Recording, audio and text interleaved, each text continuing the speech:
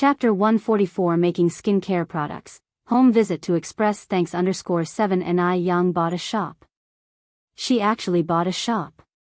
After that, Lu Wan couldn't hear anything else. She felt a surge of blood to her head, blacked out, and fell unconscious right away. Wanner. Mom. Ni Daju, frightened, quickly pressed Lu Wan's Renjong acupoint. After a while, Lu Wan slowly opened her eyes. The moment she opened her eyes, she started beating and berating Ni Daju, "You damn coward. Why don't you go die? You can't even keep a country bumpkin in check. My money, you have to get my money back right now, 300 yuan. She invested everything she had just to lease this lousy stall. She had originally planned to skin Ni Yang for a big pot of cash, but now, not only did she not get the money, but she also lost 300 yuan instead. Lu Wan's rage was about to explode. Why did that sneaky Ni Yang go out and buy a shop? At that moment, Lu Wan was both jealous and green with envy. Her heart was filled with mixed emotions, and she felt extremely miserable. Lu Xianxia was also sitting by the side, crying and making a fuss. "My money, I want my money." She had already picked out the clothes and cosmetics she wanted to buy, and had even planned to use the money she took back today to buy a nice-looking wig. Now it all came to nothing. She couldn't accept it. Why did Ni Yang secretly buy a shop behind their backs? Lu Wan hit hard. Ni Dazu's face that had just recovered from bruises was again covered with fresh ones as if spring had come after the rain. Ni Daju didn't dare to complain. He could only curse Ni Yang 1,000 times in his heart. Ni Yang had no idea what happened over here. At this time, she was squatting in the yard brushing her teeth. After brushing her teeth, she noticed a small pimple on her forehead while washing her face. For someone who loves beauty, having pimples is a big deal. It seems that simply relying on nutrition from food isn't enough. Skincare products also need to be used in order to maintain flawless and fair skin. Moreover, winter is coming, and the skin on the face and hands will crack in the cold wind. She needs to take care of her skin. There aren't many skincare products in this era. The most famous one is the snowflake cream, followed by the clam oil packed in shells. The clam oil is affordable but doesn't provide much skincare benefit. Snowflake cream is too expensive for ordinary people to afford, and some imported skincare products are even more ridiculously priced. Just then, an idea flashed across Ni Yang's mind. She could make her own skincare products. With her previous life experience and medical knowledge, she wasn't afraid of getting poisoned. She thought so and acted immediately. After wiping her face casually, Ni Yang carried a pair of scissors and headed towards the vegetable garden. Apart from vegetables, there are aloe vera and medicinal herbs planted in the garden. Aloe vera has excellent skincare and pimple-drying properties, as well as excellent hydration benefits. Ni Yang planned to make a face wash and aloe gel with aloe vera. The aloe vera grew very well, from originally 3 plants to over a dozen plants now, which were very plump and thick thanks to Ni Qihua's regular watering and fertilizing, appearing forest green and dripping with vigor. Ni Yang snipped a full basket of aloe vera leaves with a kacha sound before heading back.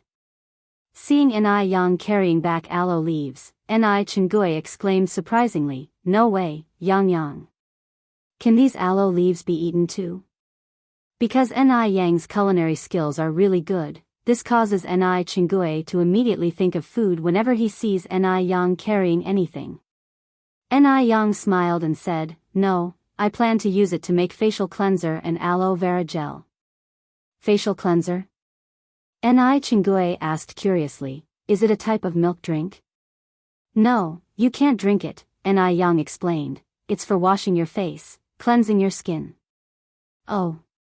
Ni Chenggui nodded his head in semi-understanding. "Then what is aloe vera gel? Is it also for washing your face?" Ni Chenggui continued asking. "Aloe vera gel is for applying to your face. It has acne-removing and hydrating effects," Ni Yang continued. "Once I've made it, Auntie Ni, you can try it and you'll know." Excitement immediately appeared in Ni Chenggui's eyes. The process of making a facial cleanser is not complicated. First, wash the aloe and peel it, then place it in a mortar and mash it.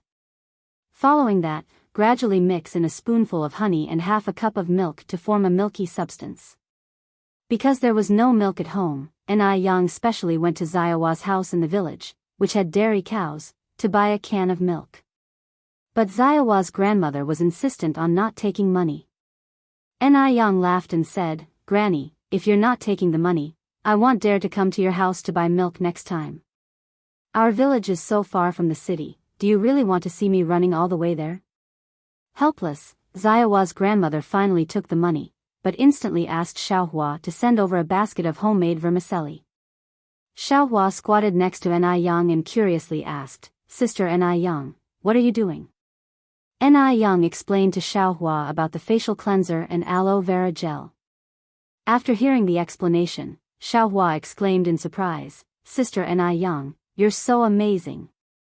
Soon, the facial cleanser was ready. Next up was the production of the aloe vera gel. The production of aloe vera gel is also quite simple, just peel the aloe and slice it, then mash it into pulp. However, if you want the aloe vera gel to be more effective, you need to add some distilled water, but making distilled water isn't that simple. Therefore, Yang kept busy until after 9 o'clock before she managed to make the aloe vera gel. After making the facial cleanser and aloe vera gel, Yang tried them out. The facial cleanser even foamed up well, and the effects were fantastic. After washing, she could see that her skin had become significantly smoother. After applying the aloe vera gel to her face, it was absorbed very quickly. In no time, the color of the pimples on Yang's face started to fade substantially. When Xiaohua was leaving, Yang filled some small jam jars with aloe vera gel and facial cleanser for Xiaohua to take home for her mother to use. Xiaohua responded politely, "Thank you for the facial cleanser and aloe vera gel, Sister Yang. My mom will definitely like them." Yang smiled and asked, "You know how to use them, right?" Xiaohua nodded, "Don't worry, Sister Yang. I understand." Xiaohua was clever after all and had just watched Yang do everything from the side. How could she possibly not know? After seeing Xiaohua off, Yang turned back to the room to let Xiaohua try the aloe vera gel and facial cleanser, when suddenly, there were footsteps outside the door. "Yang, is Yang home?" Then came Yang Gobeo's voice, "Sister Yang, I'm here." Yang stepped out and saw that it was Wang Meifeng and Yang Guobao who had come. Behind the mother and son were a party of 3, 2 elderly and 1 young, carrying big and small bags of things. "Auntie Wang, Guobao." Yang greeted them with a smile. Wang Meifeng followed up, Yang, let me introduce you. These are Gobeo's grandparents and this is my husband, Yang Changjing. Dad, Mum, Changjing, this is Yang, the young divine doctor who cured Guobao. Although Zhou Suhua had known that Yang was very young, she was still very shocked after seeing Yang in person. Moreover, she couldn't have imagined that Yang was this beautiful. She could be a movie star. This temperament, this appearance, if you said she was from the countryside, people might not believe it. "Young divine doctor, thank you for curing our Guobao. You are our young family's living bodhisattva, thank you." Zhou Suhua grabbed Yang's hand, her speech becoming incoherent out of excitement. Chapter 145 Another Source of Wealth. Daju goes to prison. Yang smiled and said, "You don't have to be like this. Saving lives as a doctor is our responsibility. As for being a divine doctor, I dare not claim to be one. There are too many people in China who have far superior medical skills than me." Her voice was gentle and filled with a light smile. There was no arrogance or self-complacency in her expression, neither was there a smug satisfaction from curing a stubborn illness. Instead, she was humble and content, giving people a very comfortable feeling upon looking at her. Zhou Suhua looked at Yang, her face full of smiles. Yang continued, "We shouldn't stand here, let's go inside." Behind her, Yang Dahai and Yang Changjing entered the house, carrying bundles. The house was a simple countryside abode, without any valuable furniture. The simple tables and stools showed its neatness, making it feel very warm and cozy. The air was filled with a faint scent of magnolia. Zhou Suhua followed the scent and saw a dried magnolia flower on the windowsill. The dried magnolia was not as bright as when it was fresh, but it was still beautiful. She didn't know what methods the owner used to preserve the fresh magnolia flower in this manner, but it reflected the owner's elegant character. Although the life seemed frugal, it had a high degree of ritual feeling, and this feeling was just great. Ni Yang was busy brewing tea for everyone. At this moment, Ni Tsuhua came out from the inner room carrying the child. When she saw the people in the room, she was slightly startled. Ni Yang promptly introduced everyone to Ni Tsuehua. "Mom, these are Gobeo's grandparents and his father." Ni Tsuehua then reacted and greeted everyone with a smile. Ni Tsuehua no longer carried the inferiority complex from 3 months ago when she first came to the city. In its place was a deep-seated sense of confidence. She was completely different from before. Zhou Suhua held Ni Quihua's hand and said, "Yang Yang's mother, you have raised an amazing daughter. If it weren't for her, where would our Guobao be now?" Ni Tsuhua replied modestly, "Grandma Guobao, you don't have to be so polite. Our Yang Yang hasn't really done much, she just wrote a prescription." Ni Tsuehua is a very honest person.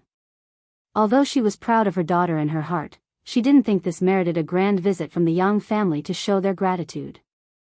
After all, saving lives is a good deed that accumulates virtue, and it's not something to show off.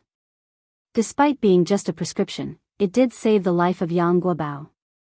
Zhou Suhua was extremely grateful to Ni Yang, and also came to a realization. No wonder Ni Yang was so mature and understanding at her young age. It turned out that she had a good mother who taught by example. Ni Yang brought the freshly brewed tea to everyone. Zhou Suhua and Yang Dahai took a sip, the couple exchanged glances, their eyes filled with disbelief. This tea was different from ordinary tea. Not only did it have a refreshing tea fragrance, but upon careful tasting, there was a sweet fruity flavor mixed in. It was refreshing and sweet, quenching thirst, and the aftertaste was endless. Yang Dahai, who had been professionally tasting tea for over 20 years, has never tasted such excellent tea. "Little divine doctor, what kind of tea is this?" Seeing his father's excitement, Yang Changjing immediately picked up his cup and took a sip. Indeed, the taste of the tea was truly astonishing. Even he, someone who didn't usually drink tea, found it incredibly pleasing to the palate, and Yang Changjing could not help but take another big gulp. Ni Yang continued, "It's just ordinary green tea. However, when I was roasting the tea leaves, I added some dried tangerine peels and dried fruits. That's why it has a fruity flavor that ordinary tea leaves don't have." Yang Dahai nodded, "No wonder I felt a fruity taste when I tried it. Little divine doctor, you are truly remarkable. It should be noted that roasting tea leaves is not something an ordinary person can do. Not only does it require control over the heat, but it also demands certain skills. Otherwise, the tea leaves could be overcooked or burnt, affecting the taste. But the taste of this tea was just right. Without a solid 10 or more years of experience, it would be impossible to roast such tea leaves. Moreover, Ni Yang had added other things to the tea, making it even harder to roast." Yang Guobao immediately stood up, raised his adorable little head, and said proudly, "That's right. Grandpa, my sister Ni Yang is amazing. She knows how to do everything." In Yang Gobeo's heart, Ni Yang was like a talented little fairy. Not only was she pretty, but she also had medical skills, could cook, bake bread, and even roast tea leaves. What to do, he was starting to like sister Ni Yang even more. Chapter 146 Another Source of Wealth, Ni Daju Goes to Prison _2. Zhou Suhua took little Ni Yun from Ni Quihua's arms. "What a cute child she is, what's her name?" "Her name is Ni Yun, Yun as in cloud," Ni Tsuhua said. "Yun Yun, little Yun Yun. Not only does little Yun Yun have a pretty name, but she's also very beautiful," Zhou Suhua, who was very fond of little Ni Yun, said with her eyes full of affectionate smiles. "Oh yes, we also brought a welcome gift for little Yun Yun." Meifeng, quickly bring out the gift. Wang Meifeng immediately took out a red gift box from her bag. In the box were a longevity lock and 2 gold bracelets. These gold jewelry must cost at least 1,000 yuan, said Enai nervously. Grandma Guobao, you really don't need to be so polite, we can't accept such a big gift. You should accept. Zhou Suhua smiled, it's not something valuable, Enai Yang's mom. Enai Yang is a living bodhisattva to our entire family. You must not refuse. Look how pretty our little Yun Yun looks wearing these. Little Enai Yun, with her fair and plump appearance, was extremely likable. Now, with the gold bracelets and the longevity lock, she looked like a delightful Fua doll that had stepped out of a New Year's painting. The gold bracelet came with a small bell. Whenever little Enai Yun moved, the bell would tinkle, producing a pleasant sound that lifted everyone's spirits. While Enai Tsuehua was entertaining the guests in the living room, Enai Yang went into the kitchen to cook. It was past 10 now. By the time she finished cooking, it would be almost noon, just in time for lunch.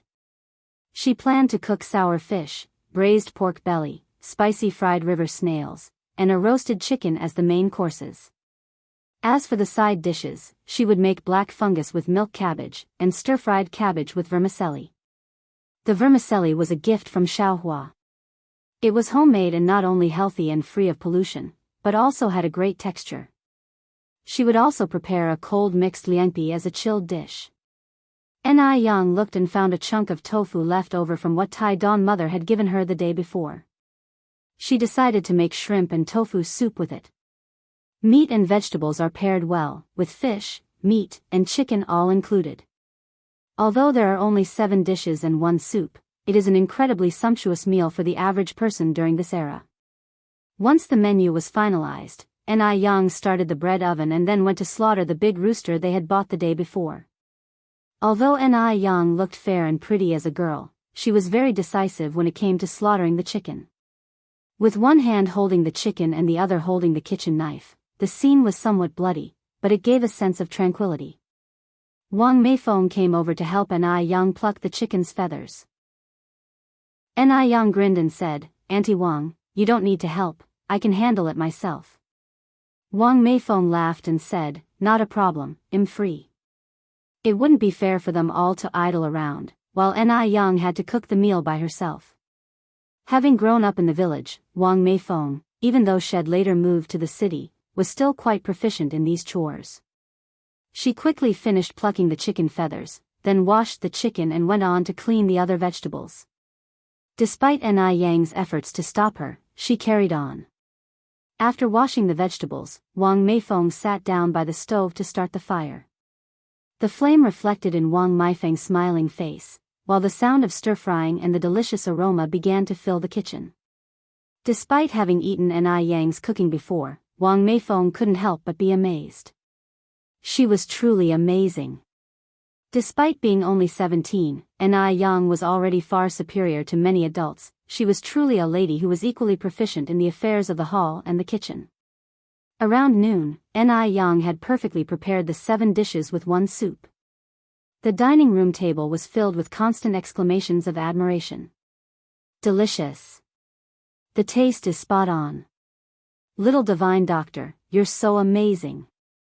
Zhou Suhua had never imagined that even river snails could be cooked to be so tasty. After all, they were usually used as duck feed. The braised pork belly was sweet and fragrant, tender and rich but not greasy, melting in the mouth. The roasted chicken was incredibly crispy, baked to perfection with a tender inside, and each bite resulted in a delicious burst of flavor.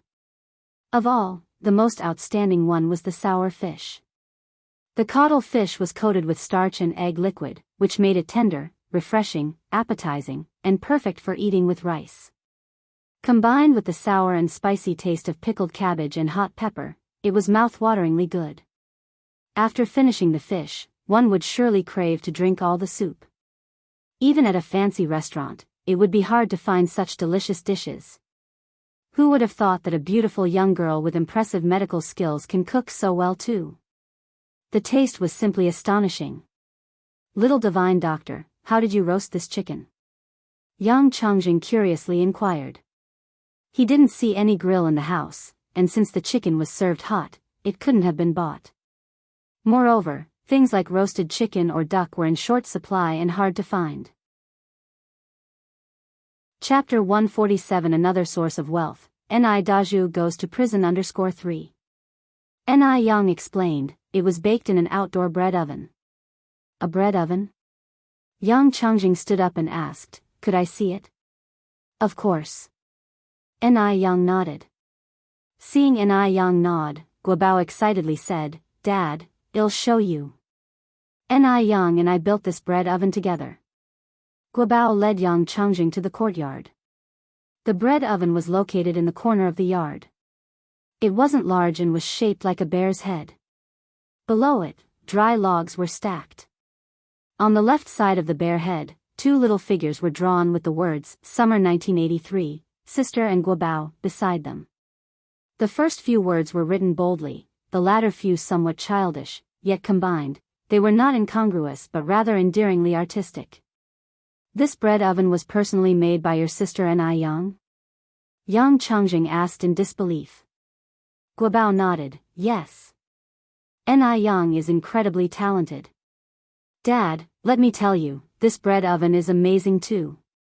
It can not only roast chicken but also bake bread and dry fruit.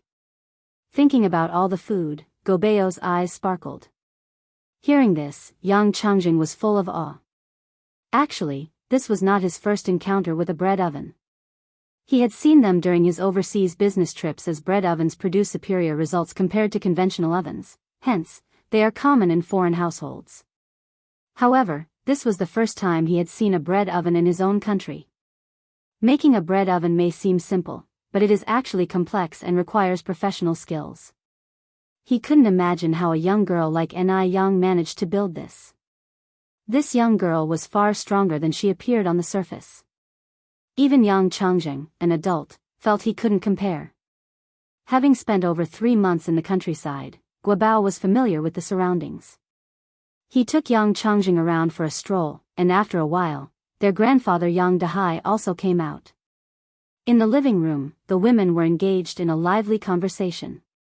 Zhou Suhua, being a leader in her workplace before retiring, was not as easygoing as ordinary people. What surprised Wang Meifeng was how well she got along with Ni Tsuehua.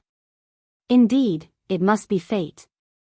Ni Yang was sipping tea, the steam curling around her flawless skin, causing Wang Meifeng to envy her. Yang, your skin is so good. Unlike mine, which is always acting up during the season. Ni Yang laughed shyly, noticing a few red spots on Wang Meifeng's face. She advised, Aunt Wang, I think you have dry skin. The spots could have been caused by inappropriate skin care products. Be sure to hydrate your skin. Wang Meifeng replied, my skin has always been like this. It gets extremely dry in winter and easily breaks out in small bumps. Speaking of skin issues, Wang Meifeng indeed felt frustrated. She had tried numerous skin care products, both domestic and imported, but to no avail. In fact, some even aggravated her condition. Right now, during early autumn, the problem wasn't so apparent. But by late autumn and winter, her face would be covered with dry skin and red spots, not a pretty sight. So, every time autumn and winter rolled around, Wang Meifeng wouldn't feel like stepping out, let alone going to work. Aunt Wang, please wait a moment.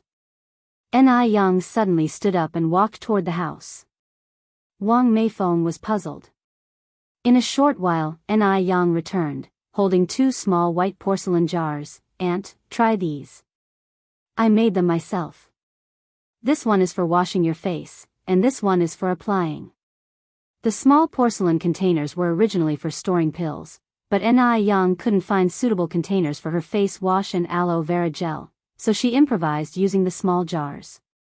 For washing face? Wang Meifeng curiously asked, is it face powder? In that era, face wash hadn't been invented yet, but face powder, for instance, one produced by Haidu, a 4-in-1 face powder, was quite famous. Wang Meifeng had used it before, but it didn't work for her. Ni Yang explained with a smile, it's a face wash. You use it just like a face powder, but its effectiveness is superior, especially for your dry skin type. Chapter 148 Another Source of Wealth, Ni Daju goes to prison _4. In her previous life, Ni Yang was also a beauty enthusiast, who put a lot of work into her skincare. She could instantly identify any skin issues. Wang Meifeng opened the lid of the porcelain jar and took a sniff. It faintly smelled lovely with a hint of milk, no wonder it was called a cleansing milk. And this one? Asked Wang Meifeng. This is aloe vera gel, Ni Yang continued. You apply it on your face after washing with the cleansing milk. Wang Meifeng nodded and smilingly put the 2 little jars away. Yang, I won't stand on ceremony then. Every heart has a love for beauty. Ni Yang is so capable, the things she produced must not be bad. What if they really worked? Ni Yang smiled and said, no need for that.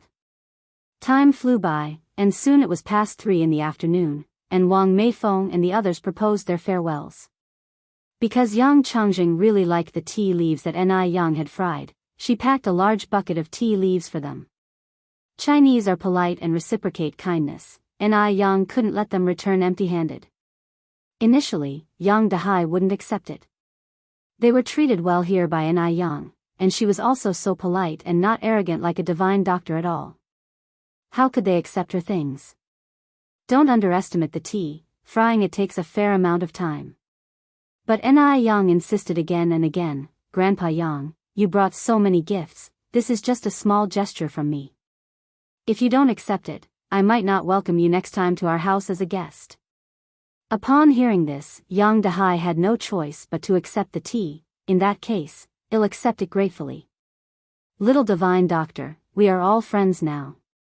You must bring your mother and sister to our home sometime, and get familiar with the place. Ni Yang nodded, sure Grandpa Yang, I'll definitely come over when I have the chance. Yang Dahai looked at Ni Yang with admiration in his eyes. This little girl was really understanding. If it was his granddaughter, he would wake up laughing even from a dream. Goodbye sister Ni Yang, Aunt Hua, remember to visit my house when you have time. Ni Yang nodded, waving at Yang Guobao, goodbye Guobao. On the other side, after Ni Daju and Lu Wan went back, they still felt unsatisfied. They were so upset they couldn't eat or drink. They had spent 300 yuan to rent that stall. 300 yuan. That's a year's worth of their hard-earned savings. No. They can't just lose 300 yuan like this. When Ni Yang was buying the shop, did she ask for Ni Daz's permission? Ni Tsuhua doesn't have a man now, Ni Daju is the only man in the Ni family. It should be Ni Daju who makes decisions for the Ni family. Buying a shop must also get the approval of Ni Daju, the head of the family. The more Lu Wan thought about it, the more she felt it was right. She looked at Ni Daju and said, go and demand the money from that bitch Ni Yang right now. Ni Daju sighed, Wanner, let it go. Let's just live our lives peacefully. Even if Ni Yang has money, she's just a lowly self-employed person. We're a proud working-class family. How can she compare? They went to Ni Yang twice. The first time they were beaten half to dead by the kids in Jianghu village, the second time they directly lost 300 yuan. Ni Daju was truly scared. Give up. Lu Wan shouted angrily, Ni Daju, you are such a coward. How can you let this matter slide just like this? Ni Yang doesn't have a father and Ni Tsuehua doesn't have a man, you are the only man in the Ni family now. It's justified that Ni Yang gives you money. Go now. Where do I go to ask for money? Wanner, have you forgotten what happened to us in Jinghua village? Ni Daju asked. Although what Lu Wan said made sense, Ni Daju, not fully recovered from his injuries, was still deeply afraid of Jinghua village. Go to the new shop that bitch just bought. Lu Wan continued, demand that she gives us at least 10,000 yuan every month. If she refuses, smash her shop and ruin her business. If Ni Yang won't let them live comfortably, they won't let Ni Yang live comfortably either. If worst comes to worst, they'll fight till the bitter end. She doesn't want to give the money? No way. Lu Wan gritted her teeth and said, when you get there, don't initiate a fight, just smash stuff, don't let them decorate the shop. Hopefully, cause a whole lot of commotion. If she dares to hit you this time, don't fight back, let her hit you. If she really causes any harm, our whole family will squat in her shop and let her take care of you in your old age. Well, drag till she collapses. Chapter 149 Another Source of Wealth. Ni Daju goes to prison _5. It's exceedingly hard for even government officials to resolve domestic disputes. Ni Yang's going to try reasoning with them? Impossible. And this time is different from before in Jinghua village, where she had the villagers on her side. Now in the city, who could help her? At this, Ni Daz's eyes lit up. Wanner, you're truly ingenious. Lu Wan proudly smiled and said, of course, I am. Ni Daju added, then I'll go there tomorrow morning. Alright, Lu Wan nodded, I'll come with you. The next morning, Ni Daju and Lu Wan went to Ni Yang's newly purchased shop. Upon their arrival, workers were busy renovating the place.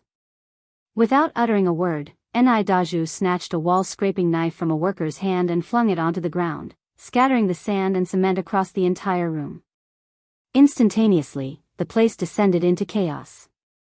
Lu Wan planted herself on the floor, causing a scene by crying and cursing Ni Yang for being heartless. Who are you? One of the workers grabbed Ni Daz's wrist and angrily asked, what do you think you're doing? The other workers rolled up their sleeves, ready to fight. Dare to cause trouble here at Ni Yang's place? Are they tired of living? Ni Daju replied, who am I? I'm Ni Yang's uncle. The owner of this shop. Where is Ni Yang? Tell that bitch to come and see me. Ni Yang's uncle? Upon hearing this, Wang Jinfang immediately started cursing, you shameless beasts, birthed but not raised by a mother. Haven't you disgraced yourself enough in Jinghua village? Now you're here to do it again?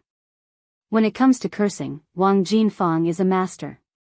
She is capable of 100 unique insults, each disgustingly unique.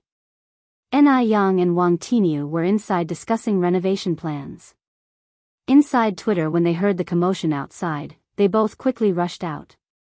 Seeing that Ni Daju was the one causing the chaos, Ni Yang stayed calm.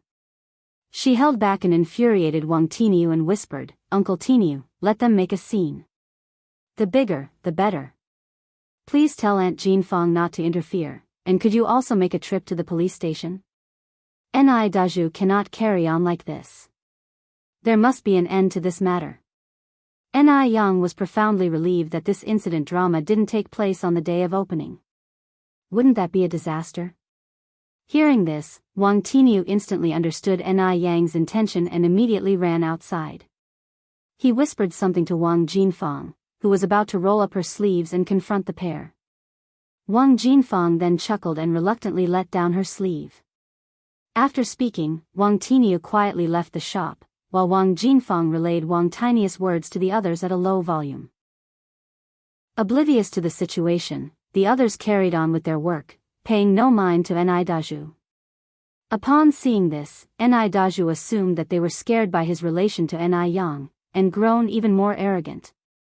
He rolled up his sleeves, and smashed everything in sight to smithereens. Once the chaos outside had escalated to a reasonable degree, Ni Yang calmly stepped out. Ni Daju, what on earth are you doing? Ni Yang asked, enraged, do you not realize that your actions are illegal? Illegal? Ni Daju arrogantly responded, how could it be illegal to destroy one's own property? Bitch, since you've disowned us, don't blame us for being ruthless. If you don't give us money today, don't dream of renovating this shop. His own property? Ni Yang subtly smirked, how brazen of Ni Daju to make such a claim. How disgusting. Ni Yang looked at the entrance and continued, how much are you trying to extort from me? This ungrateful bitch Ni Yang is finally scared. If she had acted like this sooner, wouldn't there be much less trouble? Ni Daju ignored Ni Yang's words. Brimming with confidence, he said, 10,000. And you will have to give us 10,000 yuan every month from now on. Just thinking about becoming a man of 10,000 yuan made Ni Dazhu ecstatic. That's extortion. It's hooligan behavior. Ni Yang retorted righteously, isn't there any law in your eyes? Ni Dazhu then arrogantly replied, in the Ni family, I am the law. If you don't pay me today, I'll tear this shabby shop apart. I'll make sure you can't do business. He's the law? That's quite ambitious. As soon as he finished speaking, Wang Tiniu led several policemen into the shop in single file. And everything that Ni Dazhu shamelessly claimed was heard by the police. Officer, Wang Tiniu pointed at Ni Dazhu and Lu Wan, it's them. They're causing trouble, extorting money. They've even destroyed so many things here. Chapter 150 Another Source of Wealth, Ni Dazhu goes to prison _6. Ni Dazhu and Lu Wan were stunned, they didn't expect the police to suddenly show up. The cold steel handcuffs were placed directly on Lu Wan and Ni Dazhu. You two are currently suspected of damaging private finances, provoking troubles, and extortion crimes. Please come with us immediately. During the crackdown, if these charges were confirmed, they would face prison.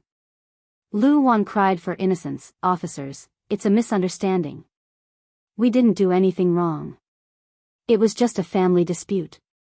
This girl, Ni Yang, my husband Ni Dazhu is her uncle. We were just having fun with her. Uncle? An uncle can commit extortion? Stir up troubles? Damage others' property? Do you have no respect for the law anymore? Framed? Just horsing around? Made such a mess of somebody's store and still have the nerve to claim it was a form of entertainment? Really thought them, the police, as blind and deaf? Ni Yang came forward and said, officers, my name is Ni Yang, the owner of this shop.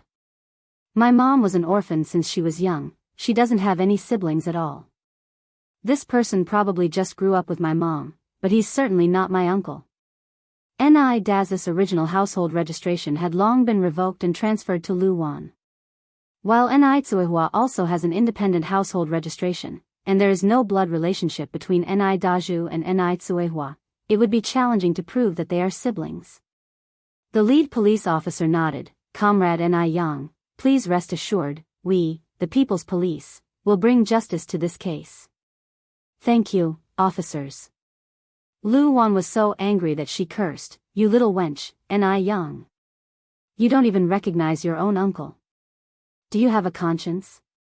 You're going to be punished by heaven one day. Ni Yang was unfazed, and turned to the police officer, Officer, is insulting someone considered illegal? It is, the police officer nodded. According to our country's Security Administration Punishment Law, Article 10 states the penalty for security administration violation. Before the police officer finished, Lu Wan was so scared that she shut her mouth. Such a bitch. Lu Wan was so angry that she almost passed out. After collecting evidence and making records, the police took Ni Dazhu and Lu Wan away in their police car.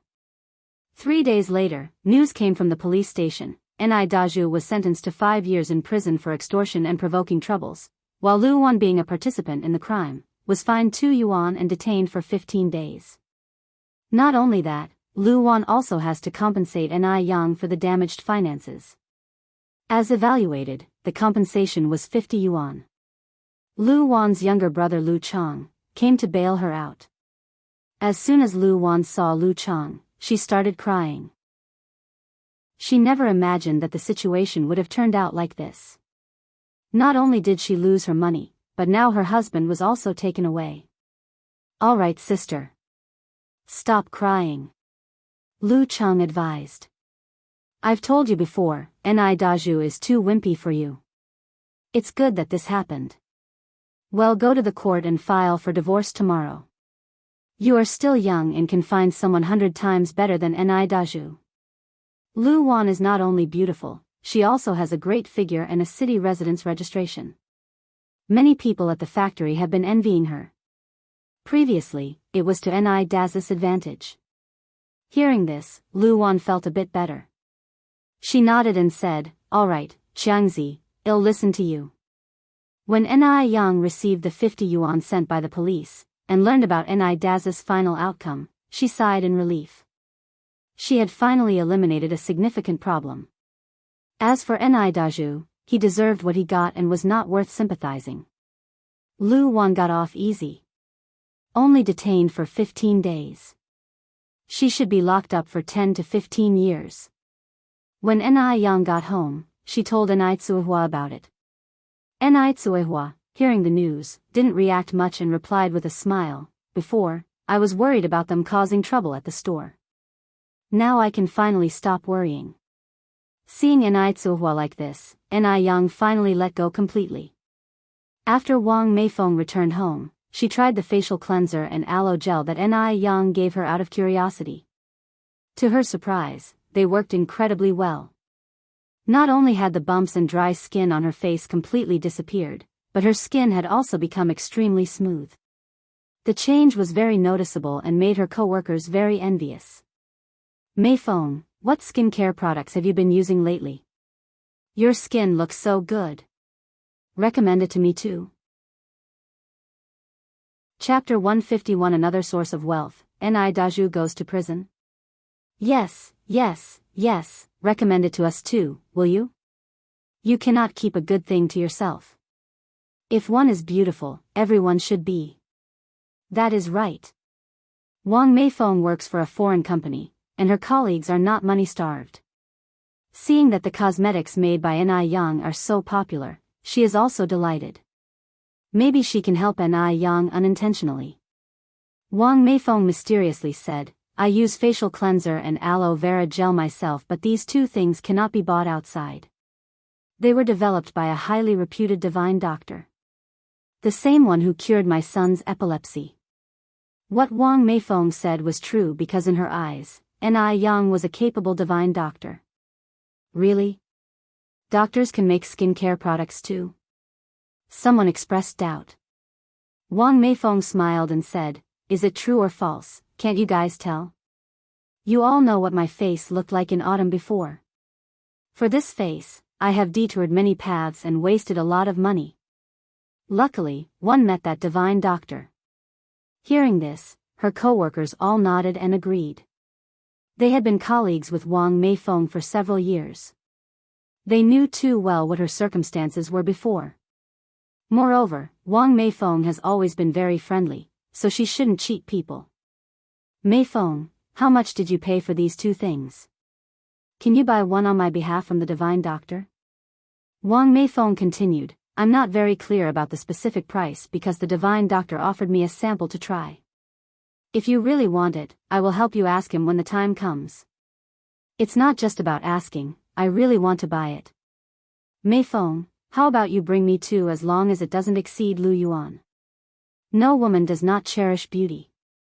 In any era, women are never miser when it comes to their faces.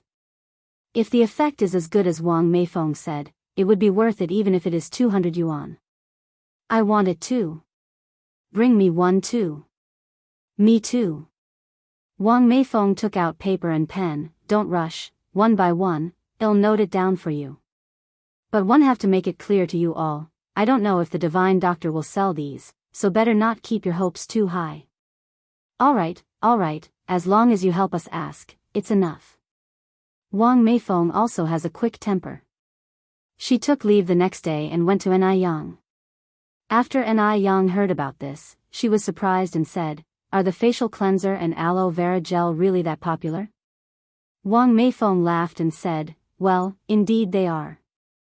Look, these are all the people who want me to bring facial cleanser and aloe vera gel for them." Ni Yang looked over, there were as many as 15 people on the list. This was far beyond Ni Yang's expectation. She didn't expect that her unintentional acts could be so helpful.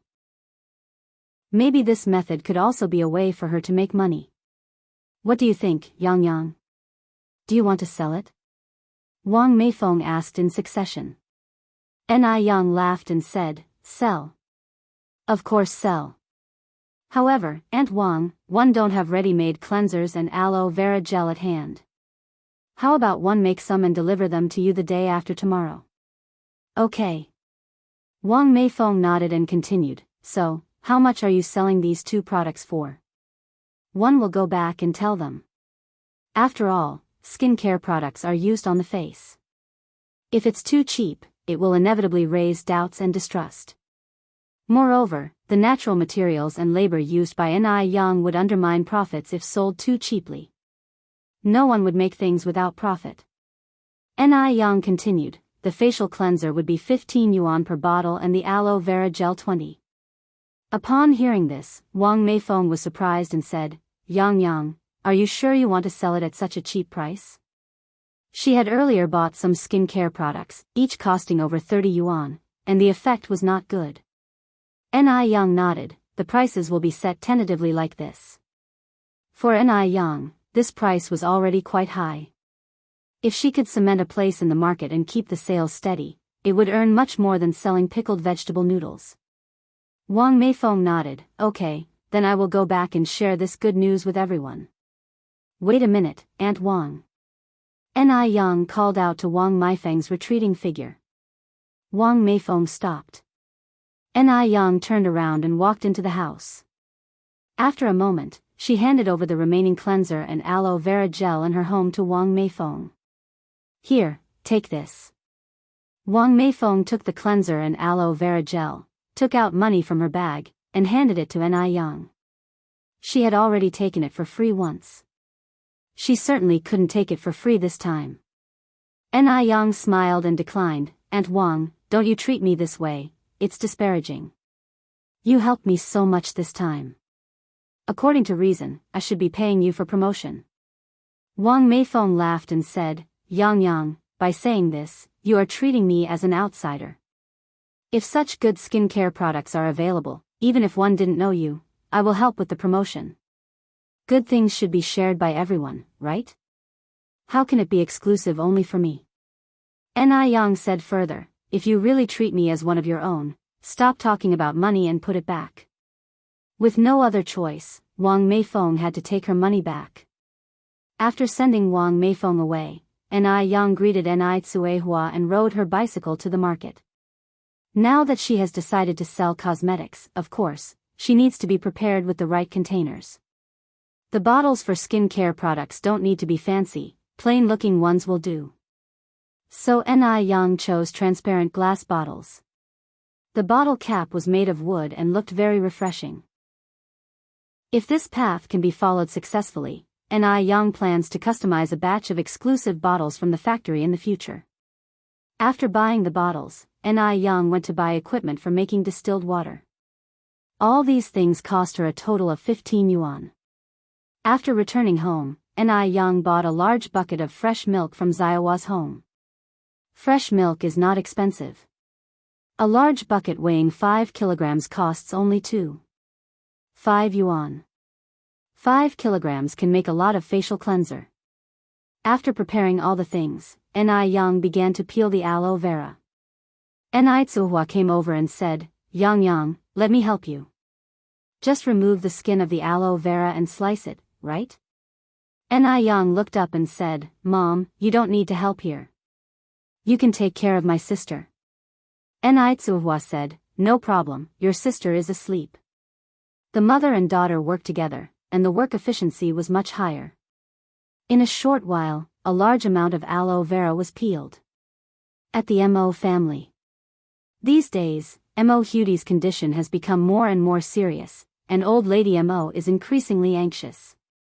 She hopes to see the divine doctor from Jiangnan who was mentioned by Li Xianxian. However, the divine doctor from Jiangnan has not yet appeared. Seeing Mo Hudi's painful appearance, old lady Mo couldn't help crying. At this time, a servant's voice echoed in the room, Old lady, Miss Xianxian is here. Xianxian is here. Old lady Mo's dim eyes instantly filled with hope. Chapter 152, Smartly slapping the face, never give up treatment. Li Xianxian looked stunning today, dressed in a white lace-patterned top and a form-fitting black pencil skirt. Her long black hair was dyed to a honey brown and styled in large curls that tumbled over her shoulders, giving her a mature and sexy look. She was at the forefront of fashion, far ahead of anyone in this era. Now, everyone in her circle and her classmates were emulating Li Xianxian's style. Grandma, how has Xiao Dai been doing recently? Li Xianxian approached and asked with concern. Madame Mo sighed deeply. Don't worry, Grandma. Li Xianxian walked over, resting her hand on Madame Mo's shoulder. I came here today to bring you good news. Good news? Madame Mo turned to look at Li Xianxian. Have we heard from the divine doctor of Jiangnan? The divine doctor of Jiangnan was Madame Mo's only hope. Li Xianxian nodded. Yes, the medicine sent by the divine doctor has arrived. Really? Madame Mo gasped in surprise. Yes, Li Xianxian nodded. Why would I lie to you? Look, this is it. With that, Li Xianxian pulled out 2 small red porcelain bottles from her bag. Grandma, this medicine needs to be taken 3 times a day, 1 pill each time. In less than 3 days, Xiao Dai will improve. Once Xiao Dai gradually recovers, we can have the divine doctor come over for a follow-up visit. All right, Madame Mo nodded, her face filled with gratitude. Xianxian, on behalf of Xiao Dai, thank you. You are truly a benefactor to our Mo family. As she spoke, Madame Mo burst into tears. Li Xianxian quickly comforted her. Grandma, don't say that. I can't take credit for it. I'm just a go-between. Although she said she was just a go-between, not anyone could manage this feat. The divine doctor of Jiangnan was renowned for his exceptional medical skills and eccentric personality, and he usually refused patients with the surnames Yang and Mo. Who else could persuade him to break these rules? Perhaps only Li Xianxian could do that. Madame Mo continued, in any case, Xianxian, you are indeed a great benefactor to our Mo family. Li Xianxian laughed. Grandma, don't do this. You're making me blush. Let's give Xiao Dai her medicine. All right, Madame Mo turned to her housemaid, Mrs. Lin, get some warm water. Of course, madam. Mrs. Lin promptly brought a cup of warm boiled water. I'll do it, Mrs. Lin. Li Xianxian gently took the cup from her hands and walked over to Xiao Dai's bedside, ready to administer the medicine. She moved gently, carefully helping Xiao Dai sit up. Come on, Xiao Dai, let's take our medicine. We'll get better after we take it. Though Mo Hudi was still unconscious, she was aware enough to swallow. Occasionally, water spilled from the corner of her mouth, and Li Xianxian, without a hint of disgust, gently wiped it clean with a handkerchief. Watching Li Xianxian, Madame Mo's eyes were filled with satisfaction. Li Xianxian was a rare gem. If she could become her granddaughter-in-law, it would be wonderful. Unfortunately, her eldest grandson was too stubborn. Madame Mo knew she would have to devise a way to bring the two together. After administering the medicine, Li Xianxian assured Madame Mo, don't worry, Grandma. With the divine doctor of Jiangnan on our side, Xiao Dai will be just fine. Madame Mo nodded. Li Xianxian admonished, also, Grandma, the divine doctor said that Xiao Dai can't be exposed to sunlight or wind while she's taking this medicine, so the windows need to be closed. We need to be cautious when coming and going. All right, Madame Mo immediately ordered someone to close all the windows. Li Xianxian continued, also, besides protecting her from the wind, she also needs to follow a strict diet. She can't have spicy, greasy, or fragrant food. Madame Mo noted everything down. Having given all her instructions, Li Xianxian then asked to leave. Upon hearing that Li Xianxian was leaving, Madame Mo stood up and said, worry the rush to leave? Li Xianxian smiled, I have business to attend to at the base this afternoon. I'll come to see you when I'm free. Madame Mo stood up to accompany Li Xianxian to the door. Li Xianxian, ever considerate, said, Grandma, don't worry about seeing me out. I know my way around here better than my own home. Madame Mo held Li Xianxian's hand, saying reluctantly, Xianxian, remember to visit me often when you have the time. Chapter 153, Skillfully Slapping the Face, Never Give Up Treatment. Li Xianxian nodded, don't worry. Although Li Xianxian had insisted no need for farewell, old Lady Mo still escorted her downstairs. Watching the retreating figure of Li Xianxian, housemaid Lin sipped in awe, old lady, Miss Xianxian is such a good girl. Not only is her character good, so is her appearance and manners, she's practically perfect. Indeed, old lady Mo also sighed, Xianxian is indeed an extraordinary girl. Remarkably, Mo Hudi's condition improved significantly the same night she took the medicine. She, who was previously unconscious, was now able to sit up and talk. Mo Fuhai and old lady Mo were overjoyed, shedding tears of relief. Bodhisattva blesses us. It's truly the Bodhisattva's blessing. Old lady Mo stammered excitedly. Mo Fuhai laughed, what a futile mindset. Clearly, it's all thanks to Xianxian and the divine doctor from Jiangnan. Old lady Mo nodded hastily, yes, yes. It's all thanks to Xianxian and the divine doctor from Jiangnan. Mo Fuhai, walking up to Mo Hudi, asked anxiously, Xiaodai, how do you feel now? Does your head still hurt? Mo Hudi shook her head, no, it doesn't hurt anymore, Grandpa. You don't have to worry. In the past, when Mo Hudi said it didn't hurt, it was merely to comfort Mo Fuhai, but this time it truly didn't hurt. Grandpa, I want to go outside and bask in the sun. Mo Hudi added. Before Mo Fuhai could nod in agreement, old lady Mo said, Xiaodai, the divine doctor said you can't be exposed to the wind or sunlight now. How about we take you out after you've fully recovered? Mo Hudi nodded, and continued, Grandma, I want to eat meat. Mo Hudi was truly craving for meat. After being bedridden for over a month, her diet mostly consisted of noodles and porridge, easily digestible foods. She had nearly forgotten the taste of meat. Hearing this, old lady Mo's heart ached, wiping away her tears. The Mo family were wealthy, even their servants could eat meat in their 3 meals a day, but for Mo Hudi, eating meat had become a luxury. The poor girl. Choking back tears, old lady Mo said, Good girl, you can't eat meat right now. Once you recover, they'll let you eat as much as you want. Mo Hudi dutifully wiped away old lady Mo's tears, Grandma, don't cry. I don't feel like eating meat now. Meat isn't that great. Her words sounded like she was comforting old lady Mo and also herself. Even the usually composed Mo Fuhai was moved to tears. At the Ni family residence. It was already late at night, but Ni Yang was still busy. She had packed the newly made facial cleanser and aloe gel into glass jars, with 31 jars of facial cleanser and 35 jars of aloe gel in total. The facial cleanser was milky white, while the aloe gel was a pale, jelly-like substance. Arranged in jars with round wooden stoppers, they looked particularly attractive, not unlike those high-end skin care products in later generations.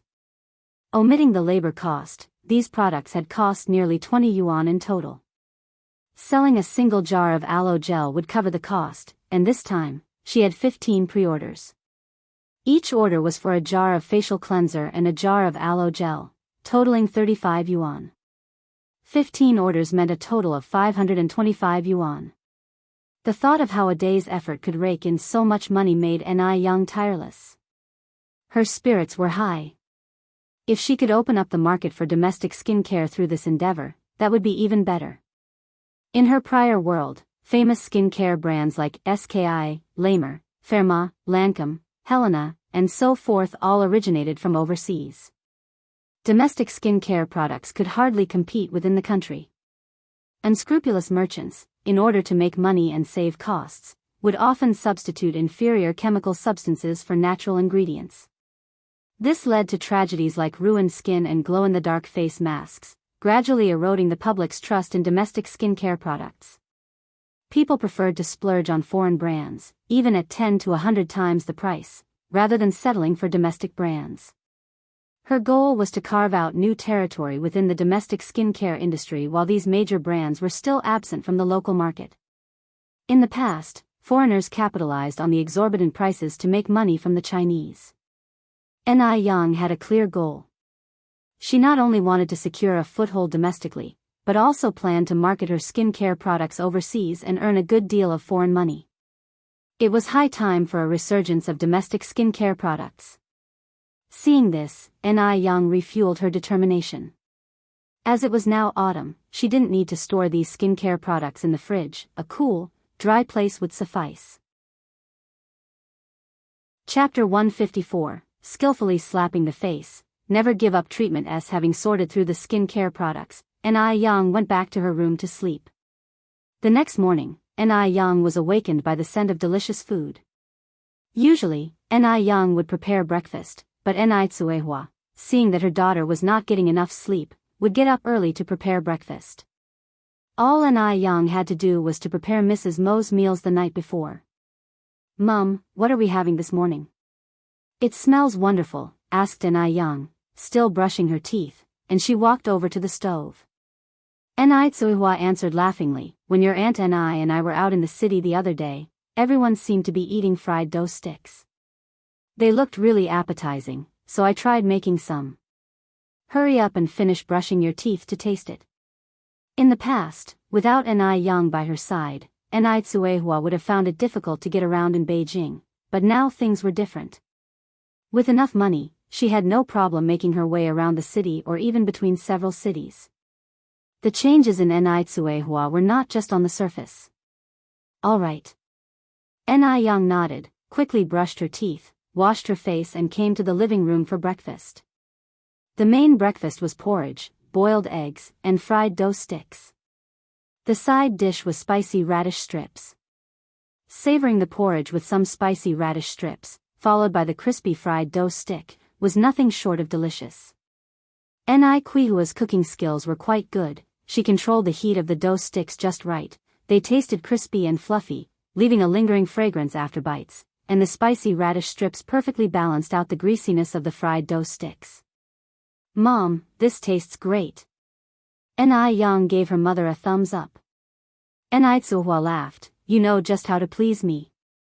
Chinggui from the side said, "Yang's mom, she's not flattering you at all. Your culinary skills are way better than the vendors selling fried dough sticks."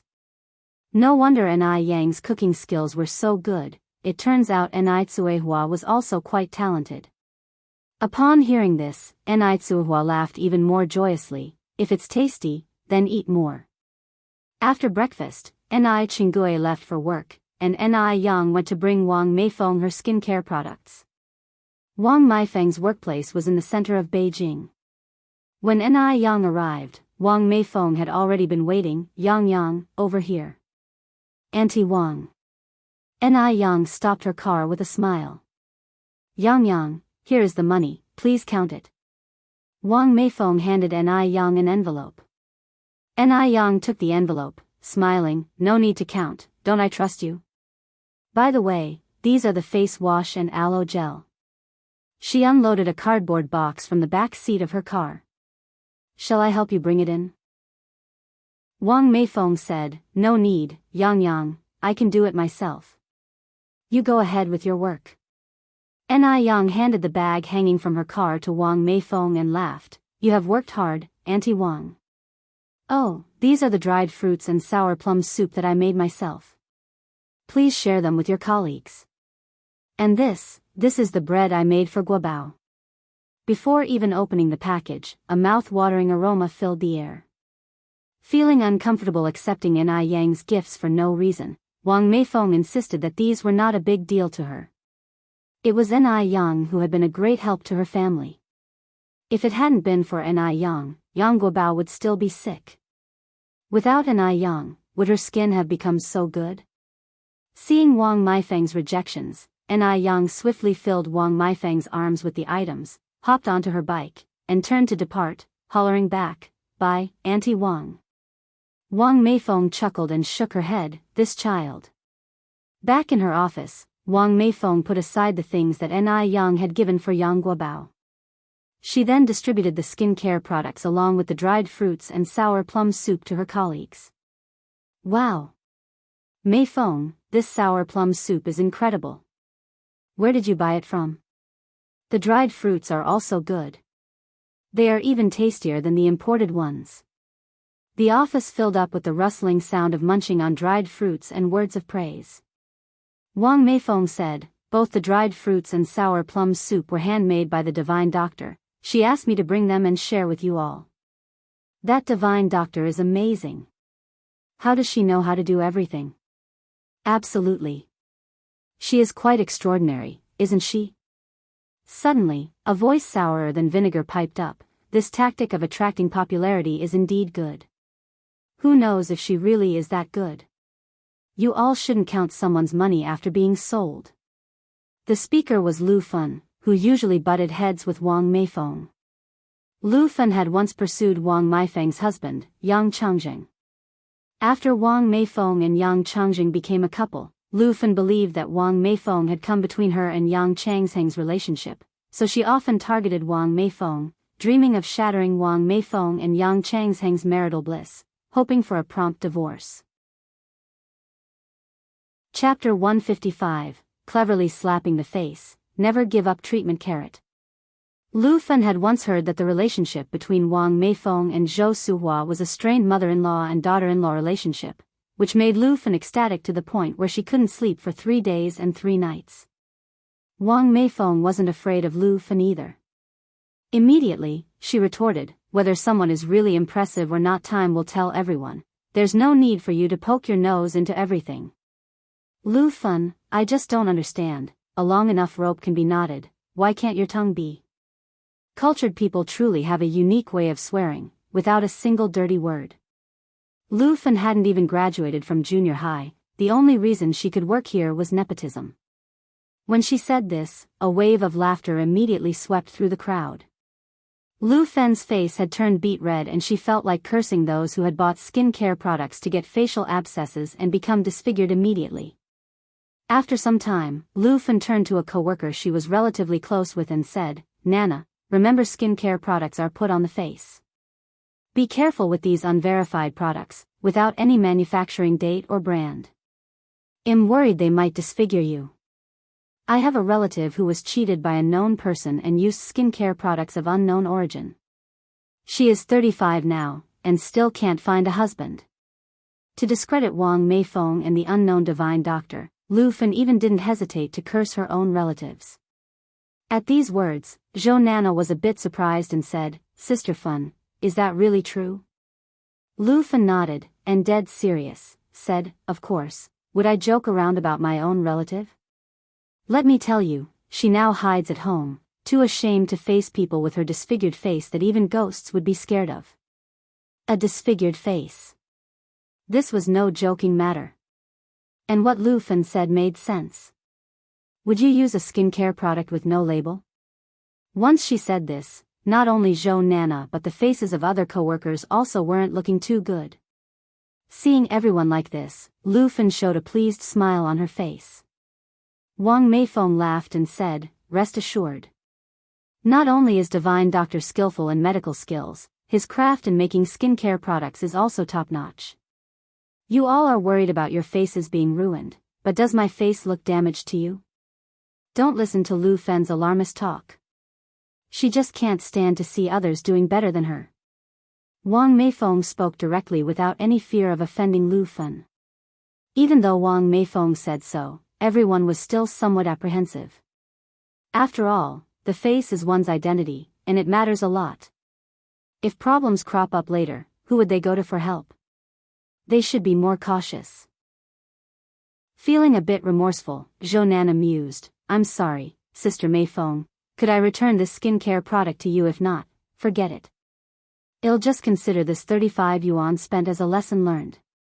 Wang Meifeng laughed and said, "Of course you can, I'm not forcing anyone to buy anything. But Nana, don't regret your decision." Seeing Zhou Nana returning the skincare product, the others followed suit. Though buying and returning behavior wasn't ideal, their faces mattered more. After all, 35 yuan wasn't a small amount. Money didn't come easy for anyone. In a blink, 11 people returned their products. 4 people didn't return their products, 2 of them being Wang Meifeng's good friends who trusted she wouldn't lie to them. The other 2 were Wang Meifeng's subordinates, who, out of respect, didn't feel comfortable returning the products. Wang Meifeng wasn't angry. It was just a couple of 100 yuan. If they missed out on good products, that was their loss. Looking at the 4 people that didn't return the products, Lu Fen sneered, "Are you 4 fools? Or do you just like being disfigured?" A slightly overweight woman glared at Lu Fen and threatened, "Lu Fen, if you dare to distort the truth and being nonsensical, believe it or not, I'll slap you. This was Sun Mei, usually more aggressive. If she was truly angered, she wouldn't hesitate to take action. Grudgingly, Lu Fen shut her mouth. These women, who refused to listen to good advice, deserved to be disfigured. They would regret it someday. Sun Mei patted Wang Meifeng's back. Ignore her type, I believe in you. I also trust you. Another good friend, Tao Yuan, also comforted Wang Meifeng. Wang Meifeng nonchalantly said, it's fine, the innocent need not worry. I am not angry. It's not worth getting angry with such people. Ni Yang had no idea what was happening here. She was currently riding her bike, humming a tune and heading towards the vegetable market.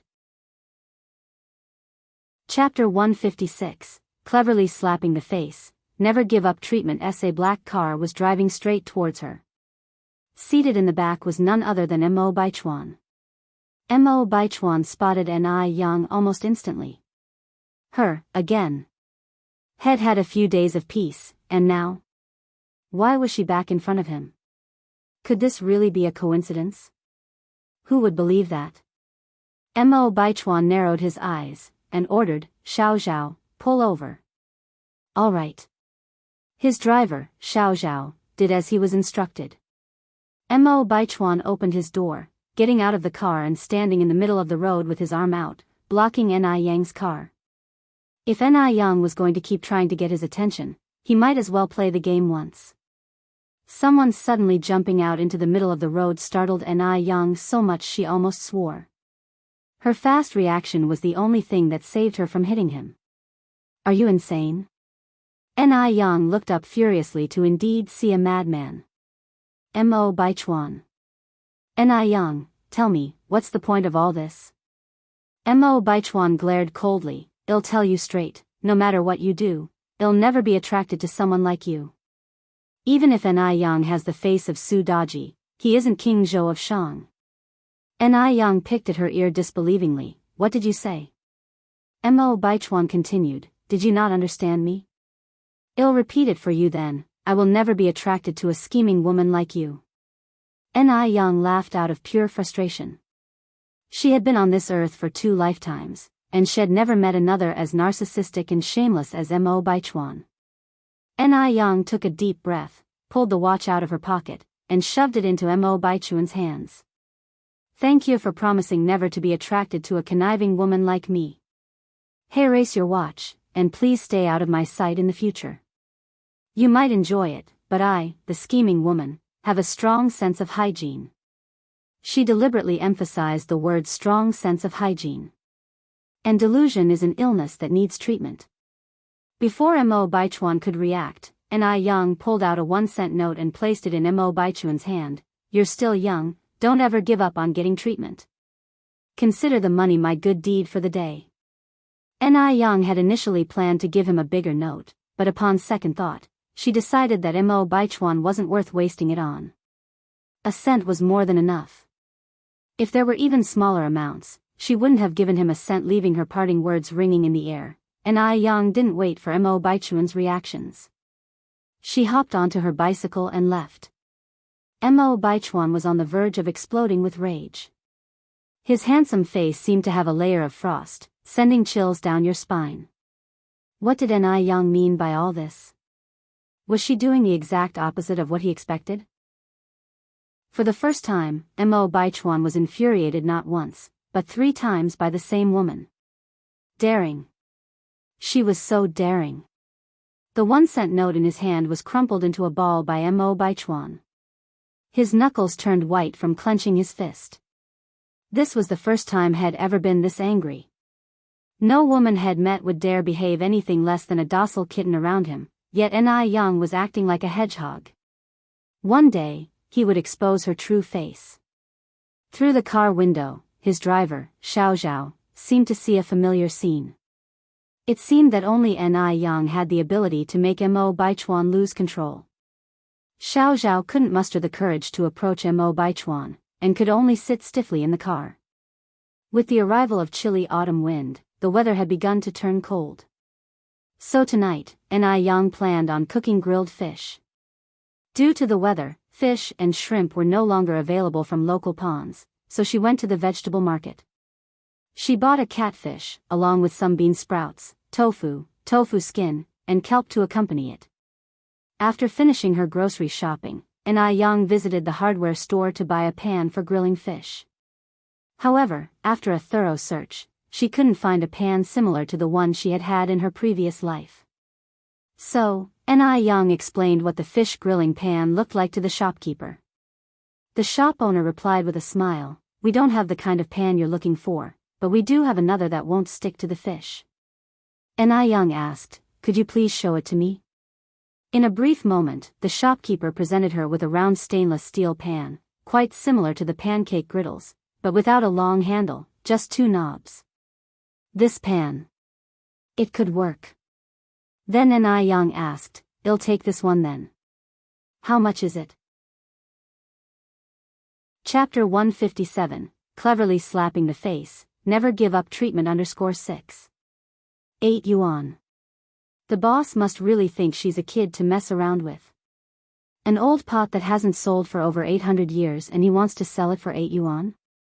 Yang laughed and said, "Boss, quit joking, I'm serious about buying. I'll take it for 1 yuan and 50 cents. The boss replied speechlessly, "Young lady, you're the one who's joking. A pot worth 8 yuan for 150? This pot is the most sought after this year. If you come any later, you might not be able to buy it." Yang said, "I've never seen any sought-after item that has been stored in the warehouse for several years and not sold. If you don't really want to sell it, then I'll leave you alone." With that, Yang turned and left. Seeing that Yang had walked several steps and had no intention of turning back, the boss immediately shouted, "Young lady, come back. Come back quickly. I'll sell it to you for 150. Although 1 yuan and 50 cents wouldn't make much profit, it was better than it rotting in the warehouse and turning into a piece of waste. She originally thought that this young lady was easy to fool, but she never expected that this young lady was very shrewd. Successfully buying a pot and groceries, Yang returned home. When she returned home, it was after 5 in the afternoon, just in time to cook. Tsuihua was washing vegetables, while Yang went to start a charcoal fire to grill fish. The grilled fish had to be grilled with charcoal fire to be authentic. Grilling in a bread oven would definitely not work. So Yang started a charcoal fire in the stove, split the fish in half and skewered it on a bamboo stick, and started grilling. Before long, there was a sizzling sound in the air. After seeing the fish oil come out, she started adding chili powder, cumin powder, table salt and other spices. After all the spices were added, a distinctive barbecue aroma came out.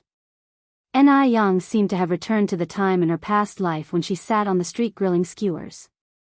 After the fish was grilled till both sides were golden brown, Yang started to stir-fry the grilled fish ingredients. First, she stir-fried the bean paste to bring out the red oil, then added spring onions, ginger, and garlic to bring out the fragrance. Then she added green chili peppers, onions, Sichuan peppercorns, soy sauce, beer and water. After it was boiled on high heat, she poured the red soup over the grilled fish. Instantly, an enticing aroma filled the air. The fragrance of cumin, the spiciness of the red oil, and a sprinkle of cilantro as decoration, a look and taste-appealing grilled fish was ready. Yang brought the grilled fish to the table and lit the small stove. Immediately, the red oil soup in the grilled fish started to boil and the aroma became even stronger. At this time, she added the side dishes and you could eat while dipping in the soup. When Chengue walked in, he was immediately shocked by this enticing aroma. "Yang, what are we eating today? It smells so good." Yang smiled and said, "Aunt, we're eating grilled fish today." Chengue had had braised fish, steamed fish, sour fish, and even sashimi, but he had never had grilled fish. No need to think about it, he knew this taste must be amazing. Upon hearing this, Chengue couldn't wait and said, "I'll go wash my hands." Grilled fish is different from sour fish, it's numbing and spicy at first bite, then crispy on the outside and tender inside. It's so soft that it melts in your mouth as you take a light bite. Even the side dishes boiled in the soup are so delicious that people doubt their life. After finishing a pot of grilled fish, the soup left in the pot can be eaten with several bowls of rice. Why can fish be made so delicious? Ni Chinggui was almost crying. Yang, I have nothing else to say. Just 2 words, phenomenal. Ni Chinggui held a thumbs up to Ni Yang. Ni Yang laughed and said, "It's good that you like it, Ni auntie." Although Ni Tsuihua didn't say anything, she was equally shocked. She thought the sour fish was already delicious. To her surprise, the taste of this grilled fish made it irresistible. In comparison, she felt that the food she used to eat at the Mu family was not even as good as pig's food. After the meal, Ni Chinggui finally had the chance to discuss something important. "By the way, Yang, 2 of my colleagues want me to buy your aloe vera gel and facial cleanser for them. Do you sell those?" The results of the facial cleanser and aloe vera gel that Ni Yang made were incredibly good. Not only could it make the skin smooth, but it also made the skin more elastic and made their skin look rejuvenated. This caused wherever she went, people would ask her what brand of skincare she was using. "Of course, I sell it." Ni Yang nodded. Ni Chinggui asked again, "How much are they?" Ni Yang replied, "The facial cleanser is 15, and the aloe vera gel is 20.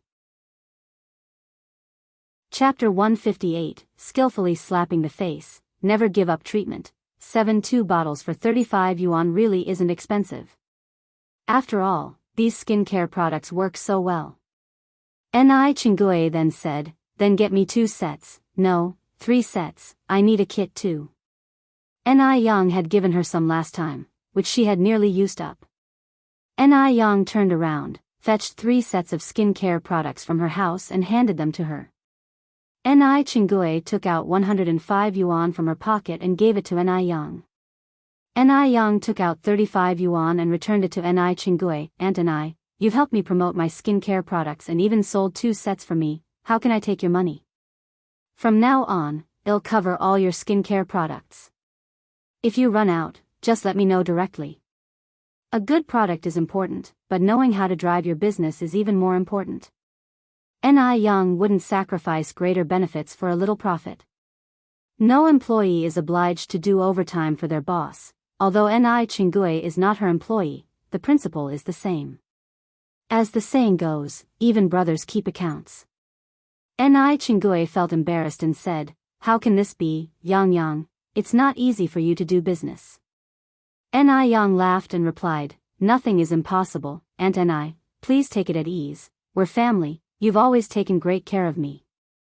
If you don't accept this, it would really be alienating." Ni Yang gave her word, leaving Ni Chinggui no choice but to accept. At the same time, she decided to herself that she would definitely help Ni Yang promote her skincare products more in the future. Meanwhile, when Sun Mei was washing her face in the evening, she noticed the clear glass jar on the sink. Although in the daytime, she firmly stated that she trusted Wang Meifeng, this was after all a matter concerning her own face. What if, really like what Lu Fun, that harbinger of doom, said?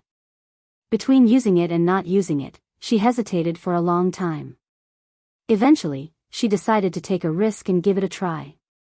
What if it really works like magic? She refused to believe that Wang Meifeng, an old acquaintance, would harm her. Removing the cap of the facial cleanser, Sun Mei immediately caught a whiff of a very pleasant fragrance. Although it was very light, it was nonetheless refreshing to the senses. Would a crappy skin-ruining product smell this nice? With that thought, Sun Mei's worries evaporated significantly. She put some of the facial cleanser in her palm, applied it evenly on her face, and within a short while, a white foam appeared on her face. It was gentle and not irritating and was able to wash off the dirt and grease hidden on her face. After washing, she felt significantly more relaxed. It seems that Wang Meifeng was indeed telling the truth. This stuff is really better than facial powder. Sun Mei then applied some aloe vera gel on her face. After completing her skincare routine, Sun Mei went to bed. When she woke up the next morning and was combing her hair, Sun Mei was amazed to discover that the red spots on her face were gone, and her skin was much more moisturized than usual. This is simply incredible. No wonder it was developed by a divine doctor. As soon as Sun Mei arrived at the company, she excitedly told Wang Meifeng about what happened. Even though she didn't speak loudly, everyone in the office heard her. Did everyone else frown? Is it real or fake? Are those skincare products really that miraculous? But upon examination, it seemed that Sun Mei's skin condition did look much better. Didn't Lu Fen say it would ruin the face? Noticing the stares of others, Lu Fen snorted coldly. It's only been 1 day. How could it ruin the face so quickly? At least 3 days. Just wait and see, in 3 days, she will definitely regret. Everyone thought so too, it's only been a day. What effect could be seen? Time flew by quickly, and in the blink of an eye, it was the 2nd day. The 2nd day, Sun Mei's skin not only showed no signs of abnormalities. Instead, it was radiantly healthy. On the 3rd day, when everyone was looking forward to seeing Sun Mei's face deteriorate, her face not only did not deteriorate but also looked better than it did the day before. Her skin had improved, and Sun Mei was all smiles wherever she went, no longer exhibiting her previously fierce demeanor. By this time, Lu Fen was already becoming restless. It shouldn't be. Why didn't her face get ruined? How could a product with no certifications and standards not ruin the face? Perhaps 3 days was not long enough to show any effect, it might take 6 days. Yes. It must be like this. However, on the 3rd, 4th, and even 5th day, Sun Mei's skin condition got better day by day. Now, she even hummed while walking. The sight of this left everyone envious. Walking boastfully up to Lu Fen, Sun Mei taunted, "Lu Fen, didn't you say that my face would be ruined after 3 days? But now, 6 days have passed, not only is my face undamaged, but my skin has also been getting better and better each day. You really should apologize to Meifeng." Hearing this, everyone chimed in agreement, yes. Lu Fen is to blame. If she didn't cause trouble back then, we would already be using it by now. Lu Fen, you nearly cost us the chance to use such good skincare products. You owe an apology not only to Meifeng but also to us. Enraged to the point of blushing, Lu Fen retorted, "It may be that the time isn't up yet." Sun Mei. What are you so pleased about? Just wait and see, sooner or later your face will be ruined. Laughing, Sun Mei responded, "Lu Fen, your disgusting face is really hard to look at. Forget it, I'm in a good mood today and can't be bothered to quarrel with you. Otherwise, would definitely have slapped you. Also, I'm putting it out there today, if I hear you badmouthing Divine Doctor again, Sun Mei will not let you off." The surrounding crowd began to reprimand Lu Fen for her wrongdoing. Lu Fen, who was previously a crowd favorite, had now become a scapegoat. Right then and there, Lu Fen was like a dog that had fallen into the water. She slinked away with her tail between her legs, leaving the office in shame. Just wait and see. Sooner or later, they will regret it. After Lu Fen left, her colleagues rushed towards Wang Meifeng. "Meifeng, is it too late for me to change my mind? I'm willing to pay double the price for the facial cleanser and aloe vera gel." "Me too. I want to buy too." "Meifeng, we're sorry, we shouldn't have betrayed you. We didn't trust you." "Meifeng, we're sorry," Wang Meifeng replied with a slight smile, "It's okay. As our chairman said, if you can correct your wrongs, you are still a good comrade. But there are none left today." The remaining 11 bottles from last time were all bought by colleagues from other departments. If you want to buy them, you can come over and register first. The price will still be the original one. Thanks to Sun Mei's example, those 11 bottles were swept clean by the neighboring department 3 days ago. Hearing this, the previously calmed people flared up at Lu Fen once more. Mo family. Early in the morning, Zhou Suhua brought Yang Guobao to visit Mo Hudi, who was sick. Even after taking the medicine from the divine doctor for a week, Mo Hudi's condition looked much better than before, but she was still bedridden and her face was filled with signs of illness. Zhou Suhua told Mrs. Mo about Yang Guobao's complete recovery. Surprised, Mrs. Mo asked, "Is he really recovered?" Zhou Suhua nodded, "Indeed, he's better. I underestimated the divine doctor and nearly missed Guobao's chance of recovery. Thankfully, Mei Feng is a good girl and insisted on the treatment. Erwin, that divine doctor is really amazing. Why don't you let her come and see your daughter, Hyudi? It's not doing us any good to keep on like this." Chapter 159, Home Visit. Li Xianxian commits suicide. Zhou Suhua now deeply believes in Ni Yang. When she talks about this, her eyes are full of admiration, without treating Ni Yang as a 17 or 18-year-old kid. She also earnestly hopes that Mo Hyudi will get better soon. Otherwise, she wouldn't have recommended Ni Yang to Old Lady Mo. Hearing this, Old Lady Mo was surprised. Is that divine doctor really that amazing? Didn't I hear people say that he was just a 17 or 18-year-old kid? How could a child be so capable? Old Lady Mo was still somewhat skeptical in her heart. Zhou Suhua nodded, "It's true. We've been sisters for so many years, would I lie to you?" Although the young divine doctor is young, his medical skills are genuinely brilliant. Otherwise, Guobao wouldn't have recovered so quickly. Erwin, think about it. In order to cure Guobao's illness, Changzheng and Mei Feng visited many hospitals and even consulted with foreign professors. But the illness that even the foreign professors couldn't cure was cured by her. Isn't she a divine doctor? Sometimes a person's strength really can't be judged by their age. If Mei Feng didn't believe in the divine doctor like me at the time, Guobao might not be here now. Upon hearing this, Old Lady Mo became deep in thought. The current Yang Guobao is indeed very different from the previous one. The before and after was like two different people. You must know that the disease Yang Guobao previously suffered from was considered incurable. There was no record of successful treatment in modern medicine. But Yang Guobao and Mo Hyudi's illnesses were completely different. Could that divine doctor really cure Mo Hyudi as well? Old Lady Mo hesitated for a moment, then said, "Actually, Xiao Dai's condition has improved somewhat recently after taking the medicine prescribed by that Jiangnan divine doctor. As the saying goes, too many cooks spoil the broth. Wouldn't it be inappropriate to consult another doctor?" Zhou Suhua promptly replied, "Although that's true, more manpower means more hope. We all want Xiao Dai to get better quickly. Seeing as that Jiangnan divine doctor hasn't even shown his face, getting another person to have a look might ease our concerns." Zhou Suhua spoke reasonably, so Old Lady Mo nodded. "Suhua, your words are eye-opening. In this case, where does that divine doctor live? I'll have someone invite him right away." Zhou Suhua said, "Let's do this. I'll call Mei Feng now." Okay.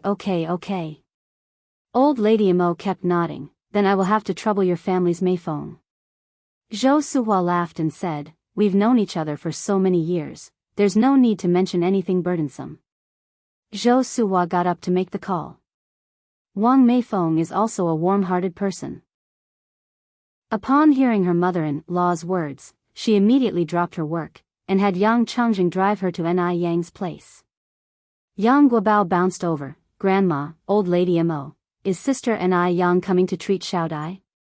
Zhou Suhua nodded. "Yes, your dad and mom have already gone to pick up your sister Ni Yang." Yang Guobao cheerfully said, "That's great. Sister Ni Yang will surely cure Xiao Dai." After that, Yang Guobao ran to the bedroom to bring this good news to Mo Hyudi, who was lying in bed. The servant quickly shut the door, fearing that even a little wind would come in.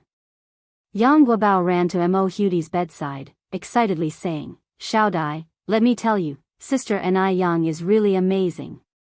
When he said this, his eyes were nearly sparkling. Mo Hyudi weakly said, "Really?" Yang Guobao nodded, "It's really true. Look how well I look now.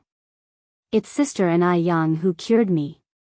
Xiao Dai, don't worry, Sister Ni Yang will definitely be able to cure you too. Soon we can go to school together and play together." Hearing this, a smile of longing appeared in Mo Hyudi's eyes. It was a desire emanating from the depths of her heart. It was also the redemption of a deeply ill person. Just then, there were footsteps outside the door again. Old Lady Zheng and Miss Xianjing are here. The servant pushed open the door from outside. Jing Xianjing supported Old Lady Zheng into the room, and the coughing sound of Old Lady Zheng accompanied them.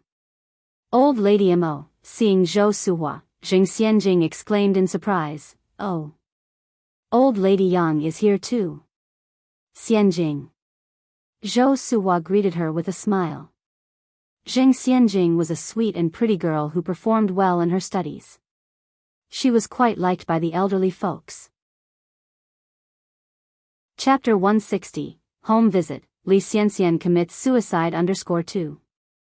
After everyone was settled, Mrs. Jing asked, "Erwin, I heard that Xiao Dai has improved significantly after taking the medicine Xianxian sent over.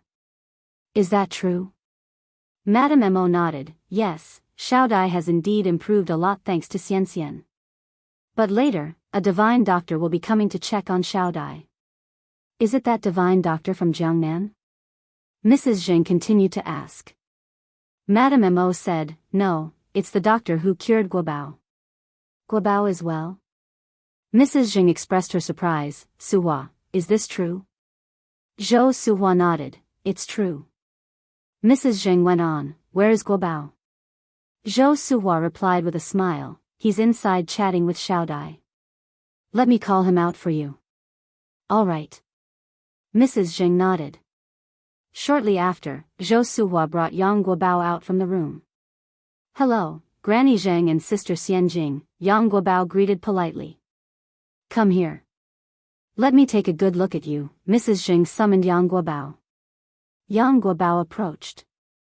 Mrs. Jing first felt Yang Guobao's forehead and then his hands, pausing for a long while before confirming, "He's cured. He's truly cured." In a sick person, it's normally cold at the root of the nose and the acupuncture point in the middle of the palm. However, those points in Yang Guobao were no different from a healthy person's. "Granny Zheng, of course am cured," Yang Guobao said proudly. "My sister and I Yang is very awesome." "Sister and I Yang?" Mrs. Zheng was somewhat puzzled. Zhou Suhua from a side explained, "Sister and I Yang is the divine doctor who cured Guobao." "Oh." Mrs. Zheng nodded. Then Yang Guobao continued to say, "Let me tell you, Granny Zheng. Not only is my sister and I Yang good with medical skills, but she is also very beautiful. If you meet her, you're sure to like her a lot." Mrs. Mo teased from the side, "Is your sister and I Yang more beautiful than Sister Xianjing?" Yang Guobao glanced at Jing Xianjing.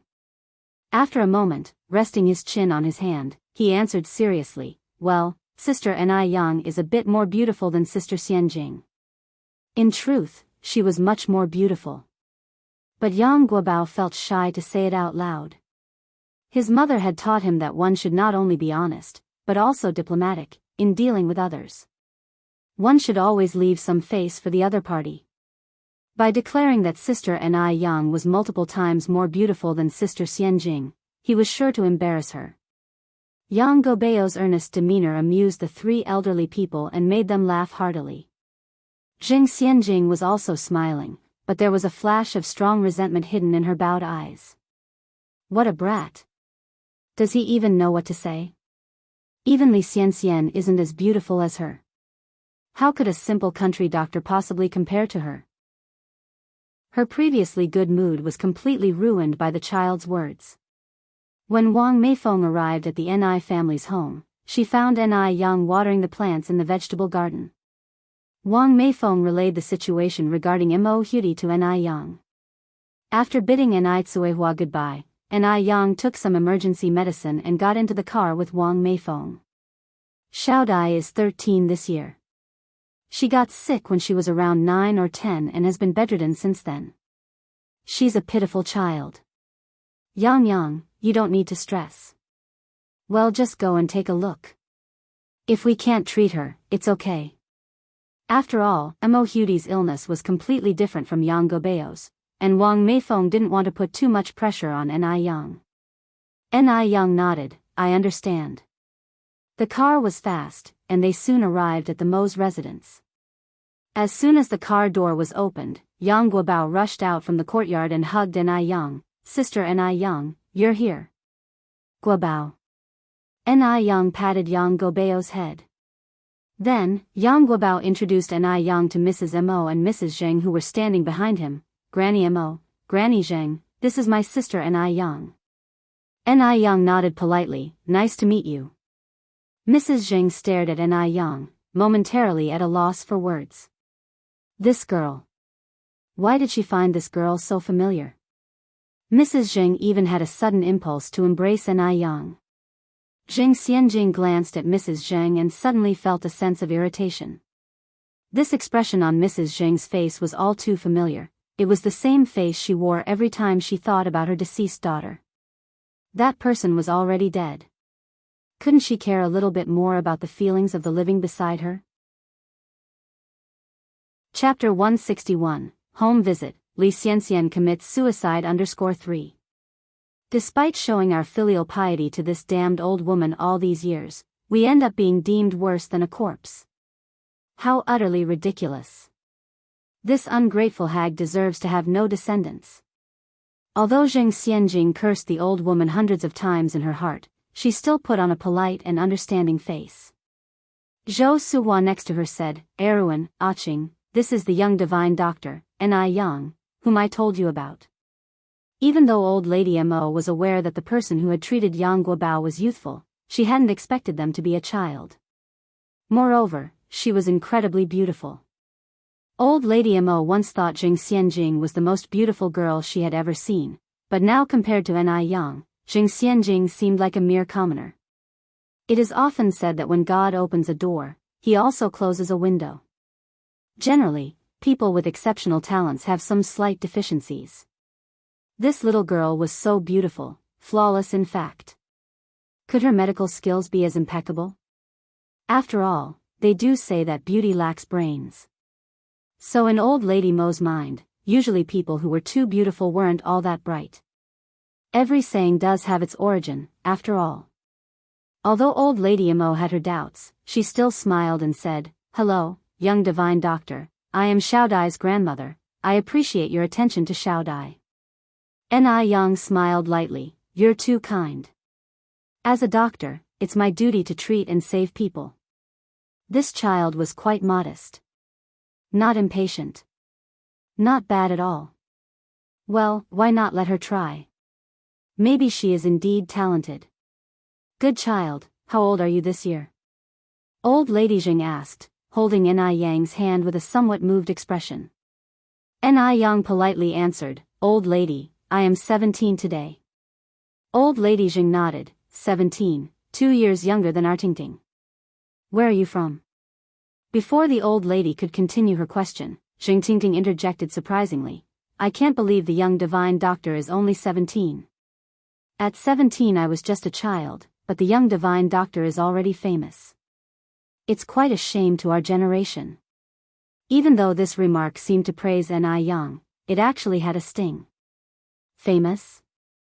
Ni Yang had only treated one person, Yang Guobao, so where did this fame come from? Besides, old lady Mo was doubtful of Ni Yang's medical skills from the start. This remark was not only prickling but also filled with considerable ridicule. For some reason, Jiang Xianjing just couldn't bring herself to like Ni Yang. Having such a beautiful face, she was certainly no good girl. Jiang Xianjing enjoyed hanging out with people who were less attractive than her. Those who looked better than her deserved to die. Ni Yang wasn't offended but smiled and said, Kai Wenji identified melodies at 6, Kong Rong yielded pairs at 7, and Gan Luo became prime minister at 12. People are different with diverse talents. You don't need to feel inferior, sister. Ni Yang's tone was light, but her words were powerful, a beautiful retort. Jiang Xianjing kept a stifled breath in her heart, almost to the point of being infuriated to death by Ni Yang. Both old lady Mo and old lady Jing wore approving expressions. This young divine doctor indeed was a formidable figure. An ordinary 17-year-old child wouldn't comprehend such philosophy, let alone so much insight. Besides, Jiang Xianjing was usually an exceptional kid. Very few rich girls could match her rhetorically, but today, she tasted defeat at the hands of Ni Yang. Quite extraordinary indeed. Seeing Jing Xianjing in an awkward position, old lady Mo stepped in and said, "Let's go inside. Xiao Dai is still waiting." Jing Xianjing bit her lips unwillingly, but remained silent. Sometimes less talk is better. The more one talks, the more mistakes they make. She would take her revenge at the appropriate time. Ni Yang followed old lady Mo and others into the courtyard. The Mo family lived in a row of villas with 5 floors each. The villas in the front, the servants' rooms at the back. The servants' rooms were slightly shorter but very grand, clearly indicating the family's prosperity. The interior was also top-grade luxury. Beautiful crystal chandeliers, delicate imported Persian carpets, huge leather sofas, and famous paintings could be seen everywhere. Any ordinary person who entered such a house would be amazed, like Granny Lu visiting the Grandview Gardens. Chapter 162, Home Visit, Li Xianxian commits suicide _4. But who was Ni Yang? In her previous life as director what kind of scenario had she not experienced? She didn't see much in these trivialities. Seeing her so calm, Lady Mo couldn't help but take a few more looks at her.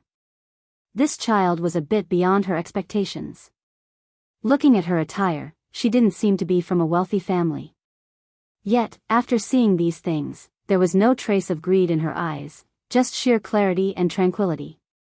She didn't seem like a child in her teens, but more like someone who had been through 1,000 storms and held high positions. Perhaps, she indeed had the potential to achieve great things. They all went upstairs together, and just as they were stepping onto the top stair, Lady Zheng missed a step. Just as she was about to tumble backward onto the ground, someone gently grasped her hand, pulling with a clever force, stabilizing Lady Zheng's body immediately.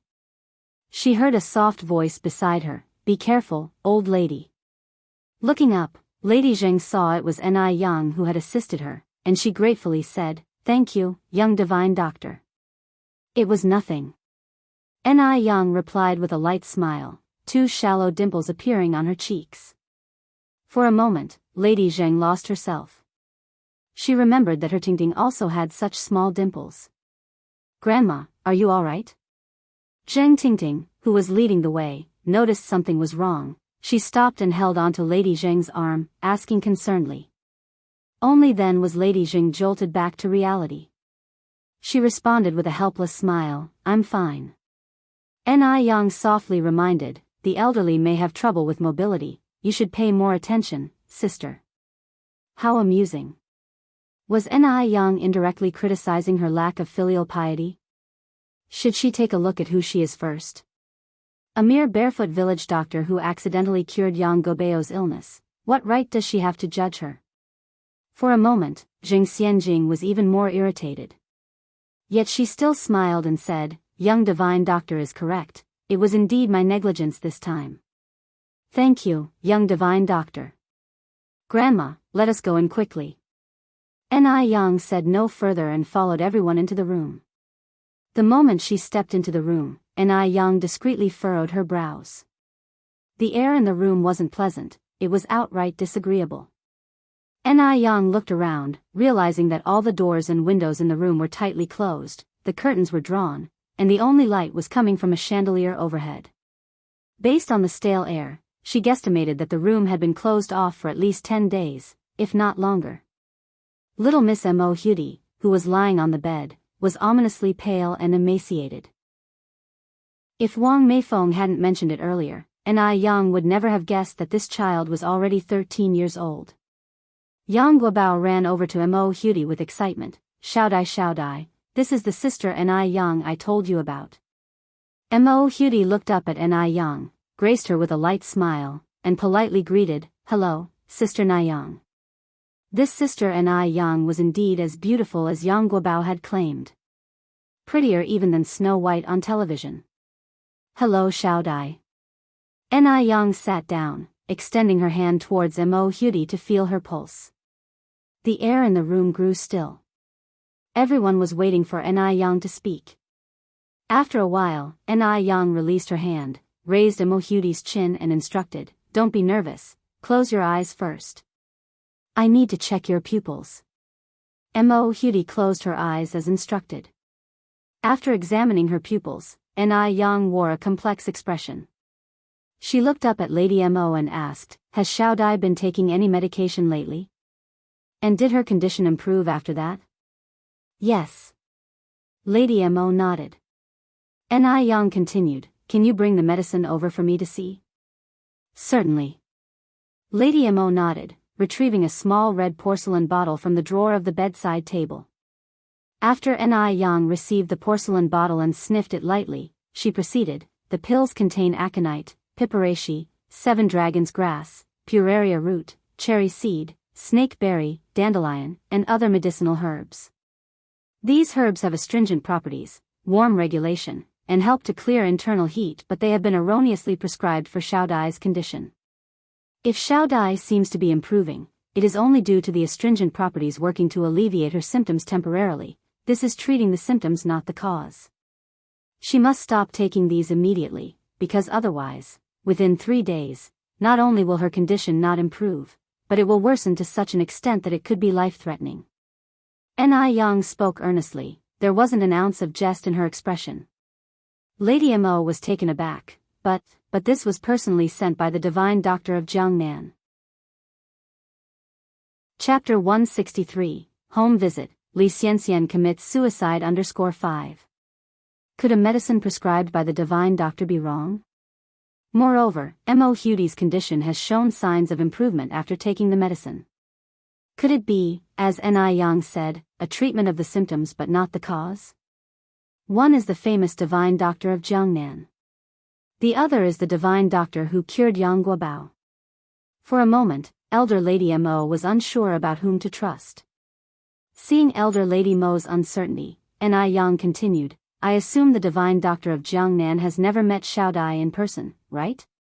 Old Lady Mo nodded and said, "Although the divine doctor of Jiangnan has never met Xiao Dai in person, he is aware of her symptoms and medical history."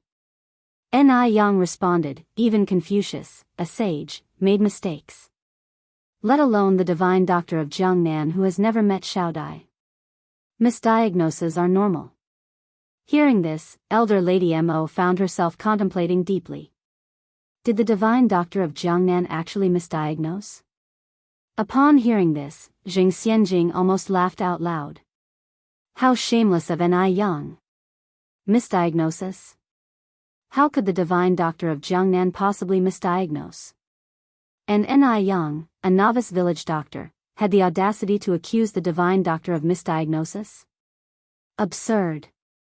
Seeing Elder Lady Mo falling for Yang's words, Jing Xianjing chuckled and said, "As far as I know, traditional Chinese medicine is divided into internal medicine, surgery, neurology, and dermatology. Considering the divine doctor of Jiangnan's reputation in treating complex cases, I don't think he could have misdiagnosed. After all, he has been practicing medicine for decades and is already 60, with no known instances of misdiagnosis. Furthermore, the illness Guobao had is epilepsy, a condition he was born with. It is entirely different from Xiao Dai's illness. Each doctor has their own specialty. Little doctor, I think it's too hasty for you to claim that the divine doctor of Jiangnan misdiagnosed, considering Xiao Dai's well-being." Jing Xianjing spoke logically, persuading Elder Lady Mo to nod her agreement. Upon reflection, the divine doctor of Jiangnan seemed to be the more reliable choice. The divine doctor of Jiangnan has cured many people, while Yang has only cured Yang Guobao. Comparing their experience, Yang is far less qualified. Wang Meifeng wanted to say something but was stopped by Zhou Suhua. After all, life was at stake and they felt reluctant to interrupt. If Mo Hudi were to lose her life under Yang's treatment, Yang would be held responsible for her death. They invited Yang to help treat the illness, not to create hostility. As to whether they believe in Yang, it all depends on Elder Lady Mo. If anything were to happen, she wouldn't be able to blame anyone else. After some thought, Elder Lady Mo asked, "So little doctor, what is your treatment plan? And what is Xiao Dai suffering from?" Yang responded, Xiao Dai is presently suffering from severe malnutrition and blood dryness caused by internal warmth diseases. That's why she has been bedridden.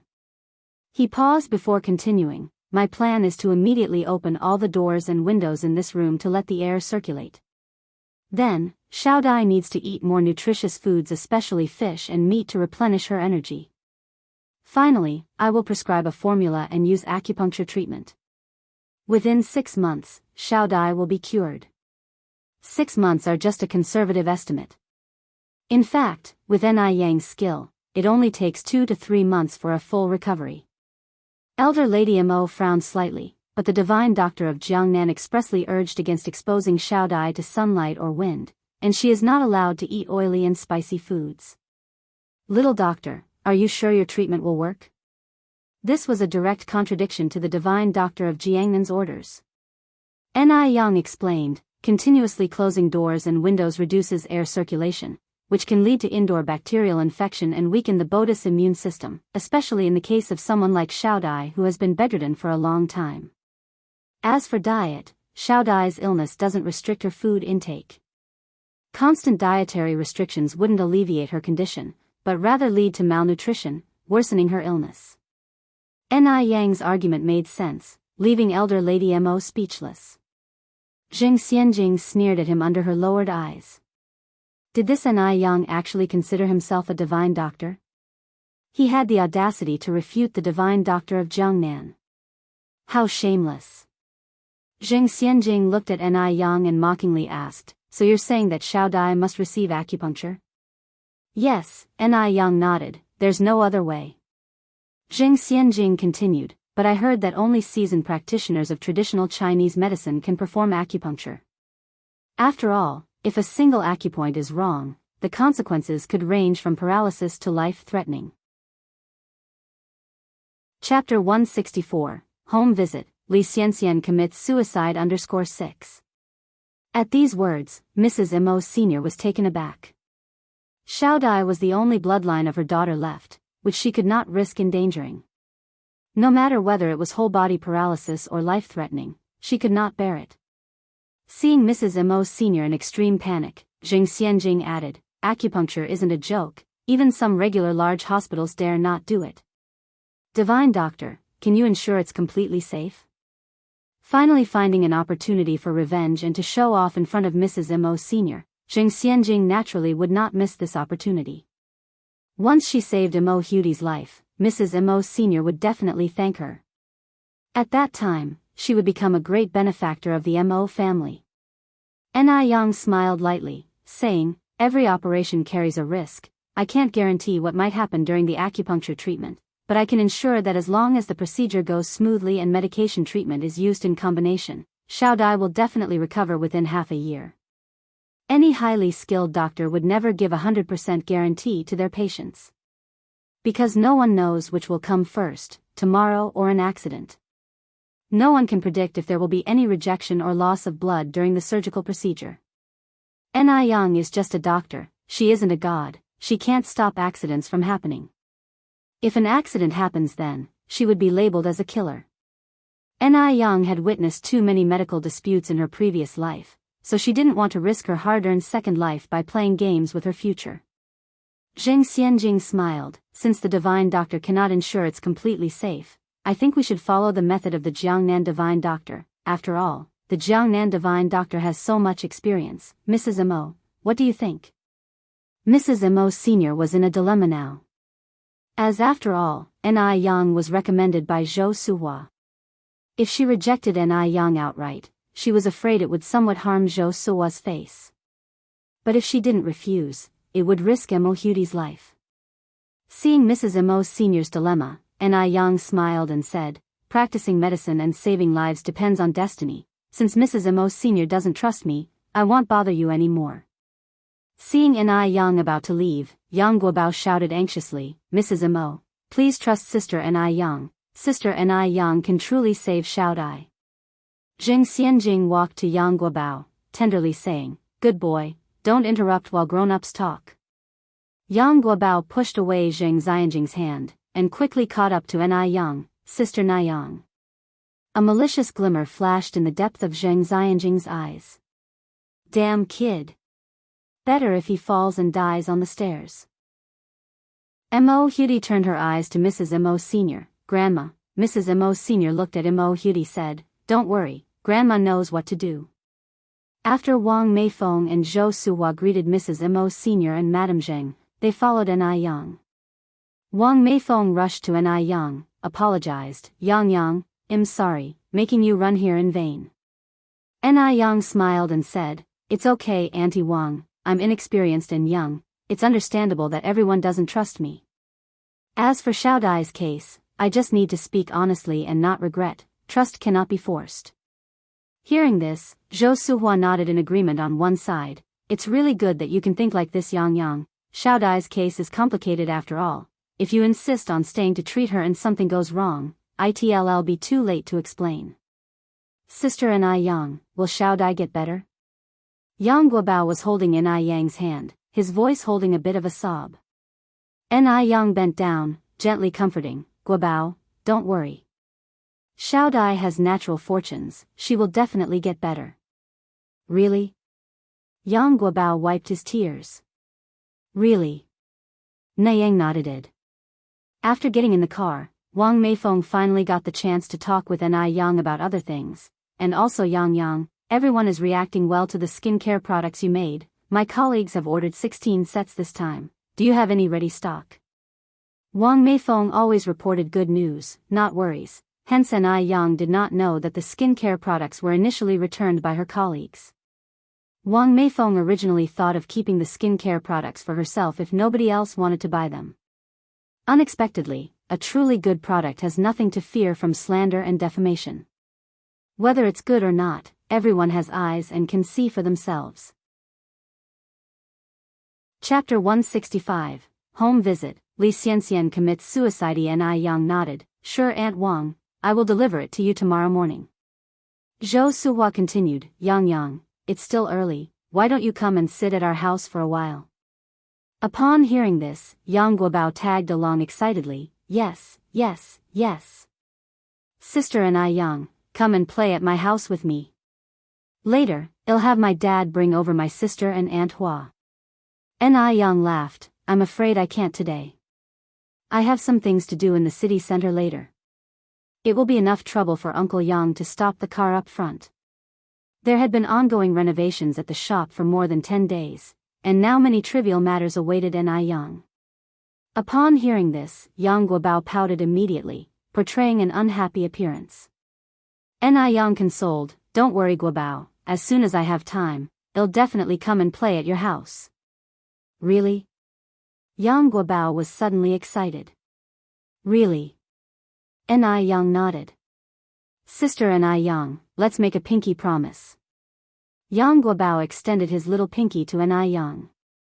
Ni Yang hooked her little finger with his pinky promise, "Hang a nail, no changing for 100 years, whoever changes will be a puppy."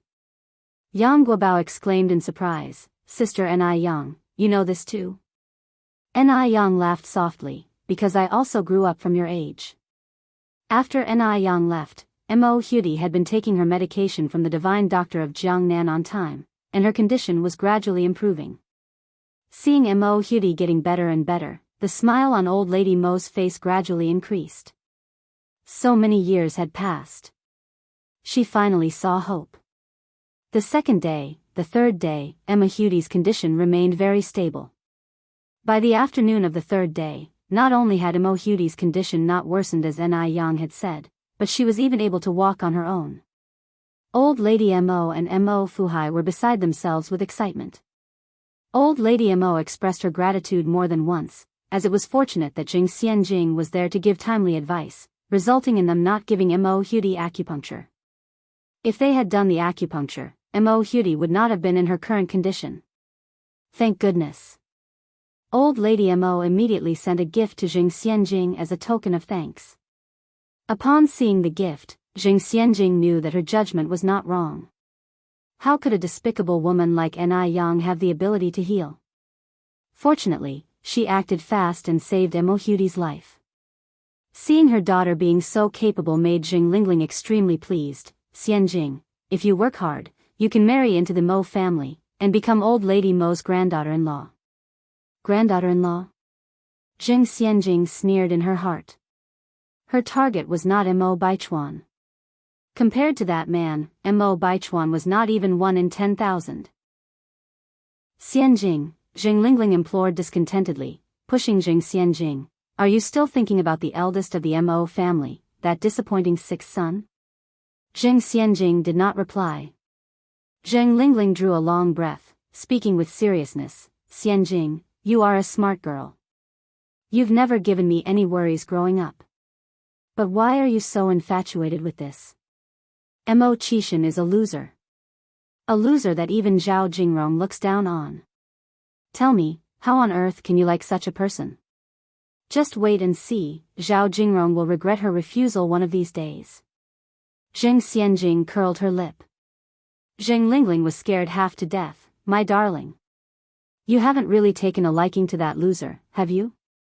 Jing Xianjing stood up and pushed Jing Lingling out the door. Mother, stop worrying so much. I have this under control. Just remember, only the best man in the world is worthy of me. After returning to her room, Jing Xianjing lay in bed. Her mind kept drifting back to that scene she had inadvertently witnessed half a year ago. If she wasn't mistaken, Mo Qishan was far more complicated than he appeared to be. So, she wanted to take a gamble on Mo Qishan.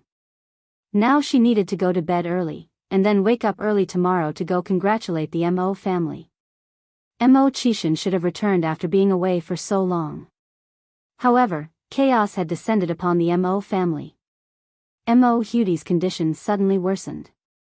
It started with a low fever, then a high fever, and finally she fell into a coma. In the middle of the night, lights were on all over the Mo family's residence. Both practitioners of traditional Chinese medicine and Western medicine surrounded Mo Hudi's room, but none could determine the cause of her condition, let alone how to reduce her fever. Old Lady Mo was so worried that she was wiping away tears. What to do? What should they do now? At this critical time, it was Mo Fuhai who maintained his composure. Don't worry, don't worry. Maybe this is just a normal reaction to the medication. Mrs. Lin, call Miss Xianxian right now and ask the divine doctor what is going on. Yes, sir, they'll do it right away. On the other end of the phone, Li Xianxian's voice was terrible. She cried, I'm so sorry, grandfather and grandmother, I really didn't know that the divine doctor was lying to me. Mo Fuhai snatched the phone abruptly, angrily saying, that damn divine doctor dared to play with people's lives. Tell me, what's his name? Where does he live? Overwhelmed with sobs, Li Xianxian gasped for air. He committed suicide out of guilt. Mo Fuhai, a man who had lived through half his life filled with battles, lost control for the first time. He smashed the phone violently. On the other end of the line, a malicious curve tugged at the corner of Li Xianxian's mouth. Ni Yang would be married to a man castrated by the heavens. Mo Hudi was also killed by someone. The two stumbling blocks were gone. Her second half of life was now worry-free. Il-1 Xianxian shed tears while picking up a pen and slowly writing 2 characters on the paper, suicide note. In her nearly 1,000-word suicide note, she expressed all of her regret to Mo Hudi. She had wronged Mo Hudi, so she could only repay her with her own life. After finishing the suicide note, Li Xianxian picked up a sharp dagger and slowly slit her wrist's radial artery. Blood dripped onto the suicide note, reflecting the stark black and white characters. Half an hour later, the urgent alarm went off. An hour later, several police officers went to the Mo family, explained the situation with Li Xianxian to old lady Mo and Mo Fuhai, and handed them a copy of her suicide note. Comrade Li Xianxian is currently in critical condition. The hospital has issued 3 critical condition notifications. She is an orphan with no family. The only contact person is you, so please prepare yourselves. Old lady Mo cried, why is Xianxian so foolish? Mo Fuhai also didn't expect that Li Xianxian would choose to prove her innocence through suicide. These continuous waves of events plunged the 2 elderly people into endless pain and self-blame. At this point, the servant, Mrs. Lin, said, Old madam, there's someone who might be able to save Xiao Dai. Who? Mo Fuhai and old lady Mo grasped at this like the last straw. Mrs. Lin continued, "It's that young divine doctor who came last time. Do you remember, old madam?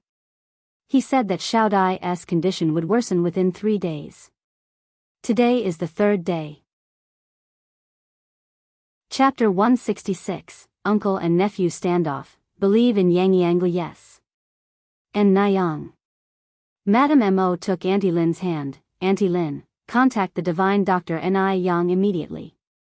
Auntie Lin responded, "Okay, I will contact him right away." Ni Yang's home did not have a phone. If the Mo family wanted to get in touch with him, they had to contact Wang Meifeng first. Unfortunately, after calling many times, no one answered. Madame Mo grew increasingly anxious. Just as she was considering sending the driver to the Yang family's home, they heard footsteps from within the house. "Grandfather, grandmother." Mo Baichuan walked in with a few doctors in white coats trailing behind him. Baichuan. Seeing Mo Baichuan, Mo Qishan and Madame Mo felt like they saw a beacon of hope. Madame Mo hugged Mo Qishan tightly, sobbing softly. "Grandma, don't worry. Xiao Dai is destined to be lucky, she will be all right." Mo Baichuan continued, "By the way, I want to introduce Dr. Ace, who came from overseas along with his students. Dr. Ace has an extraordinary medical skill and has even won an international award." Upon hearing this, Mo Fuhai and Madame Mo turned their attention to Dr. Ace and his students. "Nice to meet you, Dr. Ace." "Mr. and Mrs. Mo, nice to meet you." Mo Baichuan continued, "Grandpa and Grandma, let Dr. Ace examine Xiao Dai first. Our family has already been swindled by a so-called divine doctor. We cannot afford to make the same mistake again. Medical science is advanced overseas. These so-called divine doctors should have been outdated long ago." Yes, Baichuan is right," Madame Mo nodded, leading Mo Baichuan and Dr. Ace upstairs. As soon as they entered the room, Dr. Ace said seriously, "Ignorance. Such plain ignorance. Sealing off windows and doors won't help the patient's disease, but rather cultivate bacteria. A patient's immunity is generally much lower than average, so you are bringing harm to her. Open the windows and doors immediately to maintain airflow in the room." These words were exactly what Ni Yang had said. Madame Mo instructed people to open the doors and windows immediately. Fresh air from the outside flowed into the room, making the air inside much more pleasant. People usually have a pale face when having a fever, but Mo Hudi on the bed was pale as a ghost.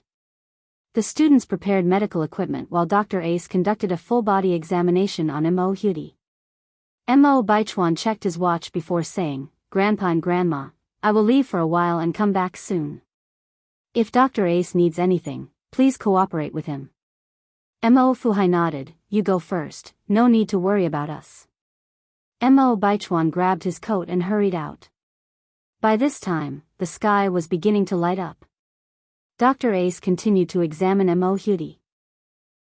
The atmosphere in the room was tense as Mo Fuhai and Madame Mo waited anxiously.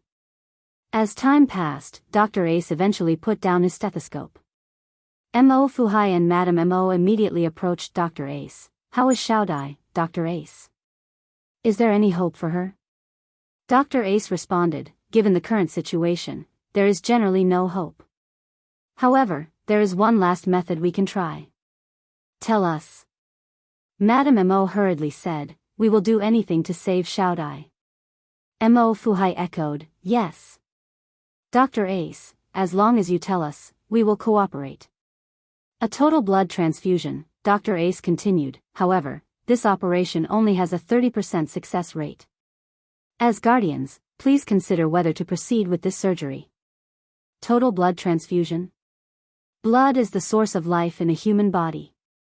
If all the blood drains out, accidents are likely to happen.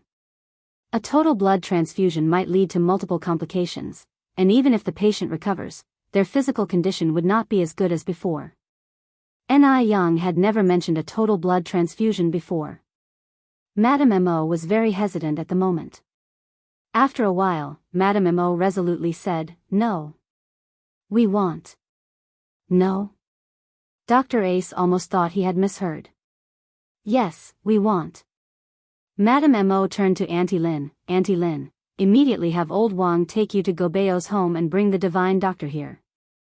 Compared with Dr. Ace's suggestion of a total blood transfusion, Madame Mo was now more inclined to believe in Ni Yang. Chapter 167, Uncle and Nephew Confront Each Other, Trust in Yang Yang 2. After all, everything Ni Yang said 3 days ago had proven true. This time, she definitely wouldn't be fooled again. All right, madam. Aunt Lin turned and walked towards the door. Upon hearing these words, Dr. Ace angrily said, Lady Mo, what are you doing at such a critical moment? You're still choosing to trust those fraudulent quacks?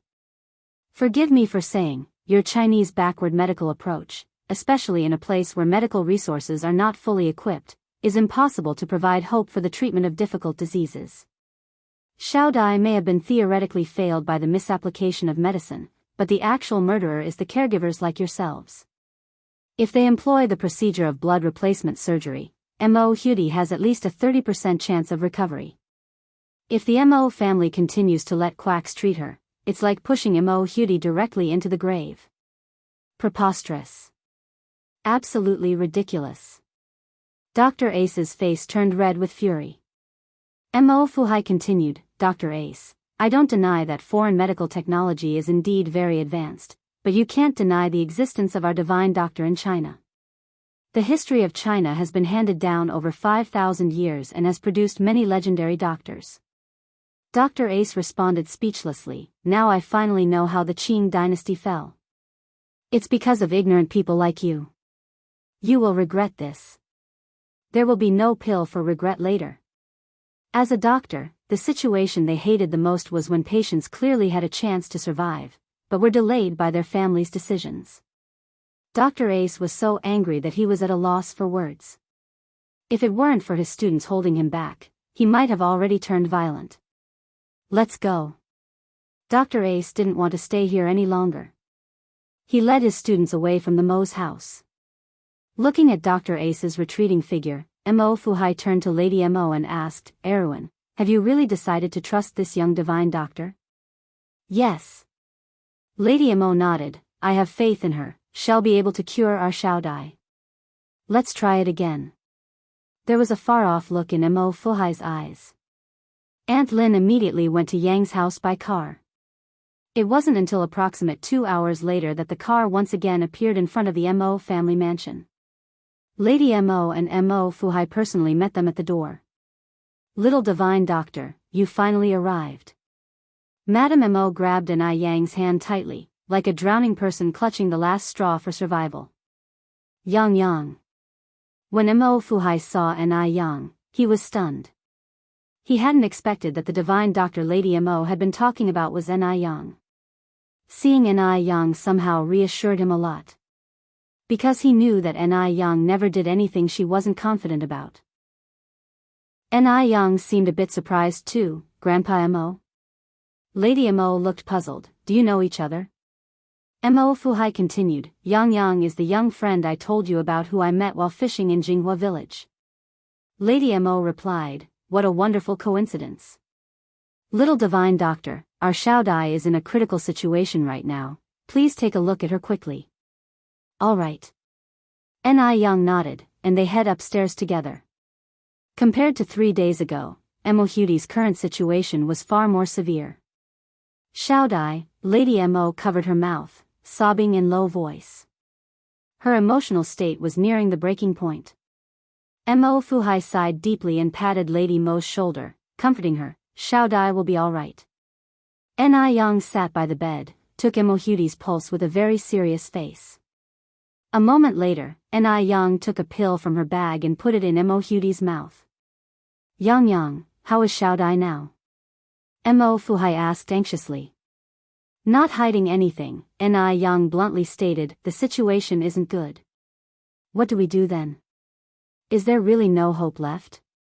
Mo Fuhai continued to ask. Ni Yang continued, there's still hope, but you should mentally prepare for the worst. I'll first try acupuncture with Xiao Dai. If she wakes up after that, then some Chinese medicine should be able to cure her. As the saying goes, the higher the hope, the greater the disappointment. Given Mo Huti's current condition, Yang couldn't give them much hope. She could only try her best. Mo Fuhai hesitated. So it seems, Xiaodai's life or death depends on this acupuncture? Yes. Yang nodded. Although acupuncture has its risks, it's far safer than a complete blood transfusion. Chapter 168, Uncle and Nephew Standoff. Believe in Yang_3. Madame Mo continued, alright, well be troubling the young divine doctor then. Please start acupuncture for Xiaodai. Alright. Yang followed, oh, 'twill also need a candle. Upon hearing this, a servant immediately went to prepare a candle. Yang opened her acupuncture kit, revealing a row of gold needles against the gray-white interior. These gold needles cost Yang 6 large Unity lottery tickets. Although silver needles were much cheaper, her master who taught her skills once told her that the effects of silver needles couldn't compare to gold needles. So, Yang gritted her teeth and bought gold needles instead. After leaving the Mo family, Dr. Ace found Mo Baichuan and lodged a complaint about Mo Fuhai and Madame Mo. After hearing Dr. Ace's words, Mo Baichuan also felt that his grandparents had acted improperly this time. After all, they had been deceived once. How could they still trust the so-called divine doctor this time? Such a muddle-headed decision. He was now curious to see what skills this so-called divine doctor had. After Mo Baichuan got out of his car, he quickly walked towards the villa. The moment he pushed the door open, he thought he was having an hallucination. The young girl was wearing a water blue chest dress, wide leg pants, and small leather shoes, just like a university student from oil paintings of the Republic of China. Mingming was plain and natural but had rosy lips and white teeth, beautiful yet bewitching. Was this Yang? Mo Baichuan had an ominous feeling. Could it be that Yang was the so-called divine doctor? This was too absurd, right? Without even thinking, he knew why Yang was here. She was just trying to catch his attention. Such people really stop at nothing. A look of disgust appeared on Mo Baichuan's face as he strode into the room. Hearing the sound, Madame Mo immediately looked up. Chuan is back. Suppressing his anger, Mo Baichuan replied, Grandmother, Dr. Ace is a renowned doctor in M country. How could you anger him away? He said that there's a 30% chance of success, so he definitely has the ability to cure Xiaodai. Don't you realize that you're ruining Xiaodai's life by doing this? That voice sounded familiar. While heating the gold needles over the candle, Yang glanced over. At first glance, she saw a face that annoyed her significantly. Why was he everywhere? Yang subtly averted her gaze and focused on the gold needles in her hand. What are you talking about, Chuan? Madame Mo said, I'm Xiaodai's biological grandmother. Why would I harm Xiaodai? If anyone's going to harm Xiaodai, it's going to be Dr. Ace. Rest easy, the young divine doctor will definitely cure Xiaodai. Mo Fuhai nodded, your grandmother is right. Young divine doctor? Mo Baichuan scoffed, his words full of disdain. You mean the noodle seller? The noodle seller? Hearing this, Madame Mo and Mo Fuhai both looked stunned. Mo Baichuan continued, Grandpa, Grandma, you don't know yet, do you? The young divine doctor you speak of is actually a noodle seller. Oh right, Grandmother, the breakfast you eat every day is made by her. At this, not only were Madame Mo and Mo Fuhai stunned, even Yang was shocked. So, the old lady was Madame Mo. Fate truly is a mysterious thing. Before Madame Mo and Mo Fuhai could speak, Mo Baichuan continued, Grandma, Grandpa, don't tell me you believe that a noodle seller can cure Xiaodai? If she were truly so skillful, would she be selling noodles? Just as Yang was about to speak, a deep voice suddenly came from outside the door. What's wrong with selling noodles? Can't a noodle seller be talented? Great nephew, aren't you brought up on grains as well? What right do you have to look down on noodle sellers? What right do you have to deny Yang Yang's abilities? The man outside the door walked in against the light, his handsome features gradually appearing in the air. Interestingly enough, Ni Yang also recognized this man. While he winked at Ni Yang, he walked towards her. Yang Yang, my great-nephew is born in the year of the dog, so he loves to bite people when he has nothing to do. Don't bother with him, I believe you can cure Xiaodai. Brother Mo, Ni Yang looked at him a bit joyfully. Counting the days, she hadn't seen Mo Qishan for 2 or 3 months now. Mo Baichuan hadn't expected that Ni Yang, just to get close to him, actually hooked up with Mo Qishan too. That's just terrifying. Uncle Six, you've been deceived by this little girl. She's not as simple as you think. The usually calm and composed Mo Qishan was now blushing with anger. He loosened his tie in frustration. Chapter 169, Uncle and Nephew Standoff, Believe in Yang Yang _4. Mo Baichuan continued, she's just trying to get my attention.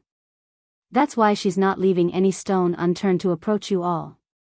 Mo Qishan let out a faint laugh, looking at Mo Baichuan up and down, before speaking in a slow tone, Nephew, you're flattering yourself a bit too much. Why would Ni Yang neglect a good-looking person like herself for Mo Baichuan? Is Mo Baichuan even 1/10 as good-looking as she is? Mo Baichuan took a deep breath, everything I said is true. Until today, she tried to approach me in many ways, but I rejected all her attempts. She's a woman full of schemes. Nonsense. Mo Fuhai stood up and said, Yang Yang is not that kind of person. Having known Ni Yang for a while, Mo Fuhai deeply acknowledged her upbringing and character. Grandfather, Uncle Six.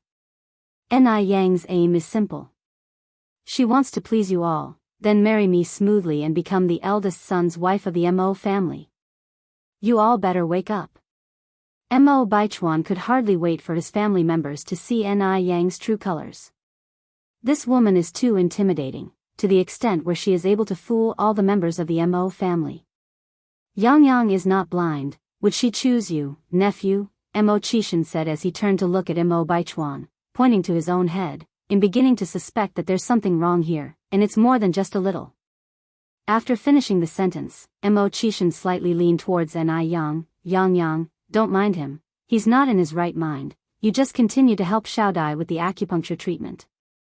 Okay, brother Mo. Niyang nodded. Seeing how close Ni Yang and Mo Qishan were made Mo Baichuan even more infuriated. Uncle Six, you'll get Xiaodai killed by doing this.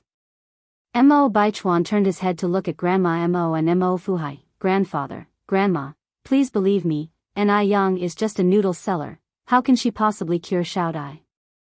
Uncle Six, even if you're fooled by this woman, you can't just watch Xiaodai walk toward the dead end. No matter how useless Mo Qishan is to the Mo family, his seniority is there, he will always be Mo Baichuan's Uncle Six. The Mo family places great emphasis on respecting the elders, and thus, Mo Baichuan can't confront Mo Qishan, he can only seek help from Mo Fuhai and Grandma Mo Qishan never found this nephew annoying before. But now, he found Mo Baichuan irritating every aspect. Upon hearing this, Mo Qishan's face immediately darkened. Why can't a noodle seller have medical skills? Zhu Yuanzhang, the founding emperor of the Ming dynasty, had been a beggar and a food peddler before he ascended to the throne. Can you deny his ability to govern because of his past? Nephew, have you been feeding your textbooks to dogs? So, you've only picked up the skill to look down upon others? Ni Yang looked at Mo Qishan with surprise. Did Mo Qishan just show tough love? Surprisingly, this man is quite just. The corners of Ni Yang's mouth slowly curve into a soft arch, and her dimples appeared shallowly, like they could depress anyone beyond redemption. Mo Qishan subtly moved a little bit away, his figure blocking Mo Baichuan's view quite efficiently. So now, only he could see that smile.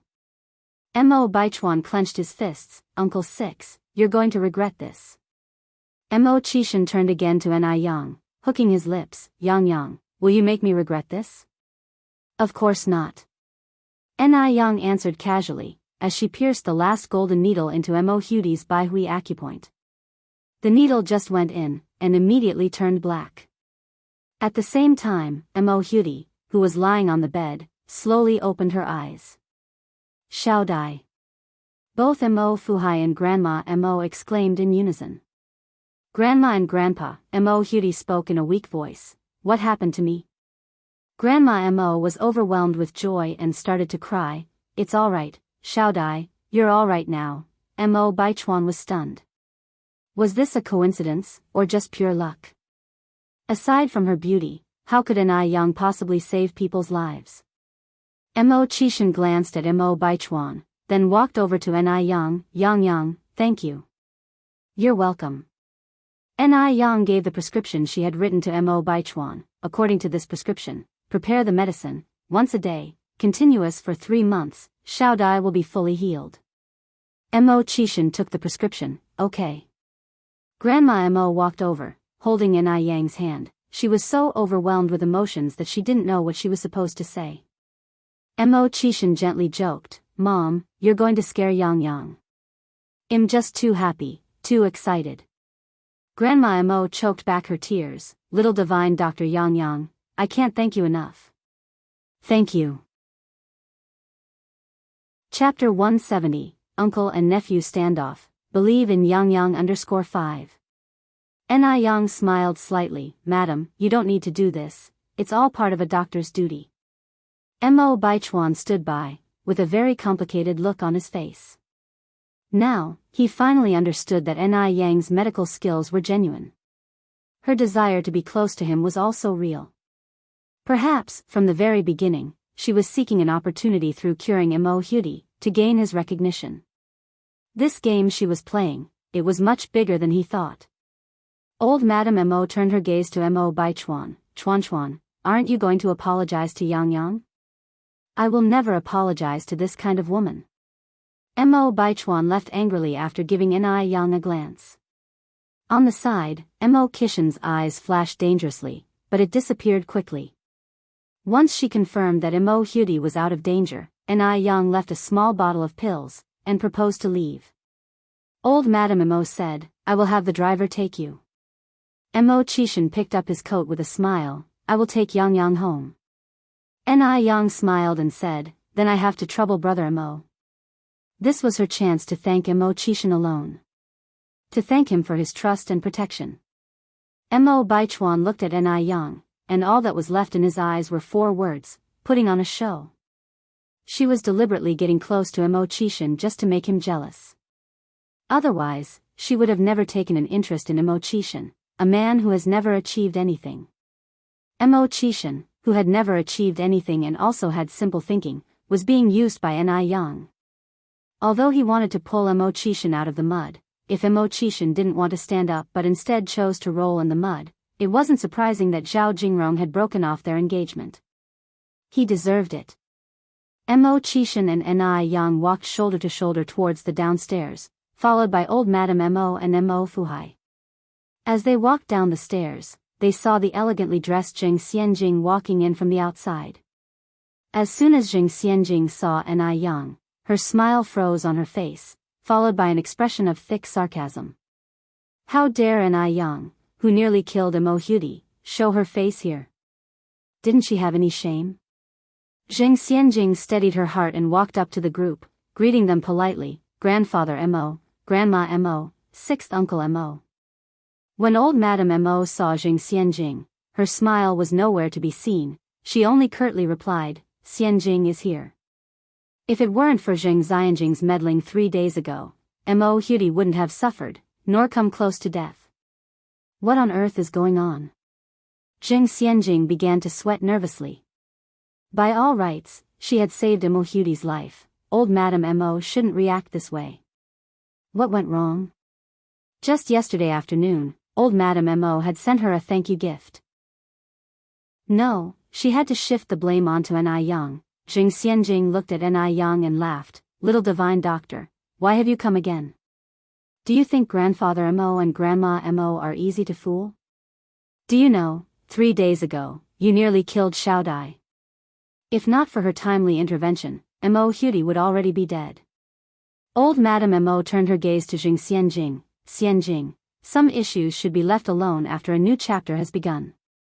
I didn't want to bring this up, but since you did, it's necessary that I say this. You, who don't even understand the basic medical knowledge, should refrain from acting as if you know everything. Otherwise, innocent people will be affected.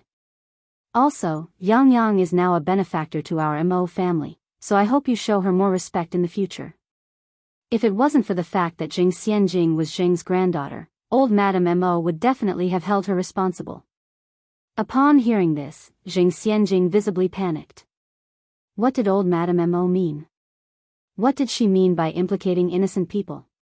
What did she mean by Yang being the benefactor of the Mo family? After a while, Jing Xianjing finally found her voice. Grandma Mo, what happened to Xiaodai? Old Madame Mo snorted coldly. Thanks to you, Xiaodai hasn't died yet. Having said that, old Madame Mo walked right past Jing Xianjing. Jing Xianjing's face turned pale. What on earth had happened? Having seen Yang to the door, Mo Qishan said, Okay, Dad, Mom, you can go back to your room now. I'll take care of Yang. After Mo Fuhai and old Madame Mo advised them to be careful, they turned and went back to their room. In a blink of an eye, only Mo Qishan and Yang remained in the air.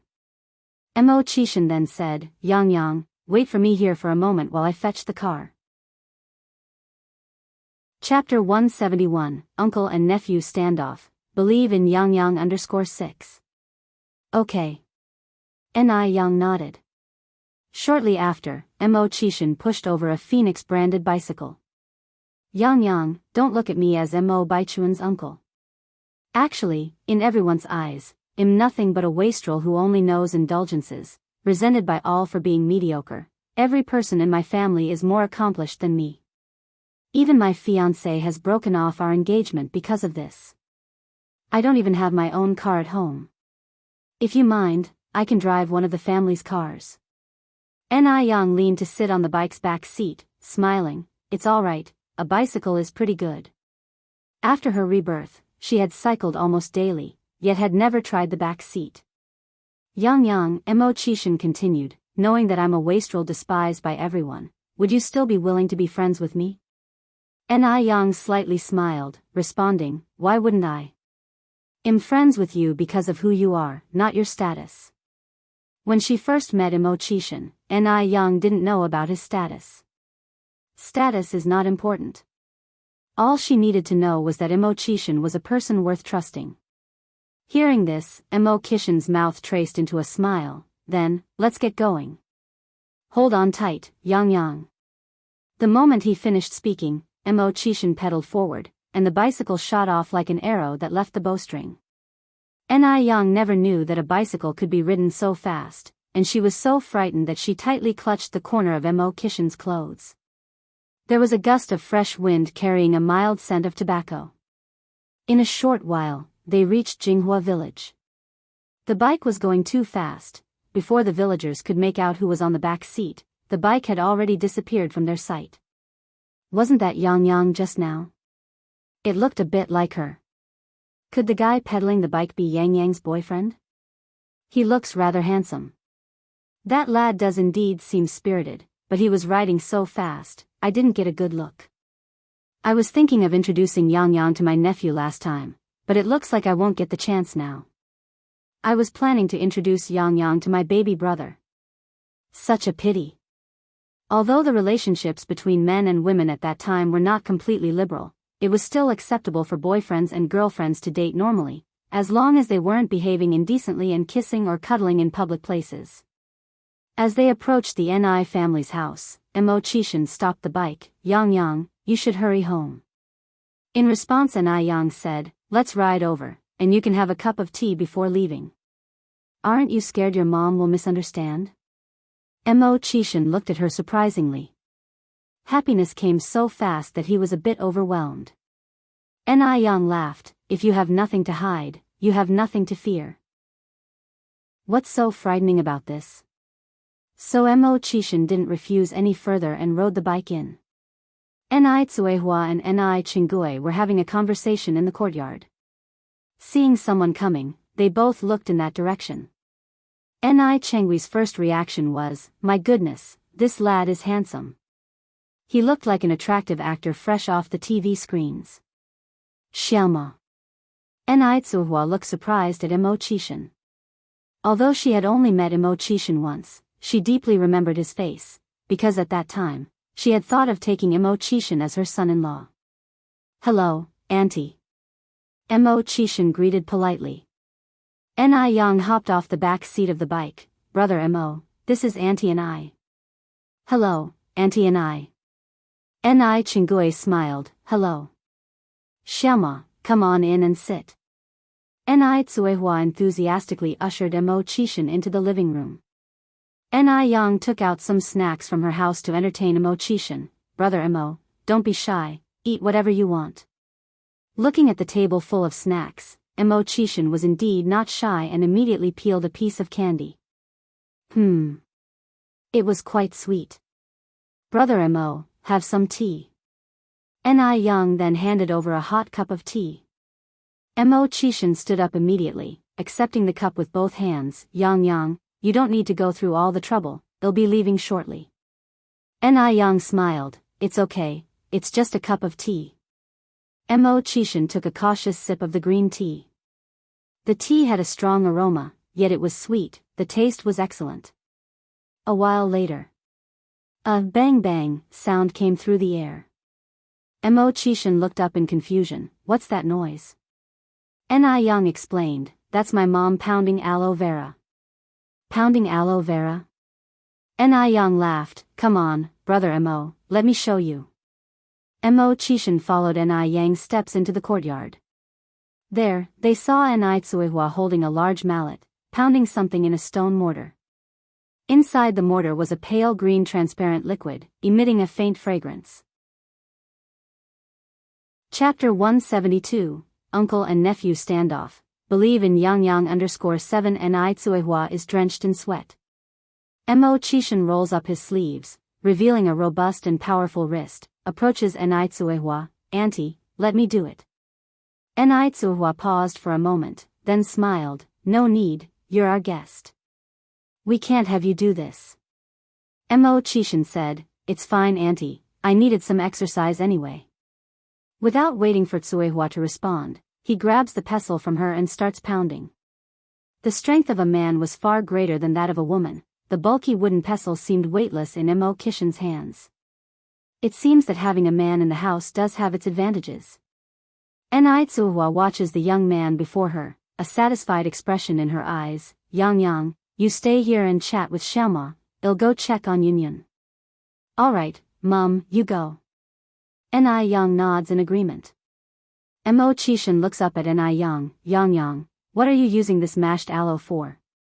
Yang responds, for skincare products. Skincare products? Qishan pondered for a moment, then continued, so do you do this every day? Yang nods, almost. Sounds exhausting.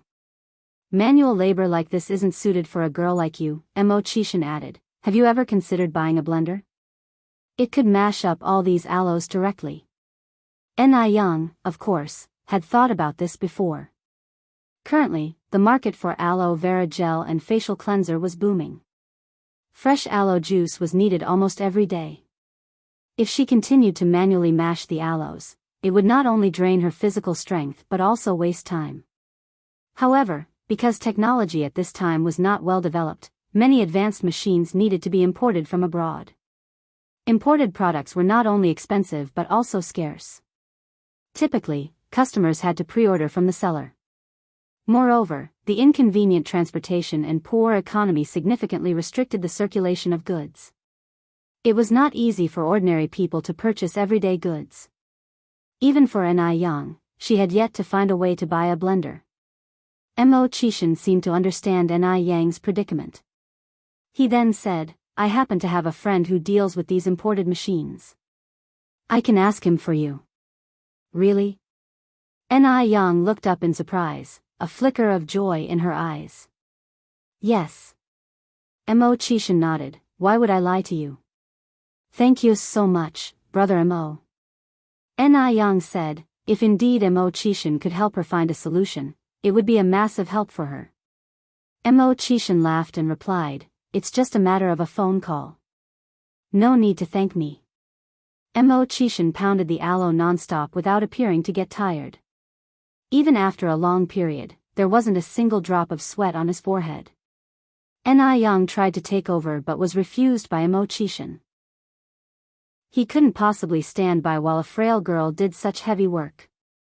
His hands gripped the wooden pestle. Due to his excessive force, the veins on the back of his hands stood out.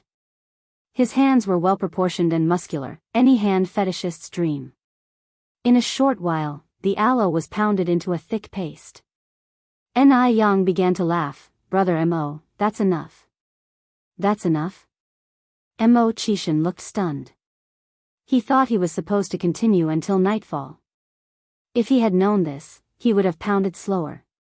Mo Qishan puts down the pestle. Are you sure this is enough? Yes, Ni Yang nods. It's enough. Thank you for your hard work today, Brother Mo. Mo Qishan smiles, saying, it wasn't tiring at all, consider it my daily workout. It was already in the afternoon. After resting at the Ni family residence for a bit, Mo Qishan decided to take his leave. Ni Yang said, it's already late, why don't you stay for dinner, Brother Mo? Despite his desire to stay, Mo Qishan refused diplomatically. How could he impose himself on a family he had visited for only the second time? What if he left a frivolous impression on Ni Yang and Ni Tsuihua? He wanted to be perceived as a well-mannered young man. Mo Qishan was also a pragmatic person. On his way home, he stopped by the village's local store and bought some cigarettes and candies. These items altogether cost him 50 yuan, which made the store owner grin from ear to ear. 50 yuan. Normally, it would take him 10 days to sell this much.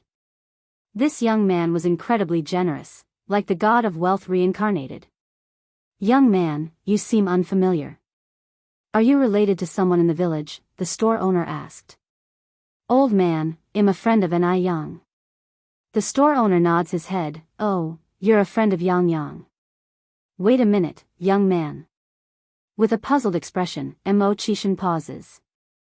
The store owner grabbed a handful of candies and shoved them into Mo Qishan's hands. Yang Yang is a good girl who has been very helpful to all of us. If he had known earlier that this young man was a friend of Ni Yang, he would have given him a discount. After leaving the store, if Mo Qishan saw a man, he would offer a cigarette. If he encountered a woman or a child, he would give out candies. All along the way, he gained praises from the villagers. A few children recognized Mo Qishan. Brother Mo, we remember you. Are you here to see Sister Ni Yang? Mo Qishan squats down and ruffles their hair. I remember you too. You're Penghu, Xiaohua, and Gooden, right? Yes, yes, yes. Brother Mo, you're so smart. Hence, besides the beautiful sister Ni Yang, a handsome brother Mo was added into the children's hearts. After Mo Hudi was out of danger, Mo Fuhai and Madame Mo finally found some time to visit Li Xianxian in the hospital. However, the elderly couple didn't manage to see Li Xianxian. They only saw the police officers standing guard outside the ICU ward. Li Xianxian was in critical condition due to her deep wounds. Mo Fuhai approaches one of the officers. Officer, how is the investigation into the divine doctor of Jiangnan going? Our Xiao Dai had no grievance with him. He couldn't possibly harm Xiao Dai without a reason. There must be someone behind all of this. Chapter 173, Mr. Mog, humble and mysterious, invites guests to dinner. _1 Mo Fuhai was no fool. He knew that there were still many twists and turns to this issue that needed to be unraveled. They had never seen the divine doctor from Jiangnan. It was impossible for him to deliberately prescribe the wrong medication to Mo Hudi. Moreover, the divine doctor had no reason to ruin his lifelong reputation. After all, the title of divine doctor is not easily attained in a short time, and his current honor was hard-won. The only person related to the whole incident about Mo Hudi was Li Xianxian. Mo Fuhai couldn't believe that Li Xianxian had no fault in it as well. The officer looked at the file in his hands and said, Mr. Mo, don't worry, we will thoroughly investigate this matter. According to our current investigation, the suspect's full name is Fang Zhizhong, from Dongwu City, and he's 61 years old this year, Fang Zhizhong. At these words, both Mrs. Mo and Mo Fuhai were stunned. Mrs. Mo suddenly grabbed the officer's hand, her emotions out of control. What did you say his name is? Fang Zhizhong. Mo Fuhai continued, Fang as in square, Zhi as in wisdom, and Zhong as in middle? Yes. Officer nodded. Suppressing the shock in his heart, Mo Fuhai asked, does he have any other family members? No. The officer shook his head. The suspect, Fang Zhizhong, had a son, but unfortunately, he died in a car accident 10 years ago. It's him. Mrs. Mo burst into tears. It's him. He came for revenge. Mo Fuhai's expression also darkened. No wonder. Seeing the old couple's reactions, the police asked, what's going on? Mo Fuhai sighed. It's all old history. We didn't think that he would lie in wait until now because of this. Erase the story. 10 years ago on a stormy night, Mo Hudi's parents had a car crash with a black car on their way home. Mo Hudi's parents and the driver of the black car were killed on the spot. That black car driver's father was Fang Zhizhong. No wonder the divine doctor from Jiangnan refuses service to people surnamed Mo and Yang, because Mo Hudi's father's surname was Yang. No wonder the divine doctor never reveals his face. So, that was the reason. After hearing this, the two officers also sighed. Does Li Xianxia know about the grudges and grievances between Fang Zhizhong and your Mo family? The police continued to ask. Or does anyone else know about this? If Li Xianxia knew about this, then it could be inferred that Li Xianxia deliberately told the Jiangnan divine doctor about it. If this is the case, then the divine doctor is the principal culprit, and Li Xianxia would be the accomplice. Mo Fuhai shook his head. Apart from Xianxian, no one in Beijing knows about it. We moved to Beijing after the incident happened. The Mo family's ancestral home, in fact, was in Jiangnan too. And Li Xianxian was just a 10-year-old child at that time. How could she possibly know about these things? Most importantly, the incident was taboo in the Mo family. The people who knew about it kept it among themselves, so no one would talk about it. Li Xianxian couldn't possibly foresee this. Could it be that someone in your family talked about this? The officer continued to ask. That should not be it, Mo Fuhai replied. This incident is taboo in our Mo's family. No one dares to mention it generally. With the case progression till now, it could basically be closed as malicious revenge because the only main suspect is already dead. But, for the sake of caution, the police wouldn't easily close the case. Mrs. Mo clutched her face and sobbed. We should have suspected it earlier. When he said that he would not treat people with Mo and Yang surnames, we should have been on guard then. Poor Xianxian got implicated. Mo Fuhai sighed. Xianxian, the child, wasn't at fault. The main responsibility is on us. We were careless. The police left the hospital after taking their statements. Mo Fuhai and Mrs. Mo found Li Xianxian's chief doctor, Dr. Wang. How is Xianxian now? Dr. Wang looked very serious. The patient's current situation is very critical. Her will to survive is very weak. Whether she will wake up or not depends on her fate. Mrs. Mo continued, can we go in and see her now? The doctor shook his head. Not yet. She needs to be transferred to the general ward after a week. Only then can her family visit. Chapter 174, Low-Key and Mysterious Mr. Mog, treating guests to a meal _2. In the center of Beijing, there is an upscale tea house. Many business people choose to negotiate here, and of course, besides businessmen, there are also many high-ranking officials and wealthy young masters. In an antique private room, the subtle music notes and the scent of sandalwood fill the room, giving an illusion of being in an ancient time. Through the colorful beaded curtain, one can vaguely hear respectful work reports. If you listen carefully, you'll find that these voices are all speaking very good French. Mr. Mog, at 10:30 tomorrow morning, someone will come from M country. Who do you think we should get to meet them at the airport? Also, the heads of the Li, Wang, and Zhao families have all invited you to their parties. Shall we just reject them all as we have always done before? The man lazing on the sofa has a cigarette between his fingers. The smoky haze blurs his handsome features. When he speaks, it's also in fluent French. My time is not to be spent on irrelevant people. For everything else, you can handle it. By the way, I see that Mo Baichuan has been quite idle recently. Figure out some work to give him. At this, everyone looked incredulously at the man on the sofa. When did Mo Baichuan offend Mr. Mog? With Mr. Mog's status, the Mo family wouldn't even be worth mentioning in his sight. There's no need for him to go out of his way to make life difficult for a small fry like Mo Baichuan. I have to go, I have other things to attend to. The man crushes his cigarette, stands up, and heads for the exit without giving the others a chance to respond. Two foreign assistants with blonde hair and blue eyes immediately stand to see him out. Just as he's almost at the door, the man pauses as though recalling something. He looks back and says, "Oh, and get me a blender, imported, good quality." After a pause, he adds, "It's for making skincare products." Skincare products? The two assistants are taken aback. When did Mr. Mog start going into the skincare business? When do you need it? By tomorrow at the latest. The man responds. All right. Though it's hard to import products at such short notice, especially obscure items like blenders, no one questions who Mr. Mog is.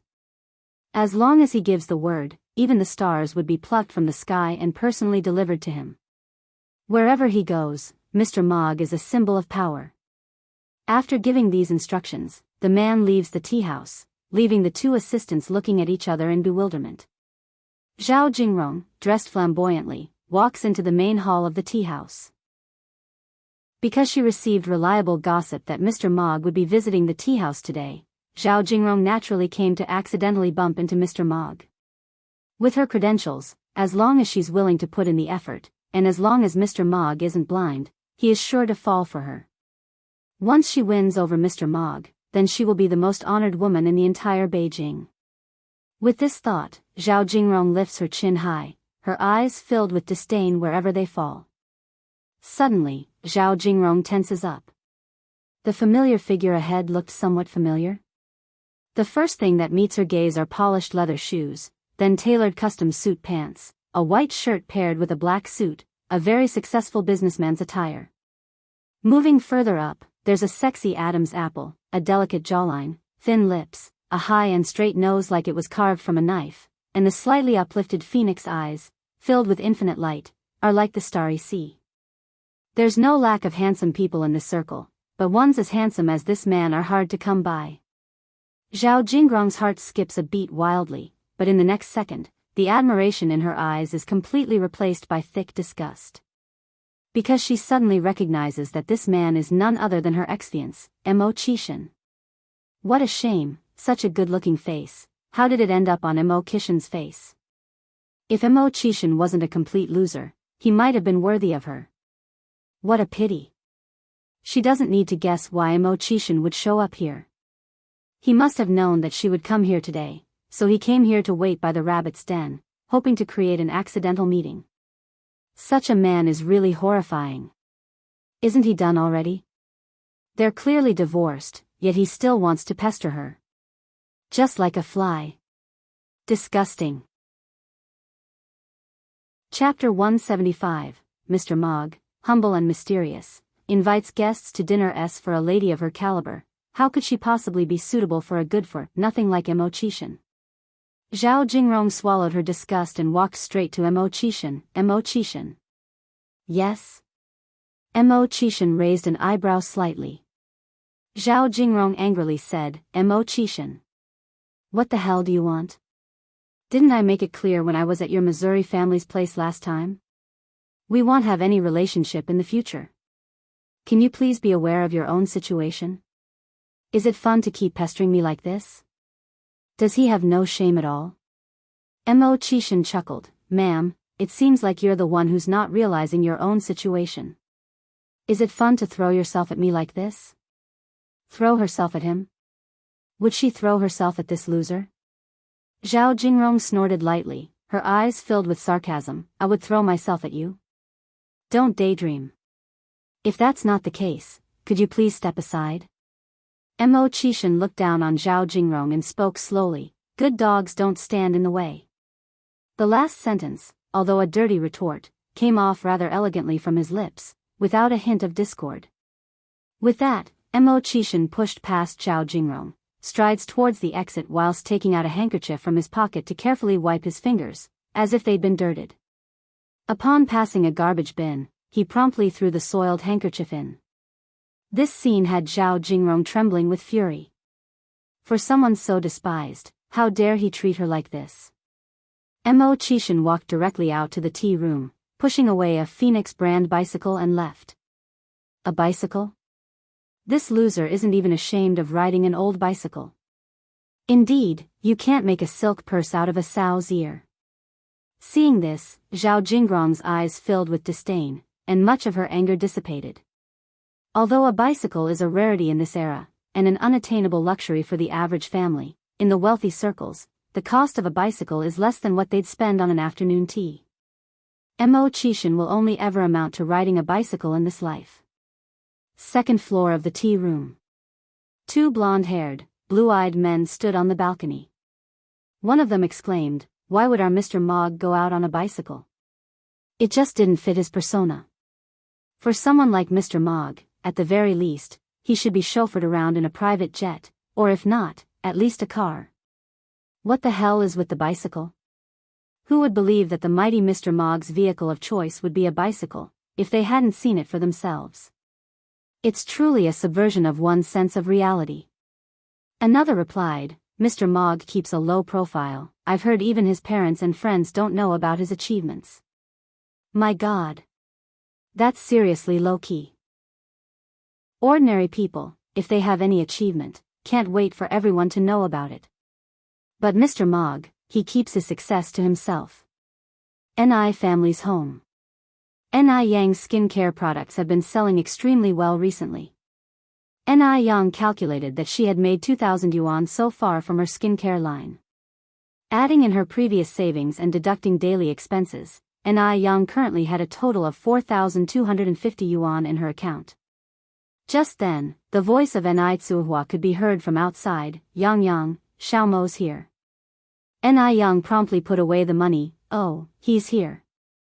Mo Qishan didn't arrive alone. A man who looked somewhat like a sidekick accompanied him. "Brother Mo." Mo Qishan nodded. "This is my friend, Wu Darning. He's the middleman dealing with those imported mixers." "Hello, Sister Yang." Wu Darning bowed his head to Ni Yang. "Sister Yang? Is she that old?" It felt rather awkward to be called Sister Yang by someone who looked nearly twice her age. Ni Yang was taken aback for a moment, then said, "Hello, Mr. Wu." Wu Darning was shocked. "Sister Yang, there's no need for formalities. We're all friends here, just call me by my first name. Call him Mr. Wu. He's afraid that Brother Six will beat him up."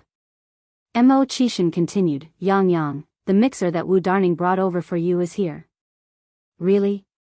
Ni Yang was somewhat surprised. "Yep." Mo Qishan nodded. "It's in the yard right now, come and take a look." Ni Yang followed Mo Qishan out. There was a blue farm truck parked with a grayish-green machine in the yard. The machines of this period hadn't undergone much improvement, so they were quite heavy and bulky. Chapter 176, Mr. Mogg, humble and mysterious, invites guests to dinner _4. Yang, does this look okay to you? Mo Qishan continued to ask. Ni Yang nodded. "Yes, it's okay. Thank you, Brother Mo." Mo Qishan smiled faintly. "No need to thank me. I didn't do much." Ni Yang turned to Wu Darning. "How much does this machine cost?" Wu Darning said, 500 yuan. 500 yuan? Is it so cheap? As far as Ni Yang knew, ordinary color TVs in the market are selling at high prices of 1,000 to 1,500 yuan now. Regular black and white TVs are also around 500 to 600 yuan, not to mention large items like a blender.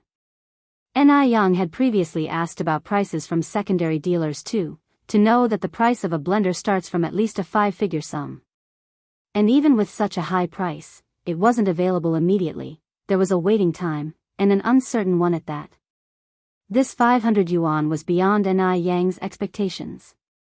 Seeing Ni Yang's reaction, Wu Darning rushed to say, "Sister Yang, if you think it's expensive, we can still negotiate the price." "No, it's not that," Niyang continued. "Won't you lose money if you sell it to me for 500 yuan? Wu Darning laughed. "No, no. How can we businessmen make a loss? Sister Yang, let me tell you the truth. This machine was previously reserved by another buyer who paid 2/3 of the deposit but later breached the contract.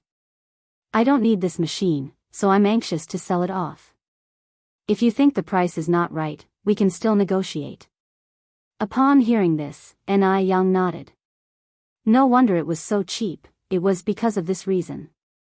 So it means she was quite lucky. This kind of chance is equivalent to winning a 5 million yuan lottery. Ni Yang then said, "Wait here, I'll go get the money for you." "All right." Wu Darning nodded. After Ni Yang left, Mo Qishan quietly gave Wu Darning a thumbs up. Wu Darning grinned sheepishly. In fact, there was no such defaulting buyer at all. And Wu Darning wasn't a trader of imported goods either. He was just delivering lines according to the script. And the director of this act was Mo Qishan. Mo Qishan knew Ni Yang would not accept this machine for nothing, and if he tried to give her such an expensive gift, it might backfire, so he had to make up a story. The actual price of the machine was 20 times the 500 yuan. Soon, Ni Yang came out with the 500 yuan. "You count." Wu Darning took the banknotes and counted them. "It's all there." "Sister Yang, where would you like us to put this machine?" Ni Yang thought for a moment, then said, "Could you please help me put it in the living room?" "All right." The two men got up on the truck and carried the 200-pound machine down to the living room. "Thank you so much. Here, have some tea." Ni Tsuihua brought over 2 cups of tea.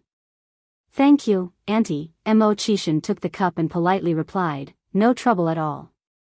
Wu Darning quickly added, "Yes, yes, it's no trouble at all." After finishing their tea, Mo Qishan and Wu Darning did not stay long. They quickly left the Ni family's house. This time, Ni Yang packed lots of goodies for Mo Qishan again. She also gave quite a few to Wu Darning. Wu Darning dared not refuse, took them nervously, and as soon as he got in the car, immediately handed all the snacks back to Mo Qishan. Even if he had 100 times the courage, he wouldn't dare to eat Ni Qihua's food. Seeing all the snacks returned, Mo Qishan's expression brightened slightly. The things Yang gave were only for him. An eerie silence fell in the car. Wu Darning initiated a conversation. "Brother Six, our sister-in-law Six is really beautiful." Mo Qishan narrowed his eyes, turning to look at Wu Darning. "You were looking at her?" Realizing the implications of his words, Wu Darning, terrified, hurriedly said, "No. I wasn't." "If you weren't looking at her, how would you know she's beautiful?" Wu Darning, he wished he could vanish on the spot. A chilling voice came again, "You won't have your bonus for this month." At this moment, Wu Darning wished he could slap himself. "It's all because of your loose lips. It's all because of your loose lips. It's all because of your loose lips." On the way to the village, they didn't encounter many people. However, on their way back, they met many villagers who came to watch the commotion. There was also a group of children running after the car. The car was a rarity at this time, usually seen only in the city. The car windows were made of special material. You could see outside from the inside, but you couldn't see inside from the outside. Chapter 177, Mr. Mogg, humble and mysterious, invites guests to dinner _5.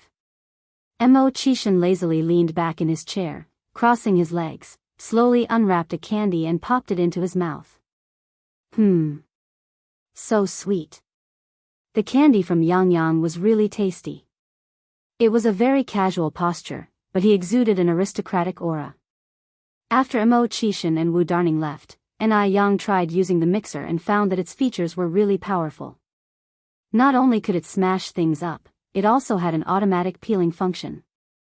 However, the only downside was that it was too noisy.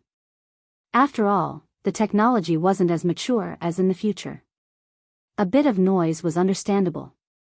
Overall, the 500 yuan was really well spent. No, it was more like getting more than you bargained for. Normally, 500 yuan wouldn't even be able to buy an imported mixer. Yang, is this the mixer you're talking about? Ni Chinggui walked in from outside, asked with curiosity on his face. Ni Yang nodded. Ni Chinggui laughed and said, that Xiaoma is really impressive. He could even get an imported machine. Yang, this must be very expensive, right? Ni Yang replied, actually not that expensive, just so happened I got a good deal. Mr. Mog's friend was in a hurry to sell it, so it only costed 500 yuan. Although 500 yuan may be equivalent to Ni Chenggui's annual income, getting an imported machine at this price was still cheap. Following on, Ni Chinggui said, Yang, you're so lucky. By the way, I have a few colleagues who need skincare products. Do you have any in stock now? The skincare products that Ni Yang made were really effective. Good word spread mill by mill, 10 by 10. During this time, Ni Chinggui had already helped her sell more than 20 sets. And Ni Yang didn't take Ni Chinggui for granted. She not only provided Ni Chinggui free skincare products but also gave her 1 yuan commission per bottle, totaling 2 yuan per set. For Ni Chinggui, this 2 yuan came incredibly easily. All she had to do was pitch the products a bit, and the skincare buyers would be immensely grateful. Now, she is really popular in her company. Ni Chinggui had always considered Ni Yang as her lucky star. Ever since Ni Yang moved here, her days had been increasingly prosperous. Ni Yang said, I have 2 sets left, Aunt Ni, how many sets do you need? Ni Chinggui smiled and said, I need 5 sets, you can give me 2 first, and I'll deliver them to them. Okay. Ni Yang nodded, and turned to go into the room to get the skincare products. When she went to bed at night, Ni Yang laid in bed and thought hard. Since there's a growing market demand for her skincare products now, she has to start preparing some things. Firstly, she needed to register a trademark. Secondly, she needed to apply for production and health licenses and other documents. Lastly, she needed to research new products. Just selling facial cleanser and aloe vera gel wouldn't work. Watching the store being about to finish its renovation, these 3 major things had to be taken care of immediately. Otherwise, when everything piles up, there wouldn't be enough time. Ni Yang had always been an action-oriented person. Early the next day, she went downtown to apply for licenses. This era had few individual businesses, and people's awareness of trademarks was weak. Even fewer people would apply for trademarks. It didn't require lots of applications as it does in the future, followed by lots of reviews. Ni Yang only spent a day to get all the licenses in order. The trademark that Ni Yang registered was Ice Skin Jade Face. This name was common and easy to understand in this era. If put in the future, it would not be outdated, and it clearly indicates that the products sold are skin-related. Having registered the trademark, Ni Yang went back home and spent the night designing the bottle and packaging for the skincare products. If you decide to make skincare products, you must normalize the process. Ni Yang was never a sloppy person. Ni Yang had good hands-on skills. The things she drew were lifelike, just like pictures taken by a camera. They were just beautiful. Mom, what do you think of this bottle and packaging? Ni Yang showed the finished design sketches to Ni Tsuehua. Ni Tsuehua nodded continuously, it looks good. It looks good. Ni Tsuehua from the past never knew that her daughter was so capable. Even though she was just a junior high school graduate, she was able to read, draw, cook, and excel in medical skills. The day after she confirmed the design sketch, Ni Yang found a factory, ordered a batch of bottles and packages and paid a 500 yuan deposit. After she left the factory, Ni Yang paid a visit to the traditional Chinese medicine store, where she bought some lingji, monkshood, Asarum Seboldii, Atractylodes macrocephala, Angelica dihurica, Gastrodia alata and other Chinese medicinal materials. Chapter 178, the low-key and mysterious Mr. Mogg, treats guests to dinner _6. As recorded in the Compendium of Materia Medica, these herbal medicines all have excellent freckle-removing effects. That's right, the new product that NI Young is launching is designed for freckle removal. Because once a woman has had a child, more or less, she will get some freckles on her face. In the future generations, those freckle-removing skincare products will be very popular. After returning home, NI Young began to make her freckle-removing face cream. NI Young first ground the purchased herbal medicines into powder with a blender, then added aloe juice, milk, cucumber juice, and stirred it into a paste. Then she added distilled water and other secret ingredients. Only then, it was finished. The final face cream was yellow-green in color, with a faint scent of herbal medicine, very refreshing and pleasant. Since Qingui had a few faint freckles on his face, NI Young gave it to him to try. Freckle removal products surely won't produce immediate results. It wasn't until the third morning that Chengui's surprised voice came from the yard. Yang Yang. The color of the freckles on my face has started to fade. Qingui, in order to see the effect, intentionally left a freckle untreated. Now the color of the other freckles on his face has significantly faded, only that untreated one remained yellow-brown. Originally, Qingui didn't think this thing could remove freckles, but he didn't expect that NI Young would give him such a big surprise. Congratulations, Aunt NI. NI Young opened her mouth with a smile. No woman doesn't love beauty, so at that moment, Qingui couldn't stop smiling. It's me who should be thanking you.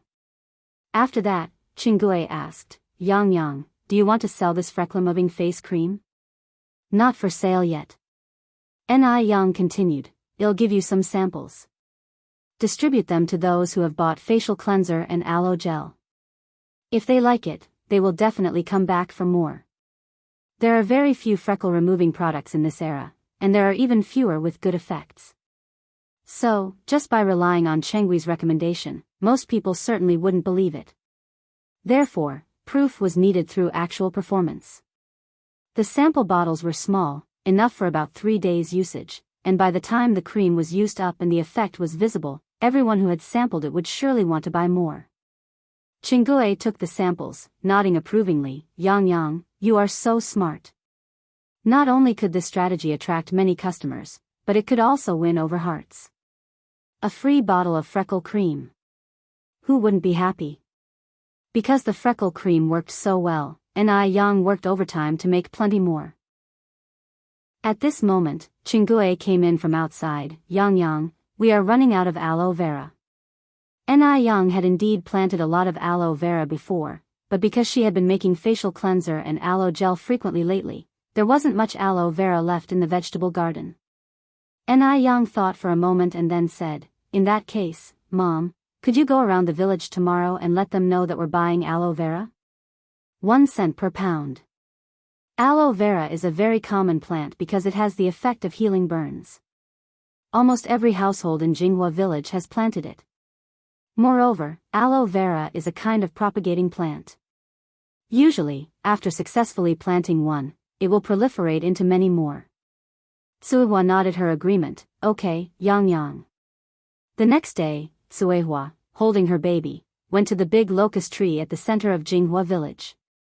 Because there was no television or mobile phones in this era, people would gather together to chat during their free time, sharing each other's gossip. Therefore, almost every village has a gathering point. When idle, the women of the village would gather and chat. Whose daughter had a bad marriage, whose son got admitted to college, which couple had a fight last night, the latest gossip could always be heard at the gathering point. And the locust tree in the center of the village was the gathering point for Jianghu village. By the time Tsuehua arrived, the women were already chatting lively. A few older women were chatting fervently, while the young girls and wives listened with interest. Seeing Tsuehua coming, everyone greeted her warmly. Tsuehua is here. Come and sit down. These are the melon seeds roasted by my family. Have some. These are the ripe persimmons from my garden. Not only was Tsuehua beautiful, but she was also very honest and never gossiped about anyone. In addition to all the help that NI Young had given to the villagers, Tsuehua had also become one of the most popular women among these ladies. Chapter 179, Mr. Mogg, humble and mysterious, invites guests to dinner_7. Everyone would vent their grievances and share fresh gossip with Enai first because she could keep a secret and never laugh at others.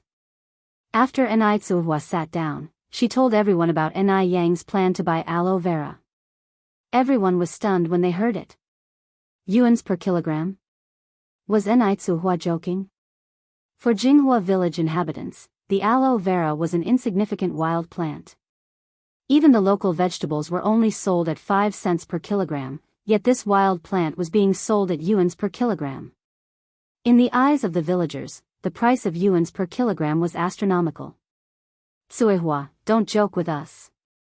Exactly, if you keep speaking like this, we will take it seriously. Enai Tsuehua laughed and said, I'm not joking, my daughter Yang is really buying aloe vera at yuans per kilogram. Moreover, why would I joke about something like this? You're not joking with us? Everyone was doubtful. Enai Tsuehua nodded seriously, really? I'm not fooling you. When will your Yang start buying? Enai Tsuehua continued, as long as there is, we will buy it any time.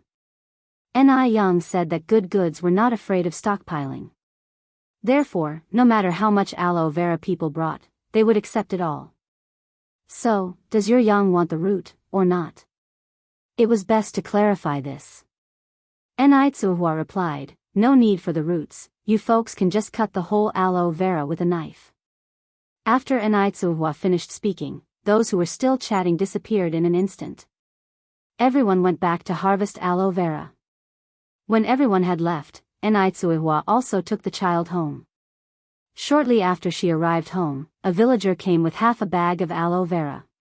Enai Tsuehua had the scales ready, 31 kilograms, a total of 3 yuan and 1 cent.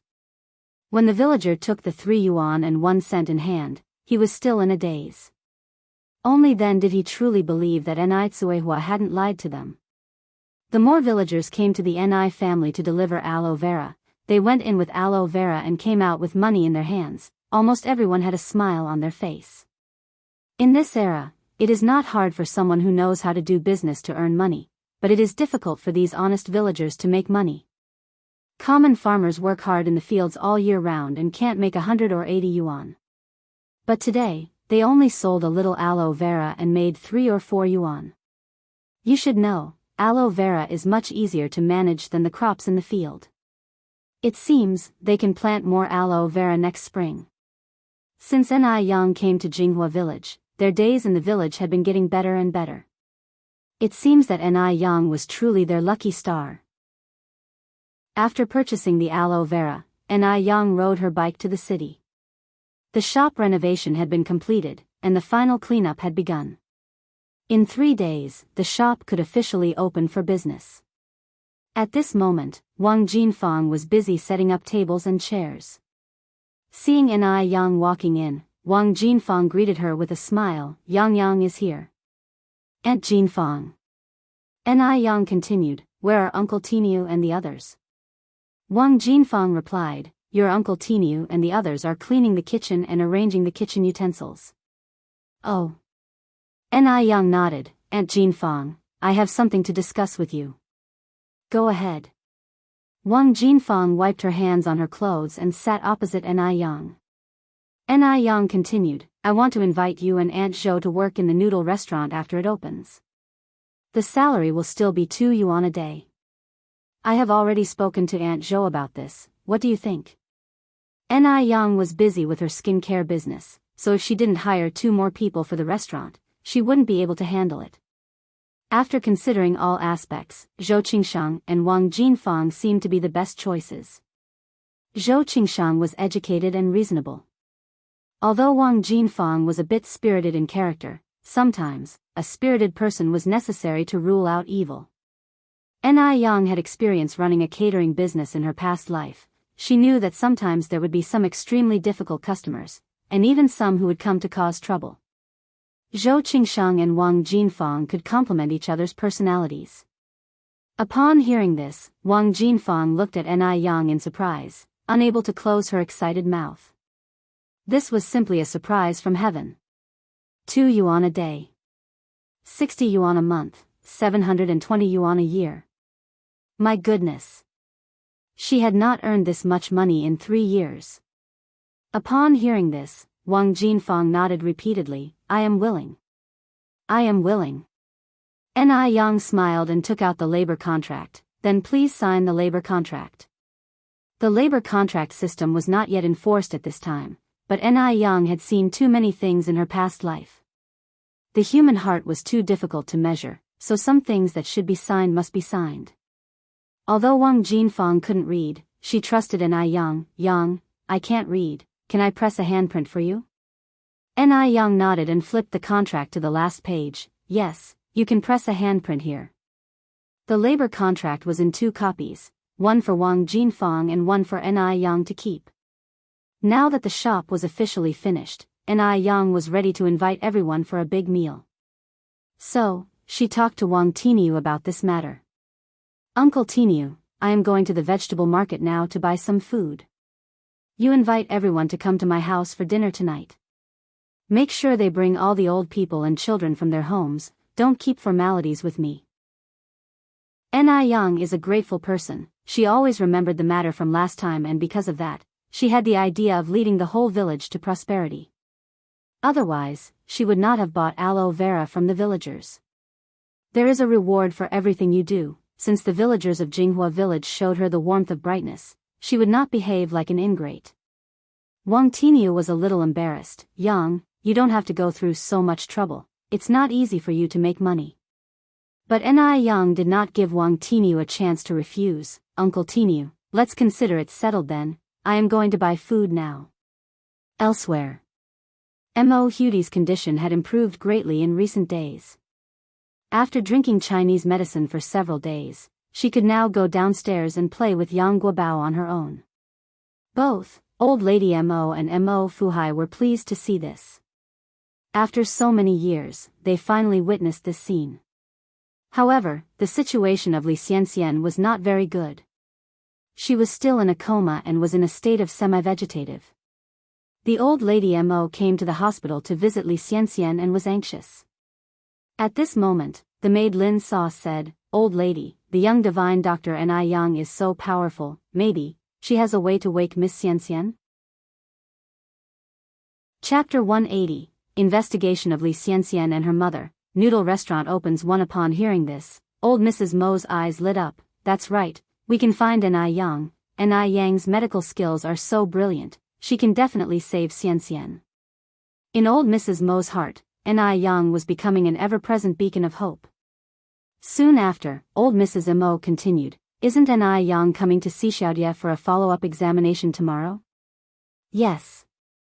Mrs. Lin nodded.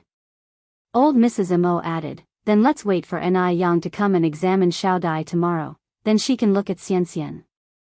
It was already late afternoon, and it wouldn't be appropriate to invite Ni Yang over at this hour. They could afford to wait a little longer.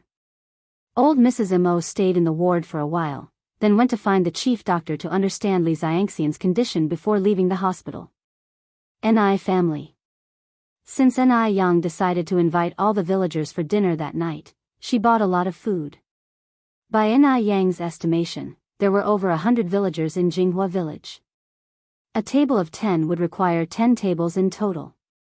In these times when everyone was not exactly living in abundance, Ni Yang bought 30 kilograms of fat pork, 10 roosters, 20 pig's feet, 10 fish, and some tofu skin, kelp, duck blood, and potatoes for vegetarian dishes. She planned to prepare 3 hearty dishes, a grilled fish, and simply blanch the vegetables in the fish soup for efficiency and convenience. 30 kilograms of pork cost her 90 yuan, 10 roosters were 30 yuan, 20 pig's feet were 15 yuan, and 10 fish were 3 yuan. Including the vegetables and white wine, Ni Yang spent a total of over 160 yuan. 160 yuan could only buy you one meal at a street food stall in the future, but in this era, it could put up 10 tables of a lavish feast. All in all, it was money well spent. Seeing Ni Yang bring so much food home, Ni Tsuehua was surprised. Yang, why did you buy so much? When will we finish all these? Ni Yang said with a smile, Mom, our shop is now fully renovated, so I wanted to invite everyone for a feast to celebrate. Nai wasn't stingy. They had received a lot of care from the villagers since they moved to Jinghua village. That's right, we should treat everyone to a good meal. Speaking of which, Yang, did you buy extra meat? Vegetables could be had by everyone, it's the meat dishes that mattered. Yang nodded, yes, I did. Rest assured, everyone will have a feast tonight. Nai helped Yang to unload the groceries, then started to wash the vegetables and chop the meat. Little Yun was lying in his cradle, holding a little rubber duck and playing on his own, not crying or making a fuss. His cuteness was truly heartwarming. Yang planned to make braised pork for dinner, with 10 tables in total and 30 kilograms of pork. Each table could have 3 kilograms. Braised pig's feet with soybeans. There were 20 pig's feet in total, each table could have 2. Then there would be roasted chicken, 10 chickens in total, each table could precisely have 1. The final main dish was grilled fish. As there were not enough stoves for everyone to cook and eat at the same time, Yang could only grill the fish first, then cook it in a pot with accompanying vegetables and serve it at the table. After confirming the menu, Yang began to prepare the braised pork. Because the pots at home were not large enough, the 20 kilograms of pork had to be cooked in 2 pots. With the braised pork simmering in the pot, Yang began to marinate the chicken. When the chicken was marinated, Nai had the oven fire ready. Luckily, the oven was spacious enough to accommodate 10 roosters comfortably. In no time, the small courtyard was filled with tempting aromas. It made one's mouth water just smelling it. When she had almost finished the dinner preparations, Yang went to the neighboring houses to borrow some tables and stools, and invited everyone to come for dinner. In just a while, the originally quiet farmhouse courtyard started to bustle with activity. The elderly, children, men, and women of the families all came. People were fairly straightforward in those times. If you were good to me, I would be good to you. There was no scheming or insensitivity. So, everyone arrived bearing gifts. Some brought chicken eggs. Others brought fruit from the trees in their yard. At this time of the year, there were oranges and chestnuts available. In no time, the table in the Ni family's living room was piled high with all kinds of little gifts. Immediately, Yang starts herding everyone to sit down. Since there were many children, some of them didn't reach the table and stood next to the adults. The food was sumptuous. Shiny red braised pork, braised pig's feet with soybeans, glistening roasted chicken, and in the middle of the table was a large pot of grilled fish, surrounded by blanched vegetables and tofu skin. Chapter 181, Investigation into Li Xianxian Mother and Daughter, Noodle Restaurant Opening _2. The dishes may be few in number, with only 4, but each one is an indisputably meat dish. Even before anyone started using their chopsticks, everyone was already swallowing saliva in tacit agreement.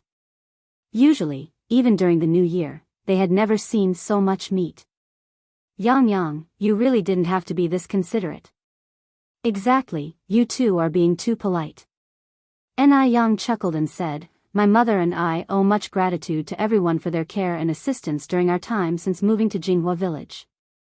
I raise this cup of tea in place of wine to express my thanks to everyone. At that, Yang picked up her tea cup from the table, drained it in one gulp, showing a touch of the demeanor of a heroine from ancient times. If this young girl were a boy, she would surely do great things in the future. Such a shame she's a girl. The older generation observed Yang, a sense of regret evident in their eyes. The bias favoring boys over girls was deep-seated in their hearts. In their minds, girls simply couldn't accomplish anything great. Even if there were 10 girls, they still wouldn't be equal to one boy. In China, there's a saying that goes, a married daughter is like spilled water. Boys can carry on the family line.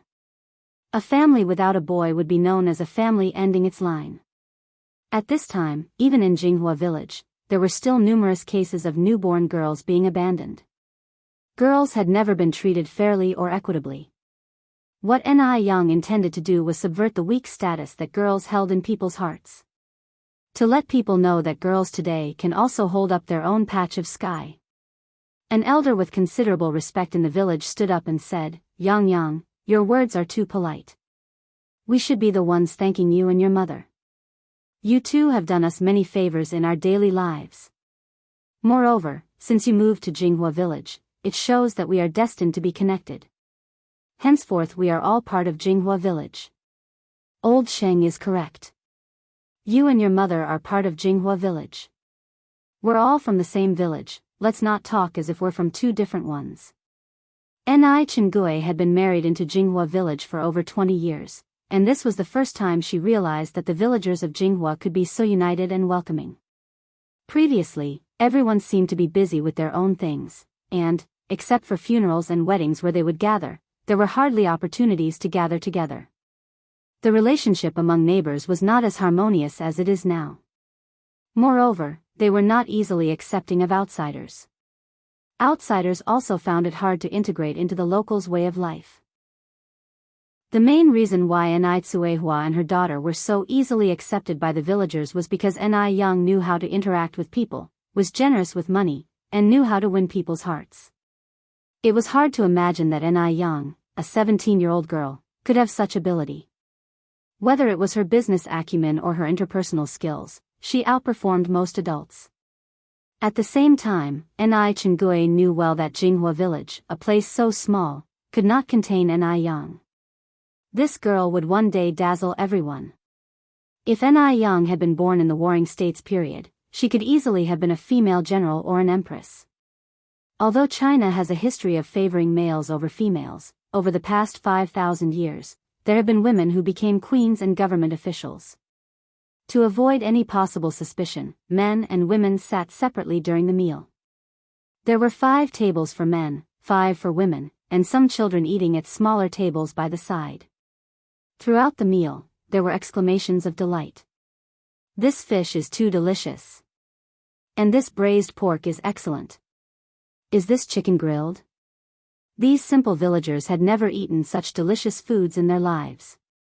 Normally, if they bought meat, they simply cooked it haphazardly. None could match the exquisite dishes made by Ni Yang. In the majority of households, the only cooking ingredients were oil and salt. Some couldn't even afford to use oil.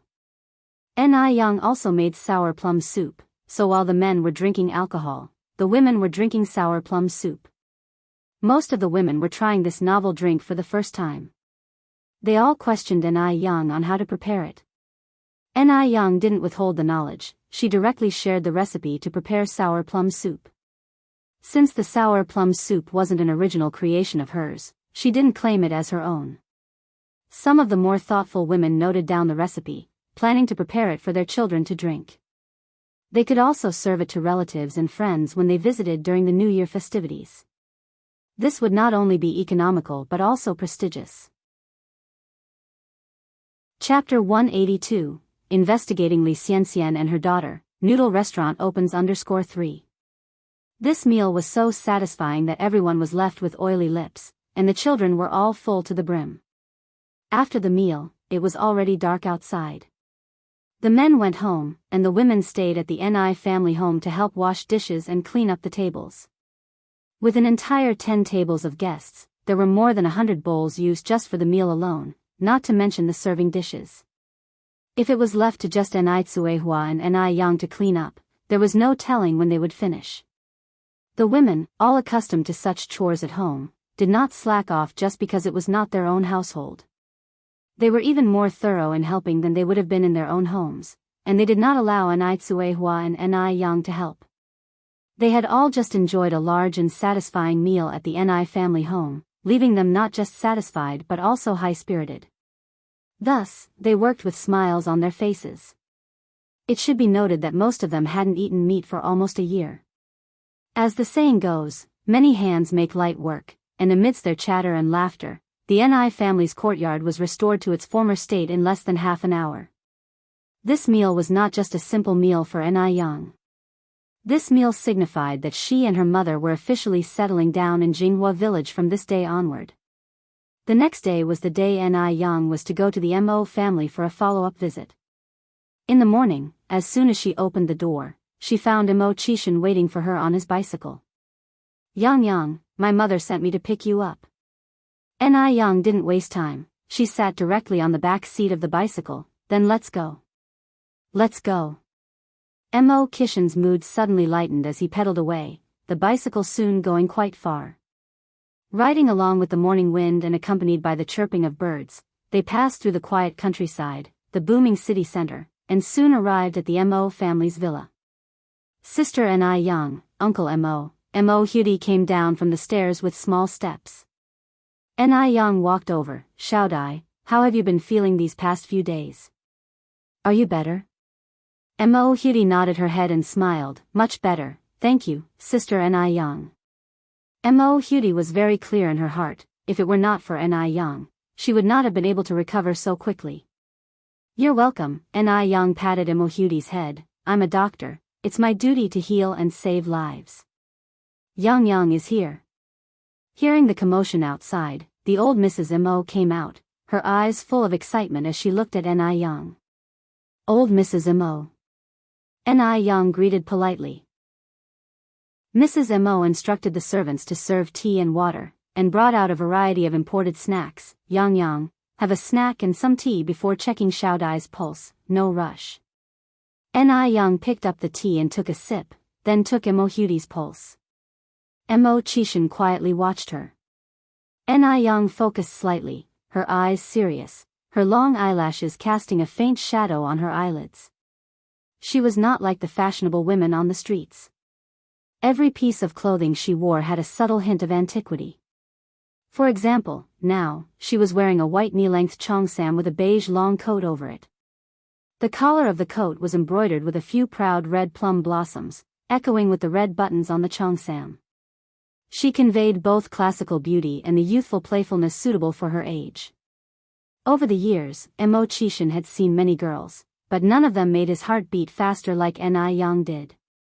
Mrs. Mo also was very satisfied with Ni Yang.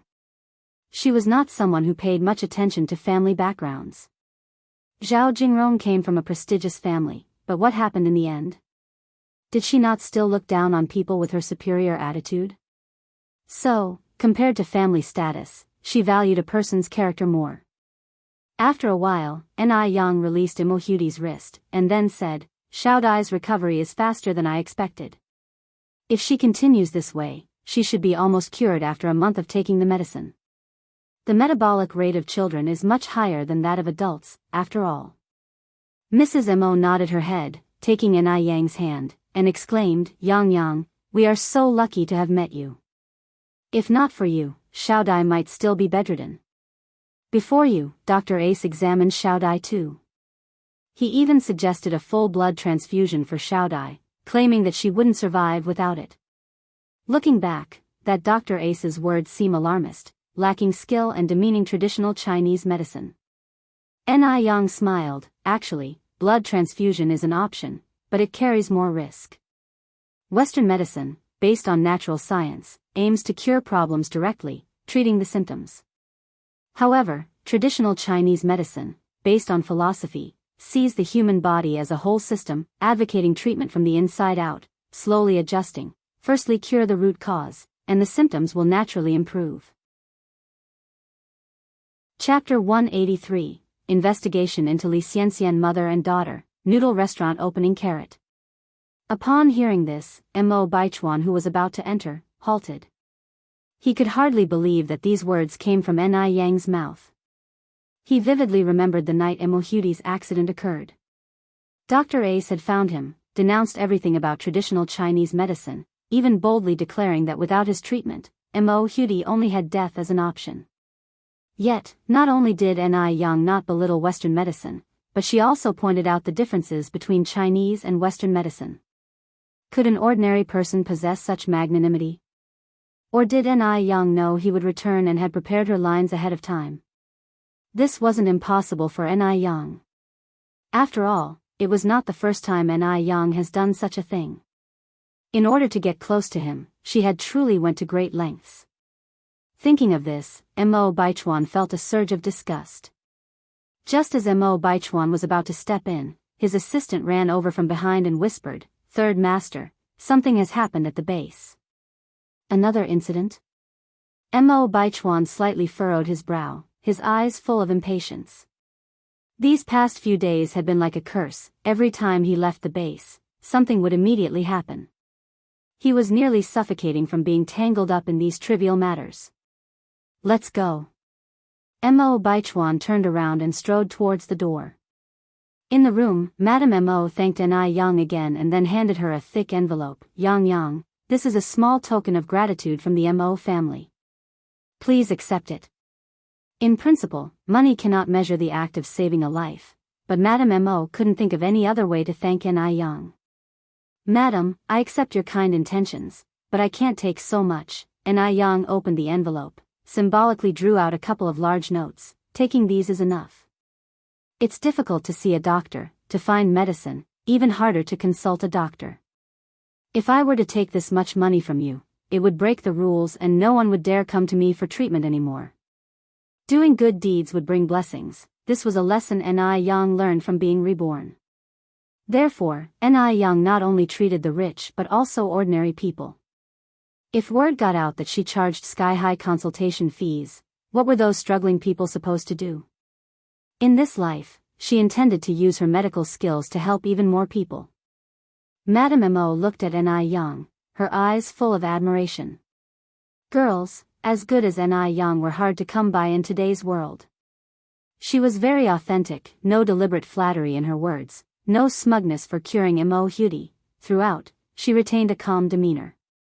It was as though she was like an orchid in an empty valley, quietly elegant. Good. Madame Mo held Ni Yang's hand, lavishing her with praise. After a while, Madame Mo remembered the business at hand, and continued, Yang, I have a younger relative. She tried to commit suicide some time ago by slashing her wrist and has not woken since. Do you think you can make some time today to see her? Ni Yang nodded. I can.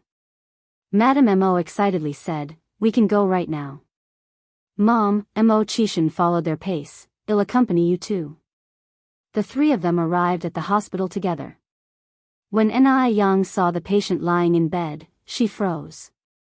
If it's not Li Xianxian, then who is it? Even though Li Xianxian was considerably younger than in her previous life, Ni Yang recognized her at first glance. What was Li Xianxian's connection with the Mo family? Ni Yang vaguely remembered that in her previous life, there was a scar on Li Xianxian's wrist. So, it was from this time.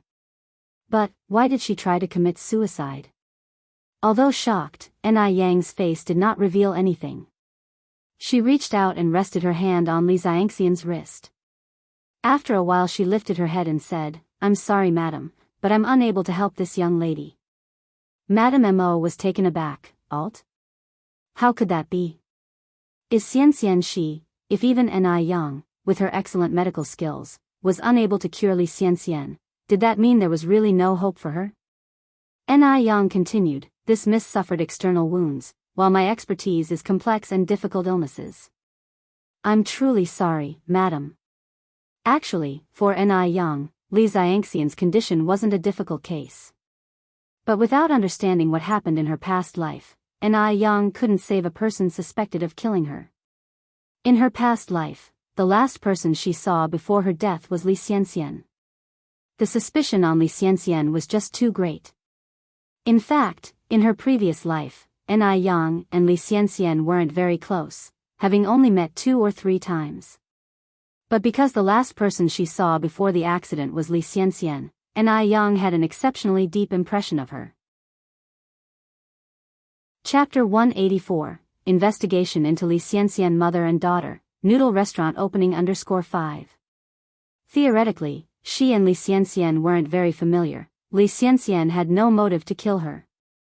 But why, after seeing Li Xianxian, did she die? Moreover, the more Ni Yan looked at Li Xianxian's face, the more she thought she resembled someone. Who did she resemble? Ni Yan squinted her eyes. Li Shu. Right. It was Li Shu. Especially that mole on the left cheek, it was exactly like Li Shu's. Could Li Xianxian be Li Shu's daughter? In her past life, Li Shu spent her lifetime with Mu Jinbao. Aside from knowing that Li Shu had a son later on, Ni Yen never knew that Li Shu also had a daughter. What on earth was going on? The more Ni Yen thought about it, the more uneasy she felt. She was still pondering it as she walked out of the ward. Yang, what's the matter? Mo Qishan asked when he saw her absent-mindedly walking out of the ward. Ni Yen gave a faint smile. Nothing, perhaps the ward is just too stuffy. As she finished speaking, Ni Yen continued, who was that girl that slit her wrists? What's her relationship with your family? Mo Qishan replied, actually, there's not much of a relationship. Her name is Li Xianxia. She is a sophomore student at Beijing Normal University and she works part-time as a personal assistant to my eldest nephew at a base. Because she helped my mother before and she's an orphan, my mother has been quite close to her and has even considered her a potential granddaughter-in-law. So, it turns out that Li Xianxia had such deep ties with the Mo family. Ni Yen continued, she's an orphan? If Li Xianxia was indeed an orphan, then wouldn't the hypothesis of her being Li Shu's daughter be invalid? She knew too little about Li Xianxia from her past life, and for the moment, couldn't connect any dots. Yes, Mo Qishan nodded, do you know her? Ni Yen shook her head, no, I just find her somewhat familiar. Oh. Mo Qishan nodded. They reached the hospital lobby. Ni Yen continued, Brother Mo, I have something to attend to.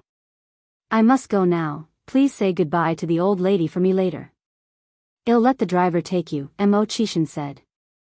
No need, Ni Yen smiled, I have something to do downtown. Alright, Mo Qishan nodded, take care on your way. Yes, I will. Ni Yen nodded, turned, and left. Soon, her figure disappeared outside the hospital. Mo Qishan leaned against the door frame. After a while, he pulled a cigarette out of his pocket, lit it slowly, propped it in his mouth, looking carefree yet dignified. After leaving, Ni Yen went directly to a private detective agency. Just like in the movies, the detective wore a black suit, a black hat atop his head, even holding a pipe, appearing very professional. Hello, beautiful young lady, how may I assist you? Although the detective had seen many beauties, he was slightly stunned when he saw Ni Yen. He had seen many beauties, but a beauty with such spirit was a first. Some people, despite being beautiful, lack soul. But the young girl in front of him was different. Her beauty emanated from within. A rare oriental beauty. Help me investigate two people, Ni Yen slowly opened her mouth. Which two? The detective handed a pen and paper to Ni Yen. Please write the details on the paper. Ni Yen took the pen and paper. In no time, the sound of rustling filled the air. About 10 minutes later, she handed the paper back to the detective. These two people. Li Shu, Li Xianxia? Ni Yen nodded, just investigate what's written on the paper. How many days will it take for the results to be known? The things you want to investigate are relatively simple, so results should come in about a month, the detective replied. The transportation of this era is not developed, going anywhere required an introductory letter and certification. Moreover, not every city had an airport, so return trips tended to be time-consuming. Ni Yen continued, then they'll come back in a month. Alright, the detective nodded, please deposit the travel expenses, hardship allowance, board, and lodging and investigation deposit first, with the full amount being given for travel expenses and board and lodging. How much? Asked Ni Yen. The total cost of these fees is 300, the detective continued, after the task is completed, you still need to pay another 500. Since there was no technical skill required for the investigation Ni Yen requested, as long as he ran around and asked a few people, the information should be available, so the price wasn't high. Things like rich housewives wanting to know if their men were having an affair outside, those cost more, basically starting from 2,000. Chapter 185, Investigation into Li Xianxia Mother and Daughter, Noodle Restaurant Opening _6. Although it was only a total of 800 yuan, it was kind of expensive for Ni Yang at the moment. After all, she just bought a shop, finished the refurbishment, and was a little tight on cash. But Ni Yang paid without any hesitation.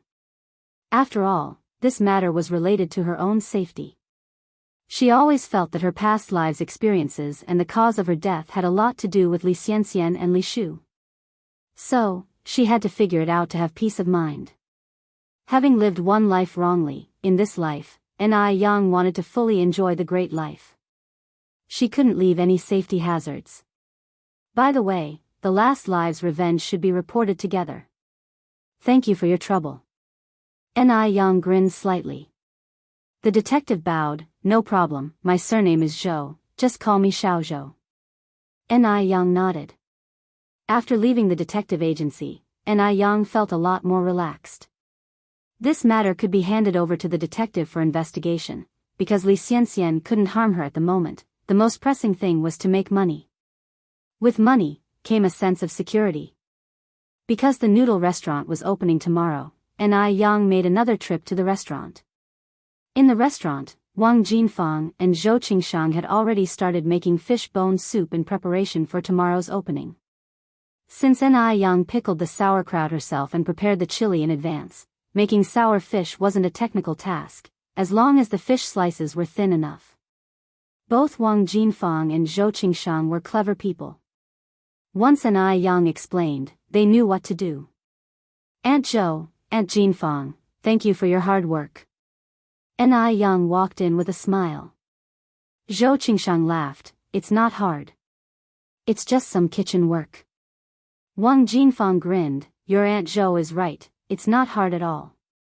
With the high wages Ni Yang offered, neither Zhou Qingshang nor Wang Jinfang felt tired. Instead, they felt more energetic the more they worked. There were 4 large pots in total. 3 of them were making fish bone soup, and the 4th was empty. Ni Yang started to make sour plum soup with this empty pot. The dark plum, hawthorn and other ingredients had been pre-soaked. It would take about half an hour. Being late autumn, the sour plum soup could be stored in a large glass jar without worrying about it going bad. Usually, Ni Yang could serve 600 to 700 customers in a morning when she was street vending. On the opening day, there should be more customers than usual, so she prepared enough for 2,000 servings. The pickled vegetable noodles also prepared 2,000 servings. At this time of the year, even if they couldn't sell all, they could keep the rest for the next day's sales without worrying about spoilage. Even before the opening, there were a few people outside asking if they were opening tomorrow. Ni Yang smiled, yes, it opens tomorrow. Seeing Ni Yang, everyone happily said, little boss, it's really you. We came yesterday and didn't see you. We were worried that this shop had changed owners. Little boss, what time will you open tomorrow morning? Ni Yang said, we open at 6 o'clock tomorrow morning. Will the sour plum soup be given away for free to those who come to eat noodles tomorrow? Ni Yang nodded, yes, everyone who comes to eat noodles gets a cup of sour plum soup. Okay, well definitely come over early tomorrow. In Ni Yang's absence, Sun Xuanxiang made a lot of money. After all, once Ni Yang stopped selling, there was only her store that sold pickled vegetable noodles. People who wanted to eat pickled vegetable noodles had to go to her store. Sun Xuanxiang proudly changed the price of the sour fish noodles to 3 yuans and 5 cents per bowl, 5 cents more expensive than what Ni Yang used to sell. Even so, there were many people who came to eat every day. At this time, Sun Xuanxiang worked overtime to sell pickled vegetable noodles and made more than 5,000 yuan in just a month. With these 5,000 yuan, her son's tuition was all set. To make it up for the hard times her son had been through, Sun Xuanxiang increased his weekly food allowance to 100 yuan. She could make 5,000 in 1 month, 10,000 in 2 months, and 60,000 in a year. What's 400 to 500 yuan spent by her son a month compared to that? The more she thought about it, the happier Sun Xuanxiang got. She even couldn't help humming a little tune as she cooked the noodles. At this moment, her sister-in-law, Li Xianxia, walked over with a worried look on her face. Sister. What's wrong?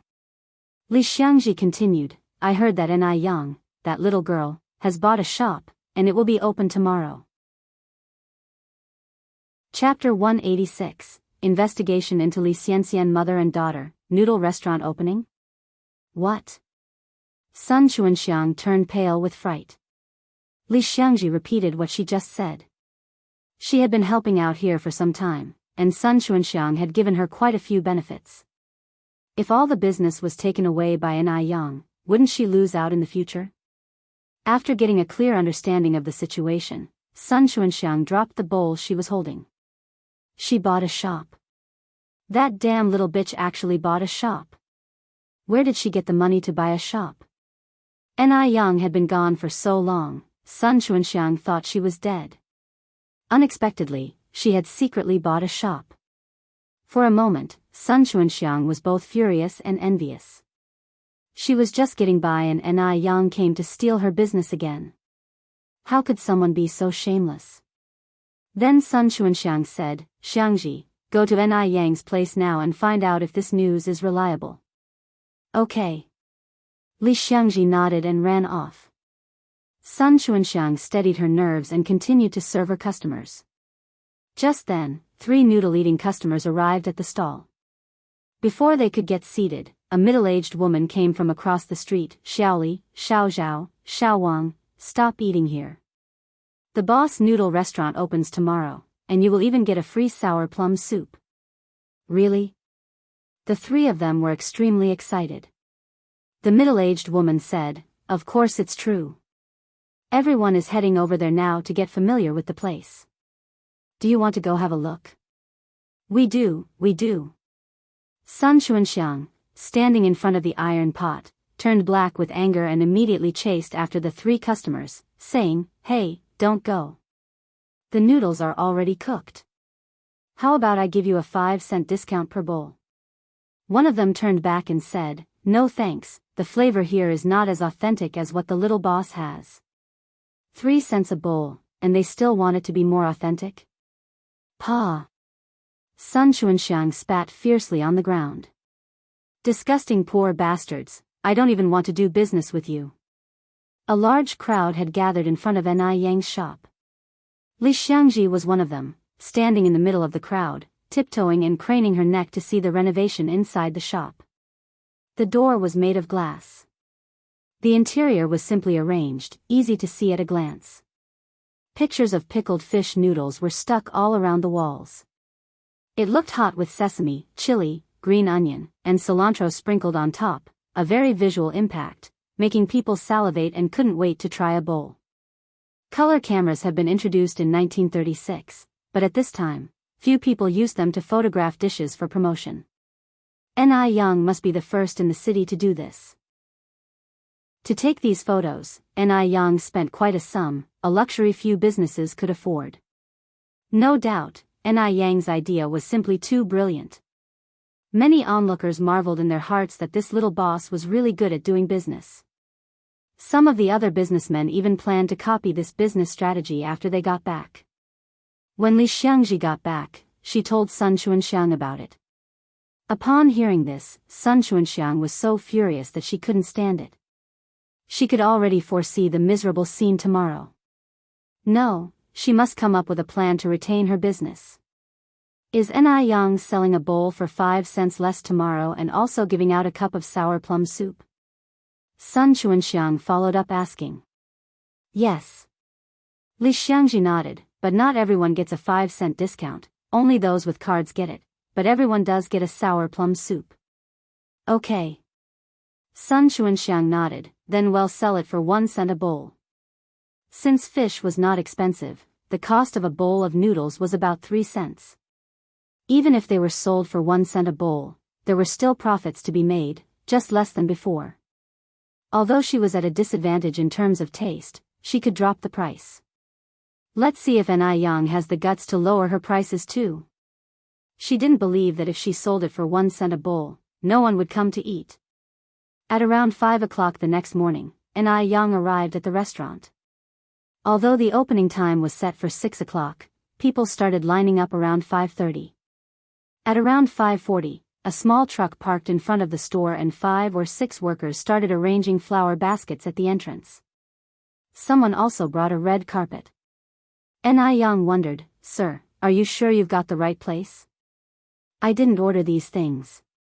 The flower delivery man checked the delivery note. It's 518 Yurtist Road, all right. These things were ordered by a Mr. Mo to be delivered here. Mr. Mo? Ni Yang raised her eyebrows slightly. Could it be Mo Qishan? It seemed that there was no one else. While she was thinking about this, Mo Qishan strolled over with a porcelain cat. Yang Yang, I wish you a successful opening. Here's a lucky cat for you. The lucky cat originated from our country, and had existed for more than 1,000 years. At this time, they were imported goods and quite expensive. Thank you. Ni Yang took it. I'm sorry to have made you spend.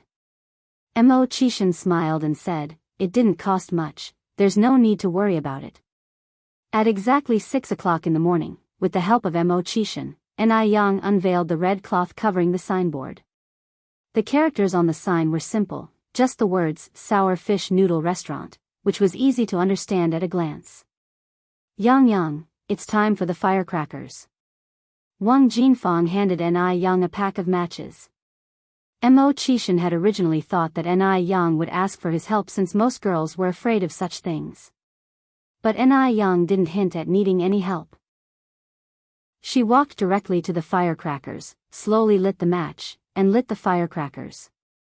As the firecrackers crackled loudly, Ni Yang calmly turned around. The moment Ni Yang emerged from the dense smoke, Mo Qishan couldn't help wondering, was she really not an immortal who had descended from the clouds?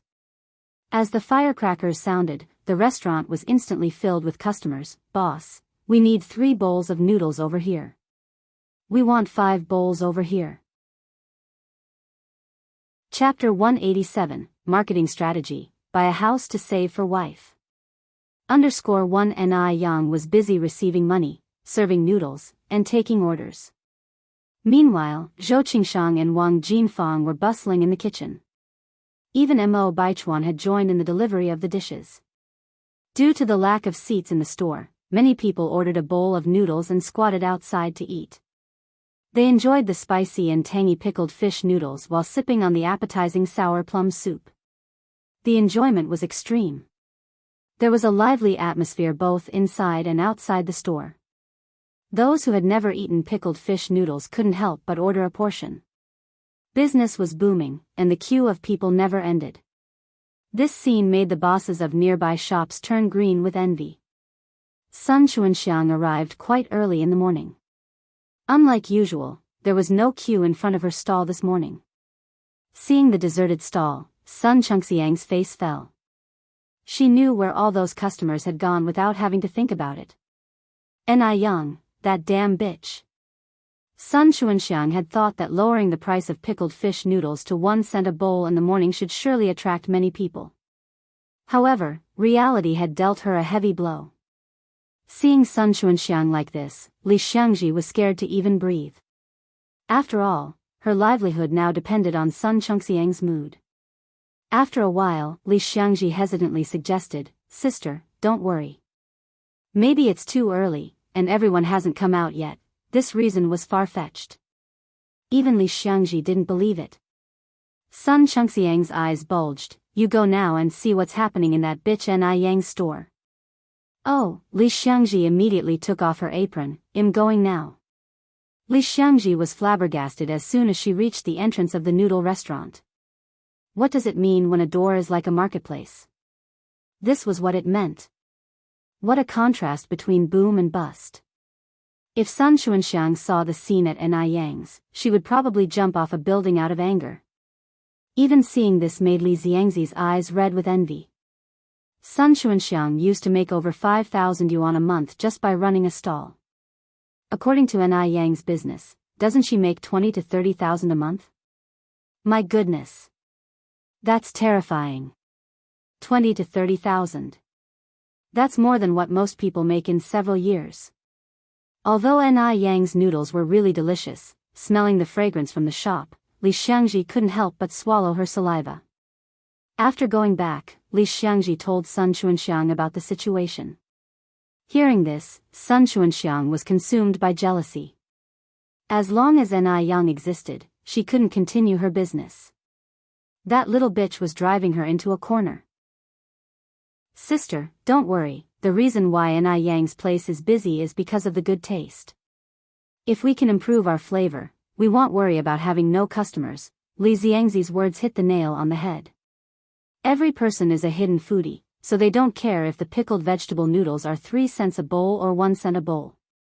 They just want a good taste. After all, there aren't many good things to eat these days. Pickled fish is a novelty. Sun Xuanxiang understood this, but no matter how hard she tried, she couldn't replicate Ni Yang's flavor. No matter how she treated the fish, there was always a fishy smell, and the pickled vegetables from the market didn't have enough flavor. Li Xiangji continued, "Sister, we can think about getting the recipe for the pickled fish from Ni Yang. Her pickled fish is so delicious, there must be a recipe." Upon hearing this, a spark flashed in Sun Chengxiang's eyes. Right. Why hadn't she thought about it before? She could find a way to get the recipe. Li Gongxing had been thinking about Ni Yang's opening day, and so he had come early. Seeing the busy figure in the shop, Li Gongxing almost thought he was hallucinating. Was that Mo Qixin? As Song Beiqing's personal assistant, Li Gongxing was familiar with everyone around Song Beiqing. He even knew about Mo Qixin's cancelled engagement. Although Mo Qixin was a bit of a waste, he was born into a distinguished family, being the biological son of Lady Mo. He couldn't possibly be reduced to working for Ni Yang, right?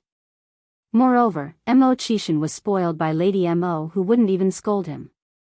How could he be working in such a servile way? In this era, being a self-employed worker was considered lowly. No matter how much money you made, you didn't have a good reputation. Let alone working for a self-employed worker. You're tuning into the Carefree Valley YouTube channel. Don't forget to subscribe and join us on this journey to catch the most captivating stories.